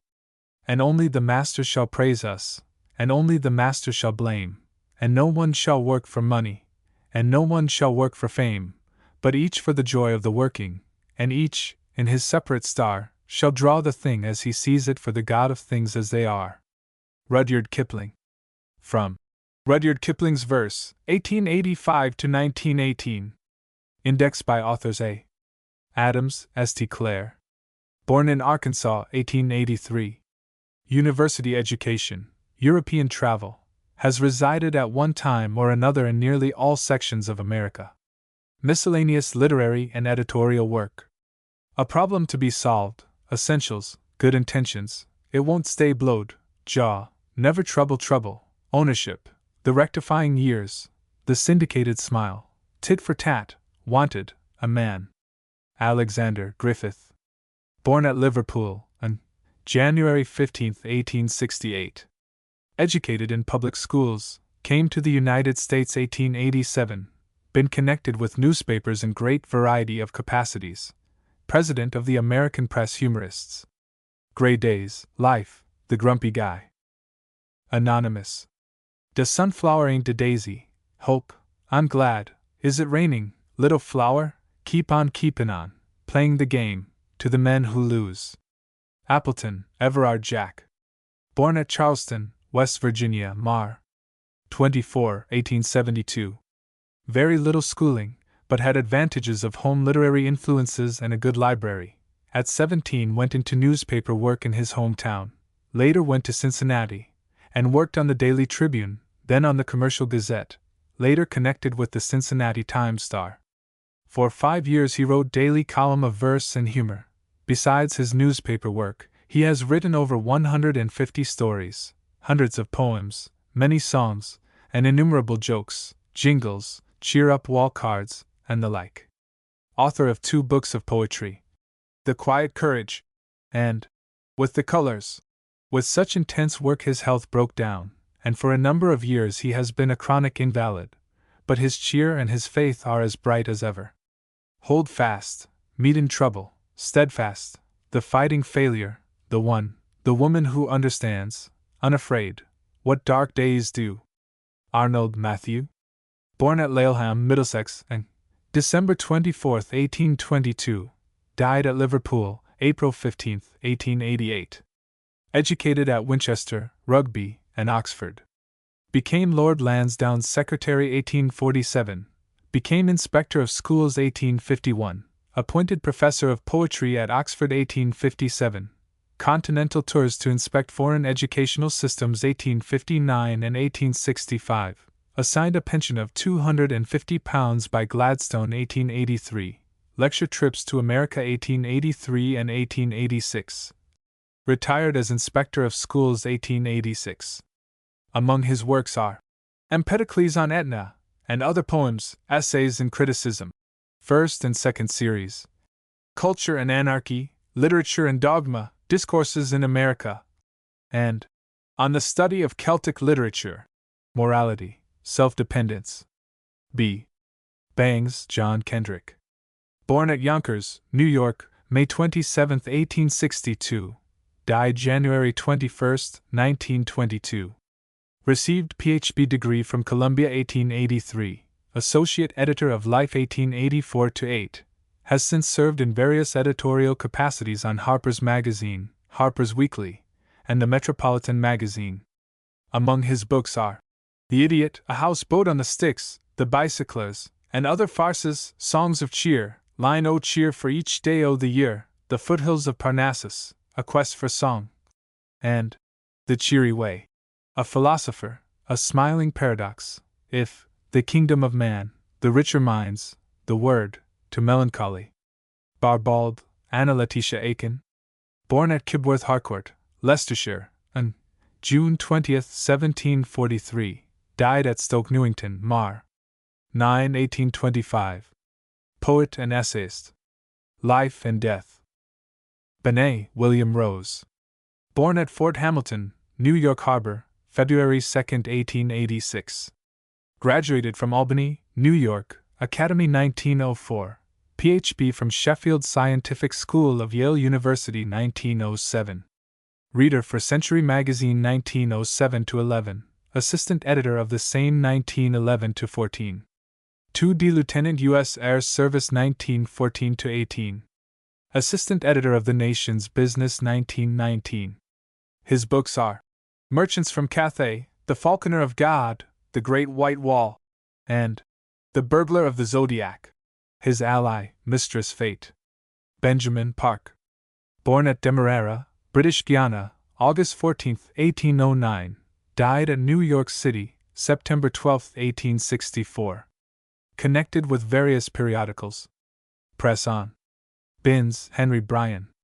Ultimate Act. Bradford, Gamaliel. Born at Boston, Massachusetts, October 9, 1863. Privately tutored till 1882. Entered Harvard College 1882 but was obliged to leave almost immediately because of ill health. Contributor of essays and poems to various magazines. Has a remarkable insight into the characters of historical figures, and in a few pages reveals their inner souls. Among his books are Types of American Character, A Pageant of Life, The Private Tutor, Between Two Masters, Matthew Porter, Lee, The American, Confederate Portraits, Union Portraits, A Naturalist of Souls, and Portraits of American Women, God, Heinelat, The Joy of Living. Brayley Burton. Born at Madison, Wisconsin, January 29, 1882. Graduated from the University of Wisconsin 1905. Reporter on the Butte, Montana, Intermountain 1905-6. Later with the Butte Evening News and the Billings, Montana, Gazette. With the New York Evening Mail 1909. Associate editor of Puck 1910. Freelance writer since 1910. Special correspondent in Northern Europe 1915-16. In France, England, and Germany 1918-19. Among his books are Sonnets of a Freshman, Songs of a Workaday World, Things as They Are, A Banjo at Armageddon, In Camp and Trench, and Buddy Ballads. Opportunity, Playing the Game, Start Where You Stand, Success, The Conqueror. Branch, Anna Hempstead. Born at New London, Connecticut. Graduated at Adelphi Academy, Brooklyn, 1893, from Smith College 1897, and from the American Academy of Dramatic Art, New York, 1900.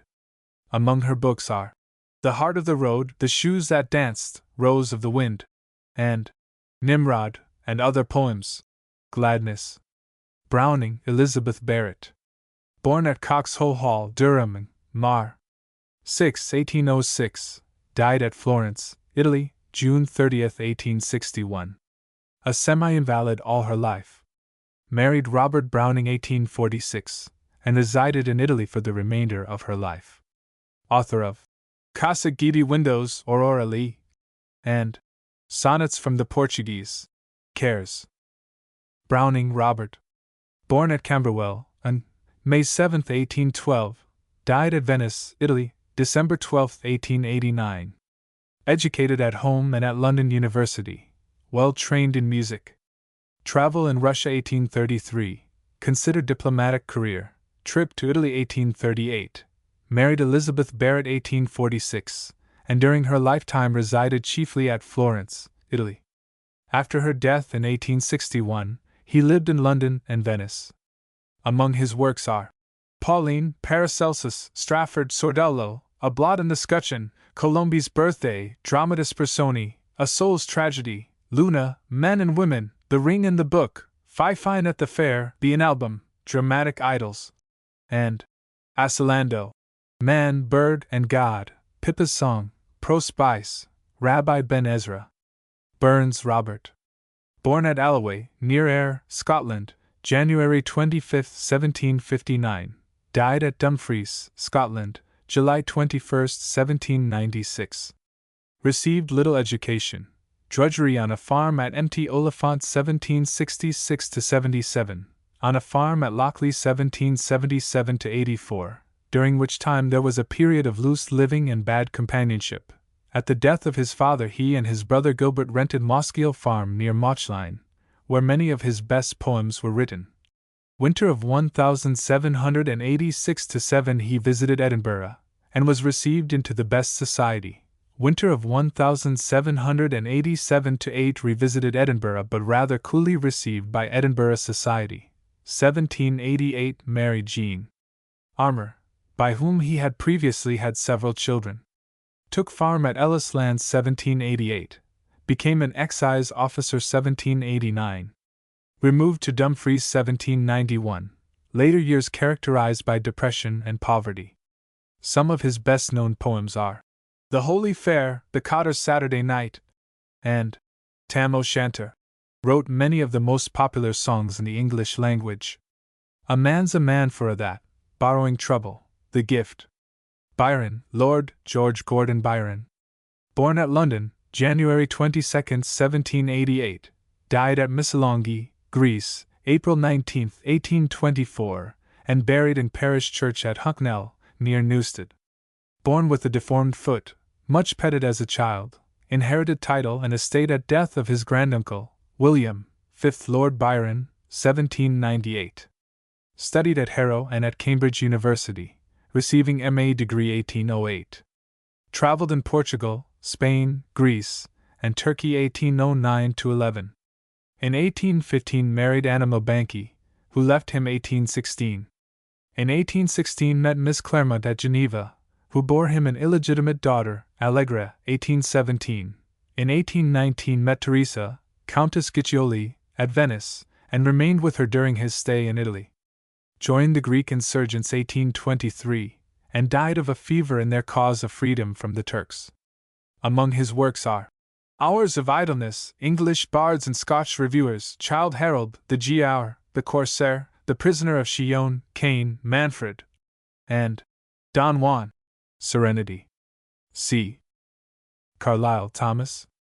Born at Ecclefechan, Dumfriesshire, Scotland, December 4, 1795. Died at Chelsea, London, February 4, 1881. Educated at Annan Grammar School and Edinburgh University. Mathematical tutor at Annan 1814.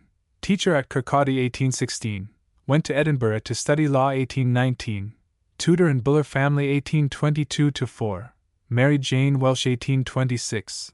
Lived successively at Cumley Bank, Edinburgh, and Craigengputtock 1828–34. Moved to Chelsea 1834. And remained there the rest of his life. Elected Lord Rector of Edinburgh University 1865. Among his works are Life of Schiller, Sartori Sardis, The French Revolution, Chartism, Heroes, Hero Worship, and the Heroic in History, Life and Letters of Oliver Cromwell, Life of Sterling, Latter-day Pamphlets, and Frederick the Great. Today, Clough, Arthur Hugh. Born at Liverpool on January 1, 1819, died at Florence, Italy, Nov. 13, 1861.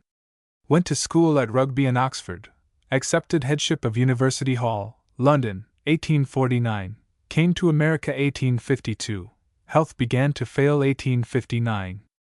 Say not the struggle not availeth. Coates, Florence Earl. Born at Philadelphia, Pennsylvania, educated at private schools and at the Convent of the Sacred Heart, France. Studied also at Brussels. President of the Browning Society of Philadelphia 1895–1903 and 1907–8. A founder of the Contemporary Club, Philadelphia, 1886. Member of the Society of Mayflower Descendants and Colonial Dames of America. Among her books are Mine and Thine, Lyrics of Life, and The Unconquered Air and Other Poems. A Hero, Courage, Per Aspera. Cook, Edmund Vance. Born at Port Dover, Canada, June 5, 1866. Educated principally at common schools. He began to give lecture entertainments 1893, and has been for years one of the most popular lyceum men before the public. Frequent contributor of poems, stories, and articles to the leading magazines. His poem, How Did You Die?, has attained a nationwide popularity. Among his books are Just Then Something Happened, The Story Club, Told to the Little Tot, Chronicles of the Little Tot, I Rule the House, Impertinent Poems, Little, Songs for Two, Rhymes to be Read, The Uncommon Commoner, and A Patch of Pansies. How Did You Die? Laugh a Little Bit. Crosby, Ernest Howard. Born at New York City, Nov. 4, 1856. Died there January 3, 1907. Graduated from University of New York 1876, and from Columbia Law School 1878. Lawyer in New York 1878–89. Judge of International Court at Alexandria, Egypt, 1889–94. Returned to New York 1894, and interested himself in social reform.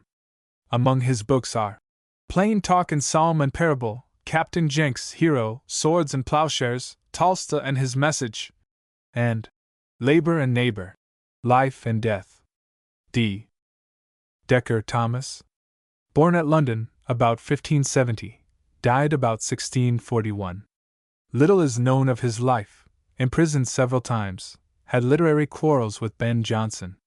Lived in the great period of the English drama, the age of Shakespeare, wrote many of his plays in collaboration with other writers of the period. Among his best-known plays are The Shoemaker's Holiday and Old Fortunatus, The Happy Heart. Drake, Joseph Rodman. Born at New York City, August 7, 1795, died there September 21, 1820. Author of The Culprit Fay and The American Flag, The Man Who Frets at Worldly Strife. E. Eliot, George, Mary and Evans Lewis Cross. Born at Arbury Farm, Warwickshire, and Nov. 22, 1819, died at Chelsea, London, December 22, 1880. Educated at Nuneaton and Coventry, assistant editor of the Westminster Review 1851-3. Lived with George Henry Lewes from 1854 until his death in 1878. Married John Walter Cross in 1880. Among her books, mostly novels, are Adam Bede, The Mill on the Floss, Silas Marner, Romola, Felix Holt, The Spanish Gypsy, Middlemarch, Daniel Deronda, and Impressions of Theophrastus Such, You May Count That Day. Emerson, Ralph Waldo. Born at Boston, Massachusetts, May 25, 1803, died at Concord, Massachusetts, April 27, 1882. Graduated at Harvard College 1821, working his way, taught school, began to study for the ministry 1823, licensed to preach 1826, trip to the South for his health 1827-8, Unitarian minister in Boston 1829-32, European travel 1832-3, settled at Concord 1834, lectured extensively for over 30 years. Contributed to the Dial 1840-4, visited Europe 1847-8 and 1872-3. Lectured at Harvard 1868-70. Some of his works are Nature, the American Scholar, Essays, First and Second Series, Representative Men, English Traits, The Conduct of Life, and Society and Solitude, Duty, Fable. F. Foley, James William. Born at St. Louis, Missouri, February 4, 1874. Educated at the University of South Dakota. Member of Masonic Order and past Grand Master of Masons. Had early ranch experience, knew Theodore Roosevelt during his ranching days. Began newspaper work on the Bismarck, North Dakota, Tribune 1892. During the Great War he served 17 months in army camps as an entertainer and inspirational lecturer, traveling 50,000 miles and addressing 250,000 men. For 15 years he has been lecturing and writing. His work includes books of verse, humorous sketches, and plays. At present associate editor of the Pasadena, California, Evening Post. Among his books are Boys and Girls, Tales of the Trail, Friendly Rhymes, Voices of Song, Letters of William Green, and Songs of School Days, A Hymn to Happiness, A Toast to Merriment, Days of Cheer, Friends of Mine, One of These Days, Song of Endeavor, Undismayed. Foss, Sam Walter. Born at Candia, New Hampshire, June 19, 1858, died in 1911. Graduated from Brown University 1882, editor 1883-93, general writer 1893-8, librarian at Somerville, Massachusetts, from 1898, lecturer and reader of his own poems. Among his books are Backcountry Poems, Whiffs from Wild Meadows, Dreams in Homespun, Songs of War and Peace, and Songs of the Average Man. The Firm of Grin and Barrett, 118, The House by the Side of the Road, 2. Fowler, Ellen Thornycroft, The Honorable Mrs. Alfred Felkin. Elder daughter of 1st Viscount Wolverhampton, married to Alfred Lawrence Felkin 1903. Among her books are Verses Grave and Gay, Verses Wise and Otherwise, Cupid's Garden, Concerning Isabel Carnaby, A Double Thread, The Farringdons, Love's Argument, place and power, Miss Fallowfield's fortune, the wisdom of folly, her ladyship's conscience. And 10 degrees backward, the wisdom of folly, 61. G. Garrison, Theodosia. Born at Newark, New Jersey, 1874. Educated at private schools at Newark. Married Joseph Garrison of Newark, 1898. Married Frederick J. Fox of Newark, 1911. Among her books are The Joy of Life and Other Poems, Earth Cry and Other Poems, and The Dreamers. A Prayer, 156. One Fight More, 145. Gates, Ellen M. Huntington. Born at Torrington, Connecticut, 1834, died at New York City, October 12, 1920. Schooling at Hamilton, New York. Among her books are Treasures of Curium the Dark, To the Unborn Peoples, and The Marble House. The Bars of Fate, 158. Your Mission, 120. Gillilan Strickland W. Born at Jackson, Ohio, October 9, 1869. Attended Ohio University to junior year. Began newspaper work on the Jackson, Ohio, Herald 1887, and has since been on the staffs of many newspapers and magazines in various capacities. Writer of humorous verse, and popular lyceum lecturer. Among his books are Including Finnegan, Including You and Me, and A Sample Case of Humor. Keep Sweet, 220. Gilman, Charlotte Perkins. Born at Hartford, Connecticut, July 3, 1860. Excellent home instruction, school attendance scant, real education reading and thinking, mainly in natural science, history, and sociology. Writer and lecturer on humanitarian topics, especially along lines of educational and legal advancement. The Forerunner, a monthly magazine, entirely written by her, published for 7 years from 1910. Among her publications are In This Our World, Women in Economics, Concerning Children, The Home, Human Work, The Yellow Wallpaper, The Man-Made World, Moving the Mountain, What Diantha Did, and The Crux. Resolve, The Lion Path. Glenzer, Richard Butler. Born at Paris, France, December 15, 1876. Educated at the Hill School and Yale. Interior decorator, poet, and essayist. At present scenario writer at Hollywood, California. Author of Beggar and King and Literary Snapshots, Man or Mannequin. Goethe, Johann Wolfgang von. Born at Frankfurt on the Main, Germany, August 28, 1749, died at Weimar, Mar. 22, 1832. Famous poet, dramatist, and prose writer. Among his well-known works are The Sorrows of Young Werther, Wilhelm Meister, Hermann and Dorothea, and Faust. Lose the Day Loitering. Gray, Thomas. Born at London, December 26, 1716, died at Cambridge, July 30, 1771. Educated at Eton and Cambridge, went with Horace Walpole on trip to continent 1739–41, became professor of modern history at Cambridge 1768, but did not teach. A man singularly retiring and shy throughout his life. Among his well-known poems are Ode on a Distant Prospect of Eton College, Elegy Written in a Country Churchyard, The Progress of Poetry, The Bard, The Fatal Sisters, and The Descent of Odin, Opening Paradise. Guest Edgar Albert.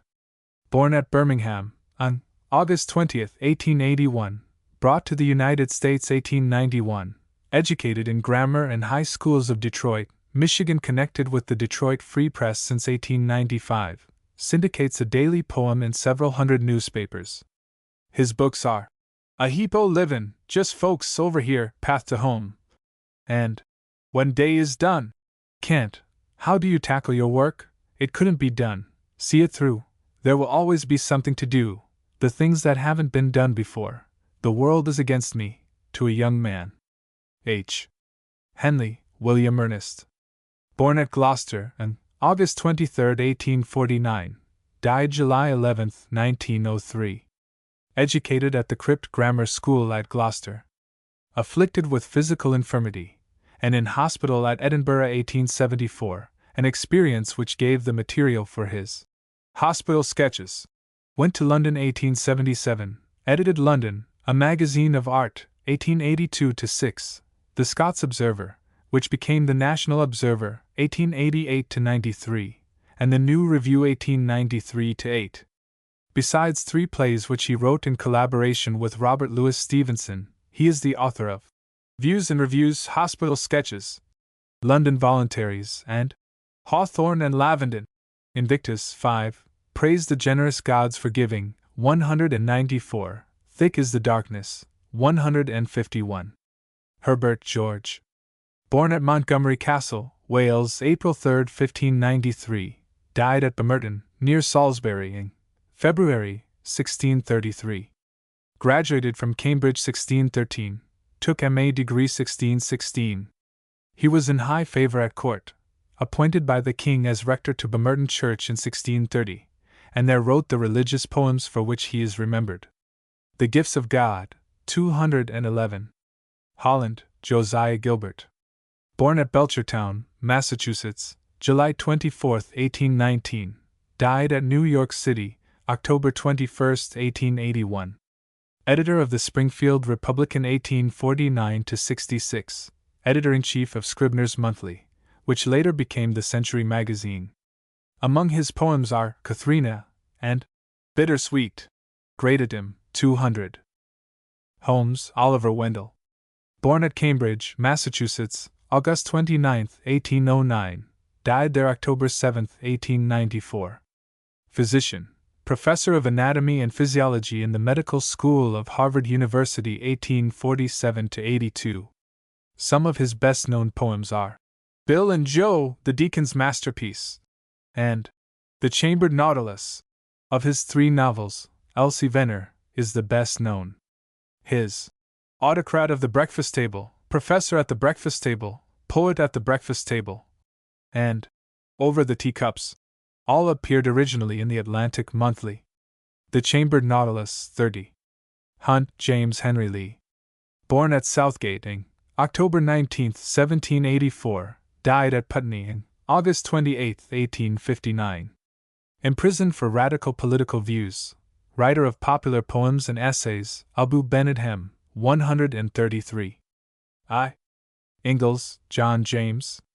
Born at Middleton, Massachusetts, December 29, 1833, died at Las Vegas, New Mexico, August 16, 1900. Educated at Williams College, admitted to the bar 1857, moved to Kansas, member of the State Senate 1861, U.S. Senator from Kansas 1873-91. Opportunity 54. J. Johnson Ben. Born at Westminster, about 1573, died August 6, 1637. Went to school at St. Martin's in the Fields and Westminster. Shakespeare played one of the roles in his comedy, Every Man in His Humour, 1598. He went to France as the tutor of the son of Sir Walter Raleigh 1613, was in the favour of the court, from which he received a pension. Attacked with palsy 1626, and later with dropsy, and confined to his bed most of his later years. Well-known plays besides the ones cited above are Epicoene, The Alchemist, Volpone, Bartholomew Fair, and Catiline, author of the lyric, Drink to Me Only with Thine Eyes, and a volume of criticism, Timber, The Noble Nature, 177. K. Keats John. Born at London, October 29, 1795, died at Rome, February 23, 1821. Went to Enfield School, apprenticed to a druggist 1811-15, student in London hospitals 1815-17, passed examination at Apothecaries' Hall 1816, but never practiced. Walking trip to Scotland 1818. His health rapidly failed, and he sailed to Naples in September 1820, and then went to Rome, where, until his death, he was attended by his friend Severn. Among his well-known poems are On First Looking into Chapman's Homer, and Dimin, The Eve of St. Agnes, Isabella, La Belle Dame sans Merci, Ode to Psyche, Ode to a Grecian Urn, Ode to a Nightingale, Ode on Melancholy, Lamia, Ode to Autumn, and Hyperion, Fairy Song, 193. Kibbe, William Judson. Born at Knoxville, Tennessee, Mar. 12, 1876. Educated in Knoxville Public Schools, graduate of the Sheldon School. Character analyst and industrial psychologist, newspaper and magazine contributor. President of the Lions Club of New York, 32nd degree Mason. Appreciation, 219. Helping out, 96. King Benjamin Franklin, Jr. Born at St. Joseph, Michigan, Mar. 17, 1857. Died at Bowling Green, Kentucky, April 7, 1894. At an early age showed a remarkable talent in music, a public entertainer on the piano and reciter of his own verse. His poems collected in Ben King's Verse. If I Should Die 13, The Pessimist, 166. Kipling, Rudyard. Born at Bombay, India, December 30, 1865. Educated in England at United Service College. Returned to India 1880. Assistant editor of Civil and Military Gazette 1882-89. Returned to England 1889. Resided in the United States for several years. Has traveled in Japan and Australasia. Received the Nobel Prize for Literature 1907. Honorary degrees from McGill University, Durham, Oxford, and Cambridge. Among his books are Departmental Ditties, Plain Tales from the Hills, Under the Deodars, Phantom Rickshaw, Wee Willie Winkle, Life's Handicap, The Light That Failed, Baroque Ballads, The Jungle Book, The Second Jungle Book, The Seven Seas, Captains Courageous, The Day's Work, Kim, Just So Stories, Puck of Pook's Hill, Actions and Reactions, Rewards and Fairies, Fringes of the Fleet, and Sea Warfare. If for When Earth's Last Picture is Painted. 230. Kaiser, Samuel Ellsworth. Born at Shippenville, Pennsylvania, educated in Pennsylvania and Ohio.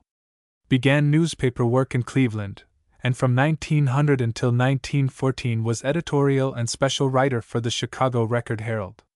Noted for his humorous sketches, which have been widely syndicated. His poem, Unsubdued, is, like Henley's Invictus, a splendid portrayal of undaunted courage in the face of defeat.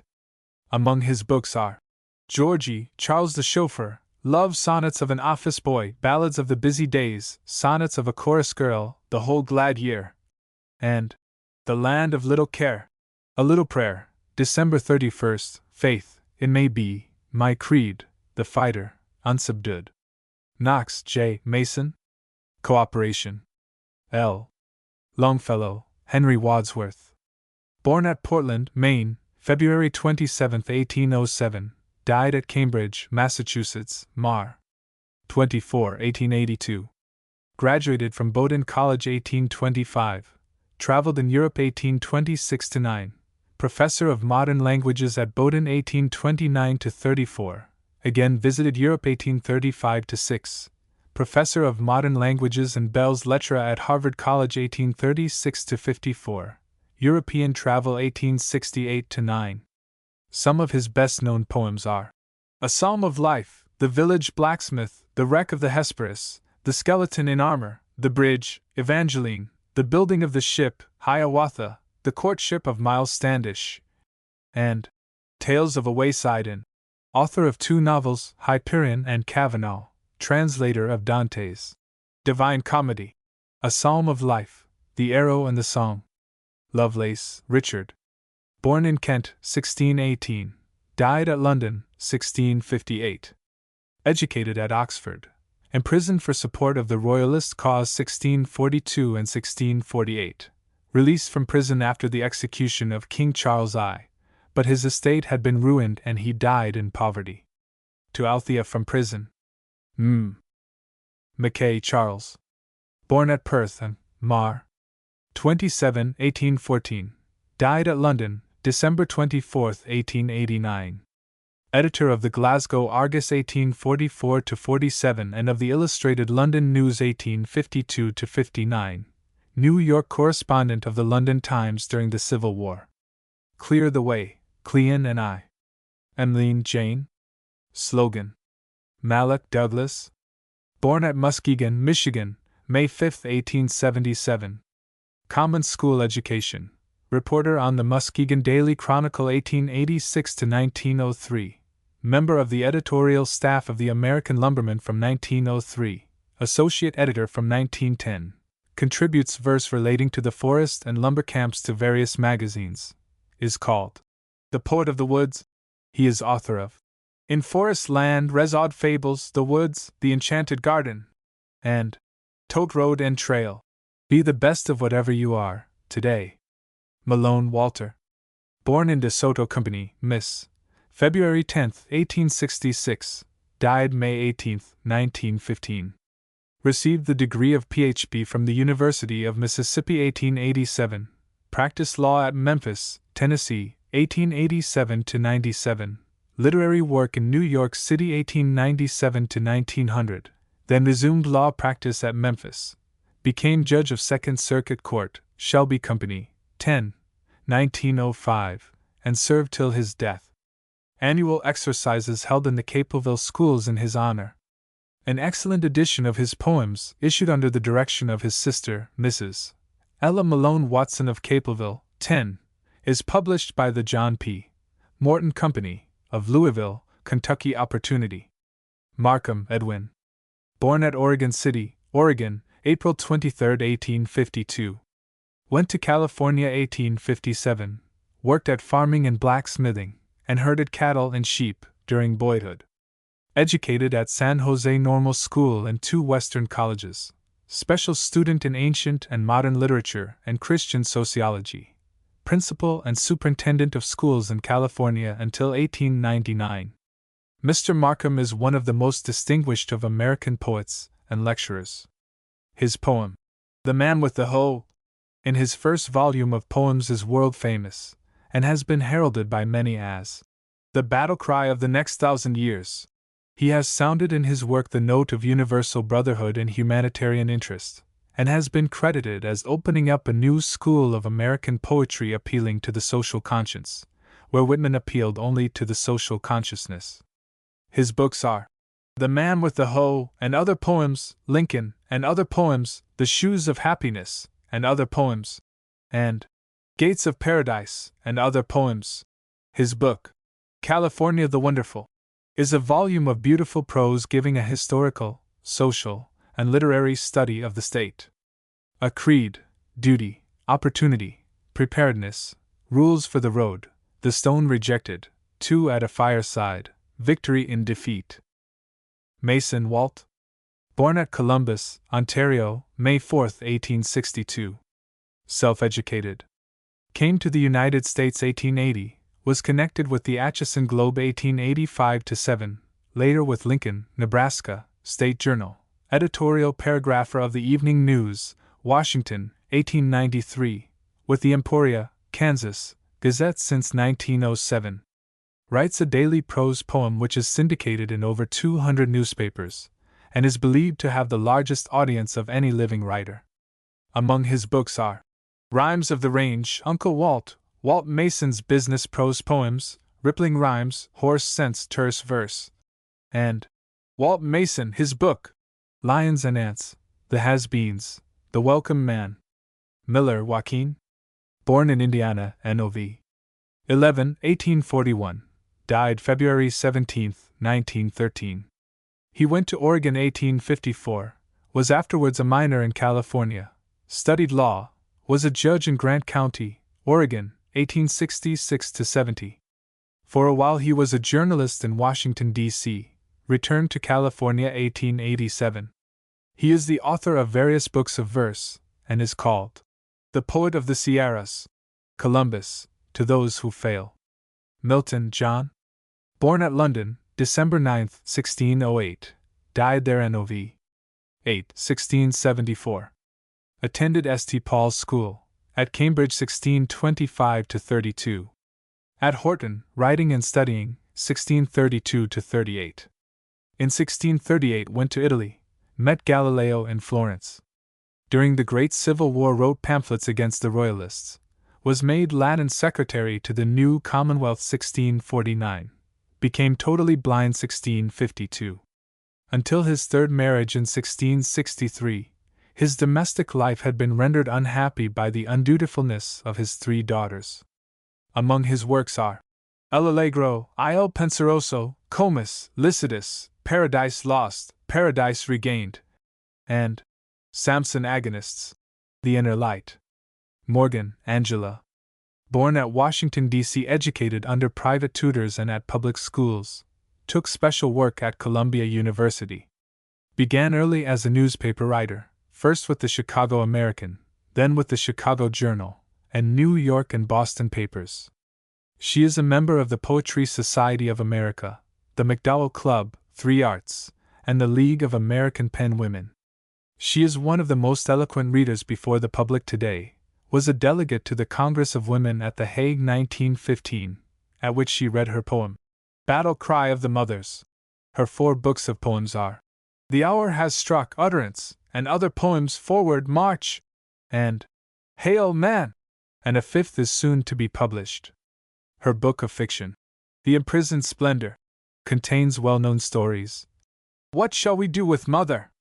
The Craving, Such is the Love of Woman, and The Making of a Man, some of which appeared previously in magazines. A novel is shortly to be published. A Song of Life, A Song of Thanksgiving, Grief, Know Thyself, Stand Forth, When Nature Wants a Man, Work. Morris, Joseph. Born in Ohio 1889. College and university education, professor of English and lecturer on literary subjects, newspaper and magazine contributor, connected with publishing houses since 1917 in various editorial capacities. A lesson from history, Borrowed Feathers, Can You Sing a Song? If You Can't Go Over or Under, Go Round, Philosophy for Croakers, Swellitis, The Glad Song, The Unmusical Soloist, 2 Raindrops. N. Nehart, John Gneisenau. Born near Sharpsburg, Illinois, January 8, 1881. Completed the scientific course at the Nebraska Normal College 1897. Received the degree of Doctor of Literature from the University of Nebraska 1917. Declared Poet Laureate of Nebraska by a joint resolution of the legislature, April 1921. In recognition of the significance of the American epic cycle upon which he has been working for 8 years. Winner of the prize of $500 offered by the Poetry Society of America for the best volume of poetry. The Song of 3 Friends, published by an American in 1919. Has been literary critic of the Minneapolis Journal since 1912.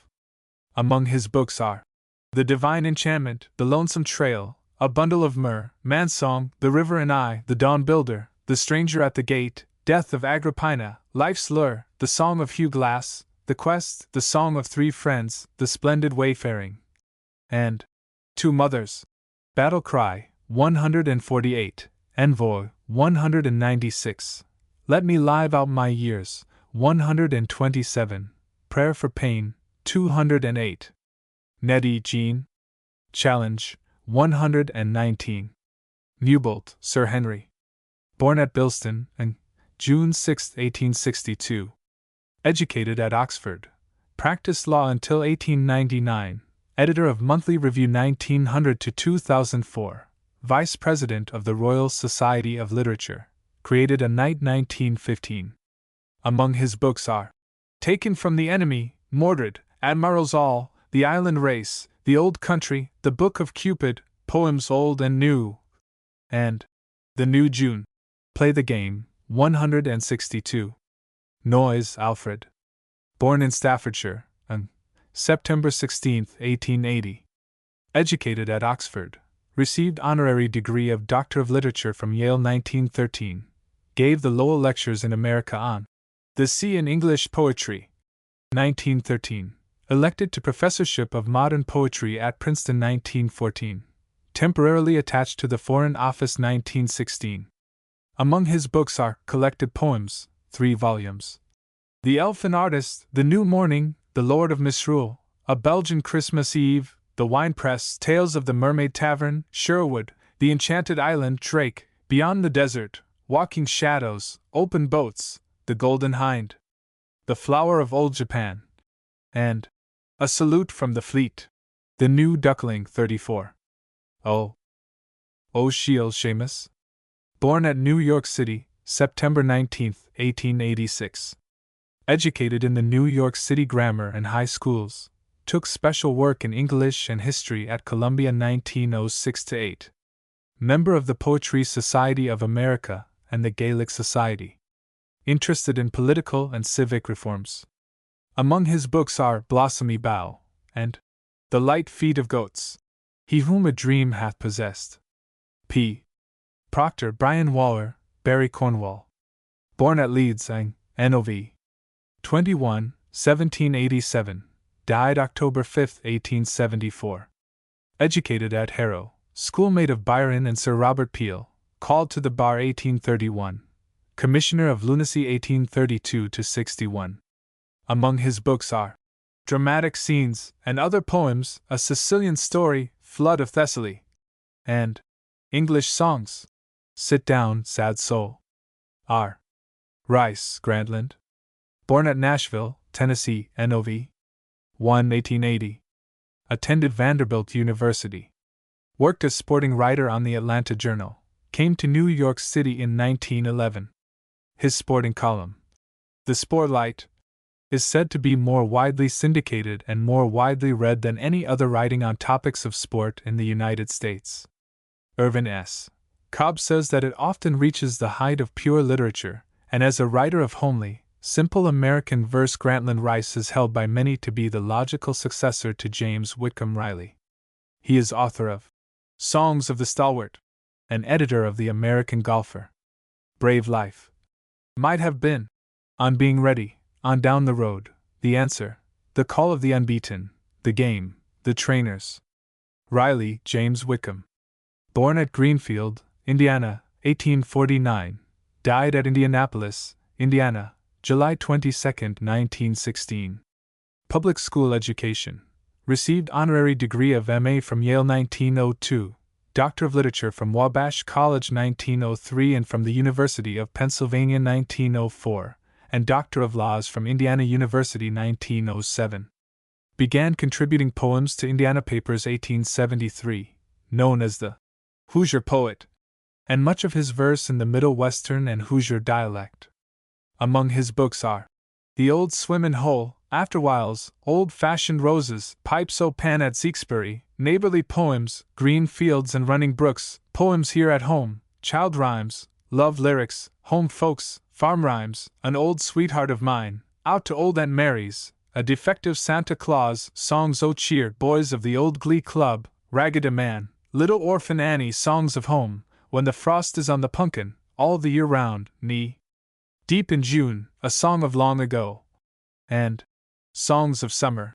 His complete works are issued by the Bobbs Merrill Company in the biographical edition of James Whitcomb Riley, 1913. Just Be Glad, 14. My Philosophy, 57. Rittenhouse, Jesse Bell. Born at M.T. Morris, New York, graduate of Genesee Wesleyan Seminary, Lima, New York, teacher of Latin and English in a private school at Cairo, Illinois, and at Ackley Institute for Girls, Grand Haven, Michigan, 1893-4. Active newspaper work and reviewer until 1900. Contributor to New York Times Review of Books and The Bookman. Lecturer on modern poetry in extension courses of Columbia University. Her books are The Little Book of Modern Verse, The Little Book of Modern American Verse, Second Book of Modern Verse, The Younger American Poets, and The Door of Dreams. My Wage, 183. S. Service, Robert William. Born at Preston, and January 10, 1874. Educated at Hillhead Public School, Glasgow. Served apprenticeship with the Commercial Bank of Scotland, Glasgow. Emigrated to Canada and settled on Vancouver Island. For a while engaged in farming, and later traveled up and down the Pacific coast, following many occupations. Finally joined the staff of the Canadian Bank of Commerce in Victoria, BC, 1905. Was later transferred to Whitehorse, Yukon Territory, and then to Dawson. He spent 8 years in the Yukon, much of it in travel. In Europe during the Great War, in Paris 1921. Among his books are The Spell of the Yukon, Ballads of a Chirchico, Rhymes of a Rolling Stone, Rhymes of a Red Cross Man, and Ballads of a Bohemian. The Quitter 8. Shakespeare, William. Born at Stratford-on-Avon, April 23, 1564, died there April 23, 1616, and buried in Stratford Church. Probably attended Stratford Grammar School, married Anne Hathaway, who was 8 years his senior, Nov. 1582, a daughter, Susanna, born May 1, 1583, twins, Hamnet and Judith, born 1585. About 1585 went to London, and became connected with the theatre as actor, reviser of old plays, etc. His son Hamet died 1596. His father applied for a coat of arms 1596. Bought new place at Stratford 1597, coat of arms granted 1599, shareholder in Globe Theatre 1599. His father died 1601. His daughter Susanna married to John Hall, a physician at Stratford, 1607. His mother died 1608. Retired from theatre and returned to Stratford about 1611. His daughter Judith married to Thomas Quinney, a vintner, 1616. His wife died 1623. Last descendant, Lady Bernard, died 1670. Folio edition of his plays 1623. Characterized by surpassing ability in both comedy and tragedy, extraordinary insight into human character, and supreme mastery of language. Besides his plays, which are too well known to require listing, he wrote Sonnets, Venus and Adonis, and The Rape of Lucrece. A Good Name, 109, Cowards, 194, Good Deeds, 216, Having Done and Doing, 52, Opportunity, 54, Order and the Bees, 75, Painting the Lily, 188, Polonius's Advice to Laertes, 49, Sadness and Merriment, 218, Sleep and the Monarch, 142, Stability, 157, The Belly and the Members, 152, The Life Without Passion, 213. Shelley Percy Bysshe. Born at Field Place, Sussex, on August 4, 1792, drowned off Viareggio, Italy, July 8, 1822. Educated at Eton 1804-10, expelled from Oxford for publication of pamphlet The Necessity of Atheism, 1811. Married Harriet Westbrook 1811, left her 1814, and went to Switzerland with Mary Godwin, returned to England 1815, received £1,000 a year from his grandfather's estate 1815. Harriet drowned herself 1816, and he formally married Mary the next month. They went to Italy 1818. He was drowned on a voyage to welcome Leigh Hunt to Italy. His body burned on a funeral pyre in the presence of Byron, Hunt, and Trelawney. Some of his well-known poems are Queen Mab, Alastor, The Revolt of Islam, Prometheus Unbound, Adonais to a Skylark, and Ode to the West Wind. He also wrote a poetical tragedy, The Cenci. Prometheus Unbound, 184. Sill, Edward Rowland. Born at Windsor, Connecticut, 1841, died at Cleveland, Ohio, February 27, 1887. Graduated from Yale 1861, professor of English at University of California 1874-82. Faith, 112, Life, 99, Opportunity, 56. Southwell Robert. Born about 1561, executed at Tyburn, February 21, 1595. Educated at Paris, received into the Society of Jesus 1578, returned to England 1586, became chaplain to the Countess of Arundel 1589, betrayed to the authorities 1592, imprisoned for 3 years and finally executed. Times Go by Turns, 122. Stanton, Frank Levy. Born at Charleston, South Carolina, February 22, 1857. Common school education, served apprenticeship as printer, identified with the Atlanta Press for years, especially with the Atlanta Constitution, in which his poems have been a feature, and have won for him a unique place among modern verse writers. Some of his books are Songs of the Soil, Comes One with a Song, Songs from Dixieland, Up from Georgia, and Little Folks Down South. A Hopeful Brother, 67, A Little Thankful Song, 181, A Poor Unfortunate, 137, A Pretty Good World, 189, A Song of Tomorrow, 187, Here's Hopin', 164, Hoe Your Row, 203, Just Whistle, 38, Keep A Goin', 229, This World, 133. Stevenson, Robert Louis. Born at Edinburgh, Nov. 13, 1850, died at Apia, Samoa, December 4, 1894. Early education irregular because of poor health. Went to Italy with his parents 1863, at Edinburgh University 1867–73, at first preparing for engineering but later taking up law, admitted to the bar 1875 but never practiced. Various trips to the continent between 1873–79, visited America 1879–80, resided in Switzerland, France, and England 1882–7, came to America again 1887–8, voyages in Pacific 1888–91, at Vailima, Samoa, 1891–94. A conspicuous example of a man always in poor health yet courageous and optimistic throughout his life. Among his books are A Lodging for the Night, Travels with a Donkey, Virginibus Puerisque, New Arabian Nights, Treasure Island, A Child's Garden of Verse, The Strange Case of Dr. Jekyll and Mr. Hyde Kidnapped, The Master of Ballantrae, Father Damien, Ebb Tide, and Weir of Hermiston, The Celestial Surgeon. T. Teichner Miriam. Born at Detroit, Michigan, 1888. Educated in public schools there, graduated from Central High School, took special courses in English and economics at the University of Michigan. Member of staff of Detroit News after leaving school, writing a daily column of verse and humor. Came to New York City as special feature writer of the New York Globe 1915. In Germany for the Detroit News and Associated Newspapers writing of post-war social and economic conditions 1921. Awareness, Submission, The Struggle, Victory. Tennyson Alfred Lord.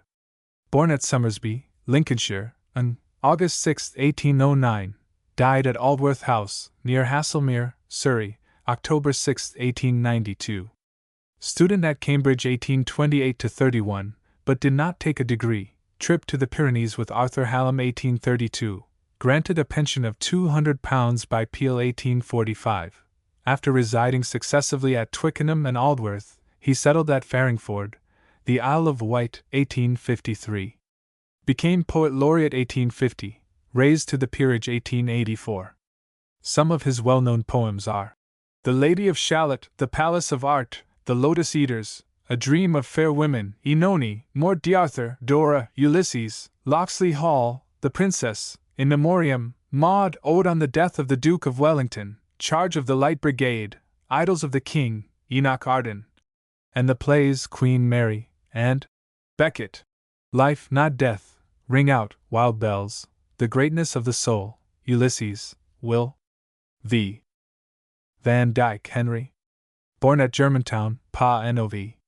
10, 1852, graduated at Polytechnical Institute of Brooklyn 1869, A.B. degree from Princeton 1873, M.A. degree from there 1876, graduated from Princeton Theological Seminary 1877, studied at University of Berlin 1877–9, has received honorary degrees from Princeton, Harvard, Yale, Union, Wesleyan, Pennsylvania, and Oxford. Pastor of United Congregational Church, Newport, Rhode Island, 1879–82, and of the Brick Presbyterian Church, New York, 1883–1900, Professor of English Literature at Princeton from 1900, U.S. Minister to the Netherlands and Luxembourg 1913–17. Author of The Poetry of Tennyson, Sermons to Young Men, Little Rivers, The Other Wise Man, The First Christmas Tree, The Builders, and other poems, The Lost Word, Fisherman's Luck, The Toiling of Felix, and other poems, The Blue Flower, Music, and other poems, Out of Doors in the Holy Land, The Mansion, and The Unknown Quantity. Four Things 3, Work, 65. W. Whittier, John Greenleaf. Born at Haverhill, Massachusetts, December 17, 1807, died at Hampton Falls, New Hampshire, September 7, 1892. Of Quaker ancestry, father a poor farmer, as a boy he injured his health by hard work on the farm. Taught school, attended Haverhill Academy for 2 terms 1827–8, edited Haverhill Gazette 1830, returned to the farm in broken health 1832. Member of Massachusetts Legislature 1835–6. An ardent opponent of slavery, edited the Pennsylvania Freeman 1838–40, several times attacked by mobs because of his views on slavery. Leading writer for the Washington_National Era _1847–57, contributed to the Atlantic Monthly 1857. Some of his well-known poems are Maud Muller, The Barefoot Boy, Barbara Frietchie, Snowbound, and The Eternal Goodness, My Triumph 90. Whittimer, Margaret. Born at Dolestown, Pennsylvania, educated at home, graduated at the Drexel Institute Library School 1909. Began writing in childhood. Her first published poem, The Factories, was widely quoted. Married Robert Haven Shaughflin 1919. Among her books are The Rose Garden Husband, Winona of the Camp Fire, Factories, with other lyrics, Why Not? The Wishing Ring Man, The Old Road to Paradise, and The Boardwalk, To Youth After Pain, 103. Wilcox, Ella Wheeler. Born at Johnston Center, Wisconsin, 1855, died at her home in Connecticut, October 31, 1919. Educated. Poems of Pleasure, Kingdom of Love, Poems of Passion, Poems of Progress, Poems of Sentiment, New Thought, Common Sense, Pick Poems, Gems from Wilcox, Faith, Love, Hope, Cheer, and The World and I. Life, 139, Smiles, 226, Solitude, 16, The Disappointed, 126, Will, 107, Wishing, 86, Worthwhile, 28. Wordsworth, William. Born at Cockermouth, Cumberland, Eng. April 7, 1770. Died at Rydal Mount, April 23, 1850. Educated at Hawkshead Grammar School and Cambridge University, where he graduated 1791. Traveled on continent 1790. In France 1791–2, where he sympathized with the French Republicans. Received £900 legacy 1795, and settled with his sister Dorothy at Racedown, Dorsetshire. To be near Coleridge he removed to Alfoxden 1797, went to continent 1798, returned to England 1799, and settled at Grasmere in the Lake District. Married Mary Hutchison 1802, settled at Allen Bank 1808, removed to Grasmere 1811. Appointed distributor of stamps 1813, and settled at Rydal Mount. Travelled in Scotland 1814 and 1832, on the continent 1820 and 1837. Given a pension of £300 by Peel 1842, became Poet Laureate 1843. Some of his well-known poems are The Excursion, Tintern Abbey, Yarrow Revisited, The Prelude, Intimations of Immortality, and We Are Seven. Ode to Duty, 190, The Daffodils, 180, The Rainbow, 117. Wotton, Sir Henry. Born at Bocton Mullairb, Kent, in 1568, died at Eton, 1639. Educated at Winchester and Oxford, on the continent 1588–95, became the secretary of the Earl of Essex 1595, English ambassador to Venice, Germany, etc. Became provost of Eton College 1624. Character of a Happy Life, 214.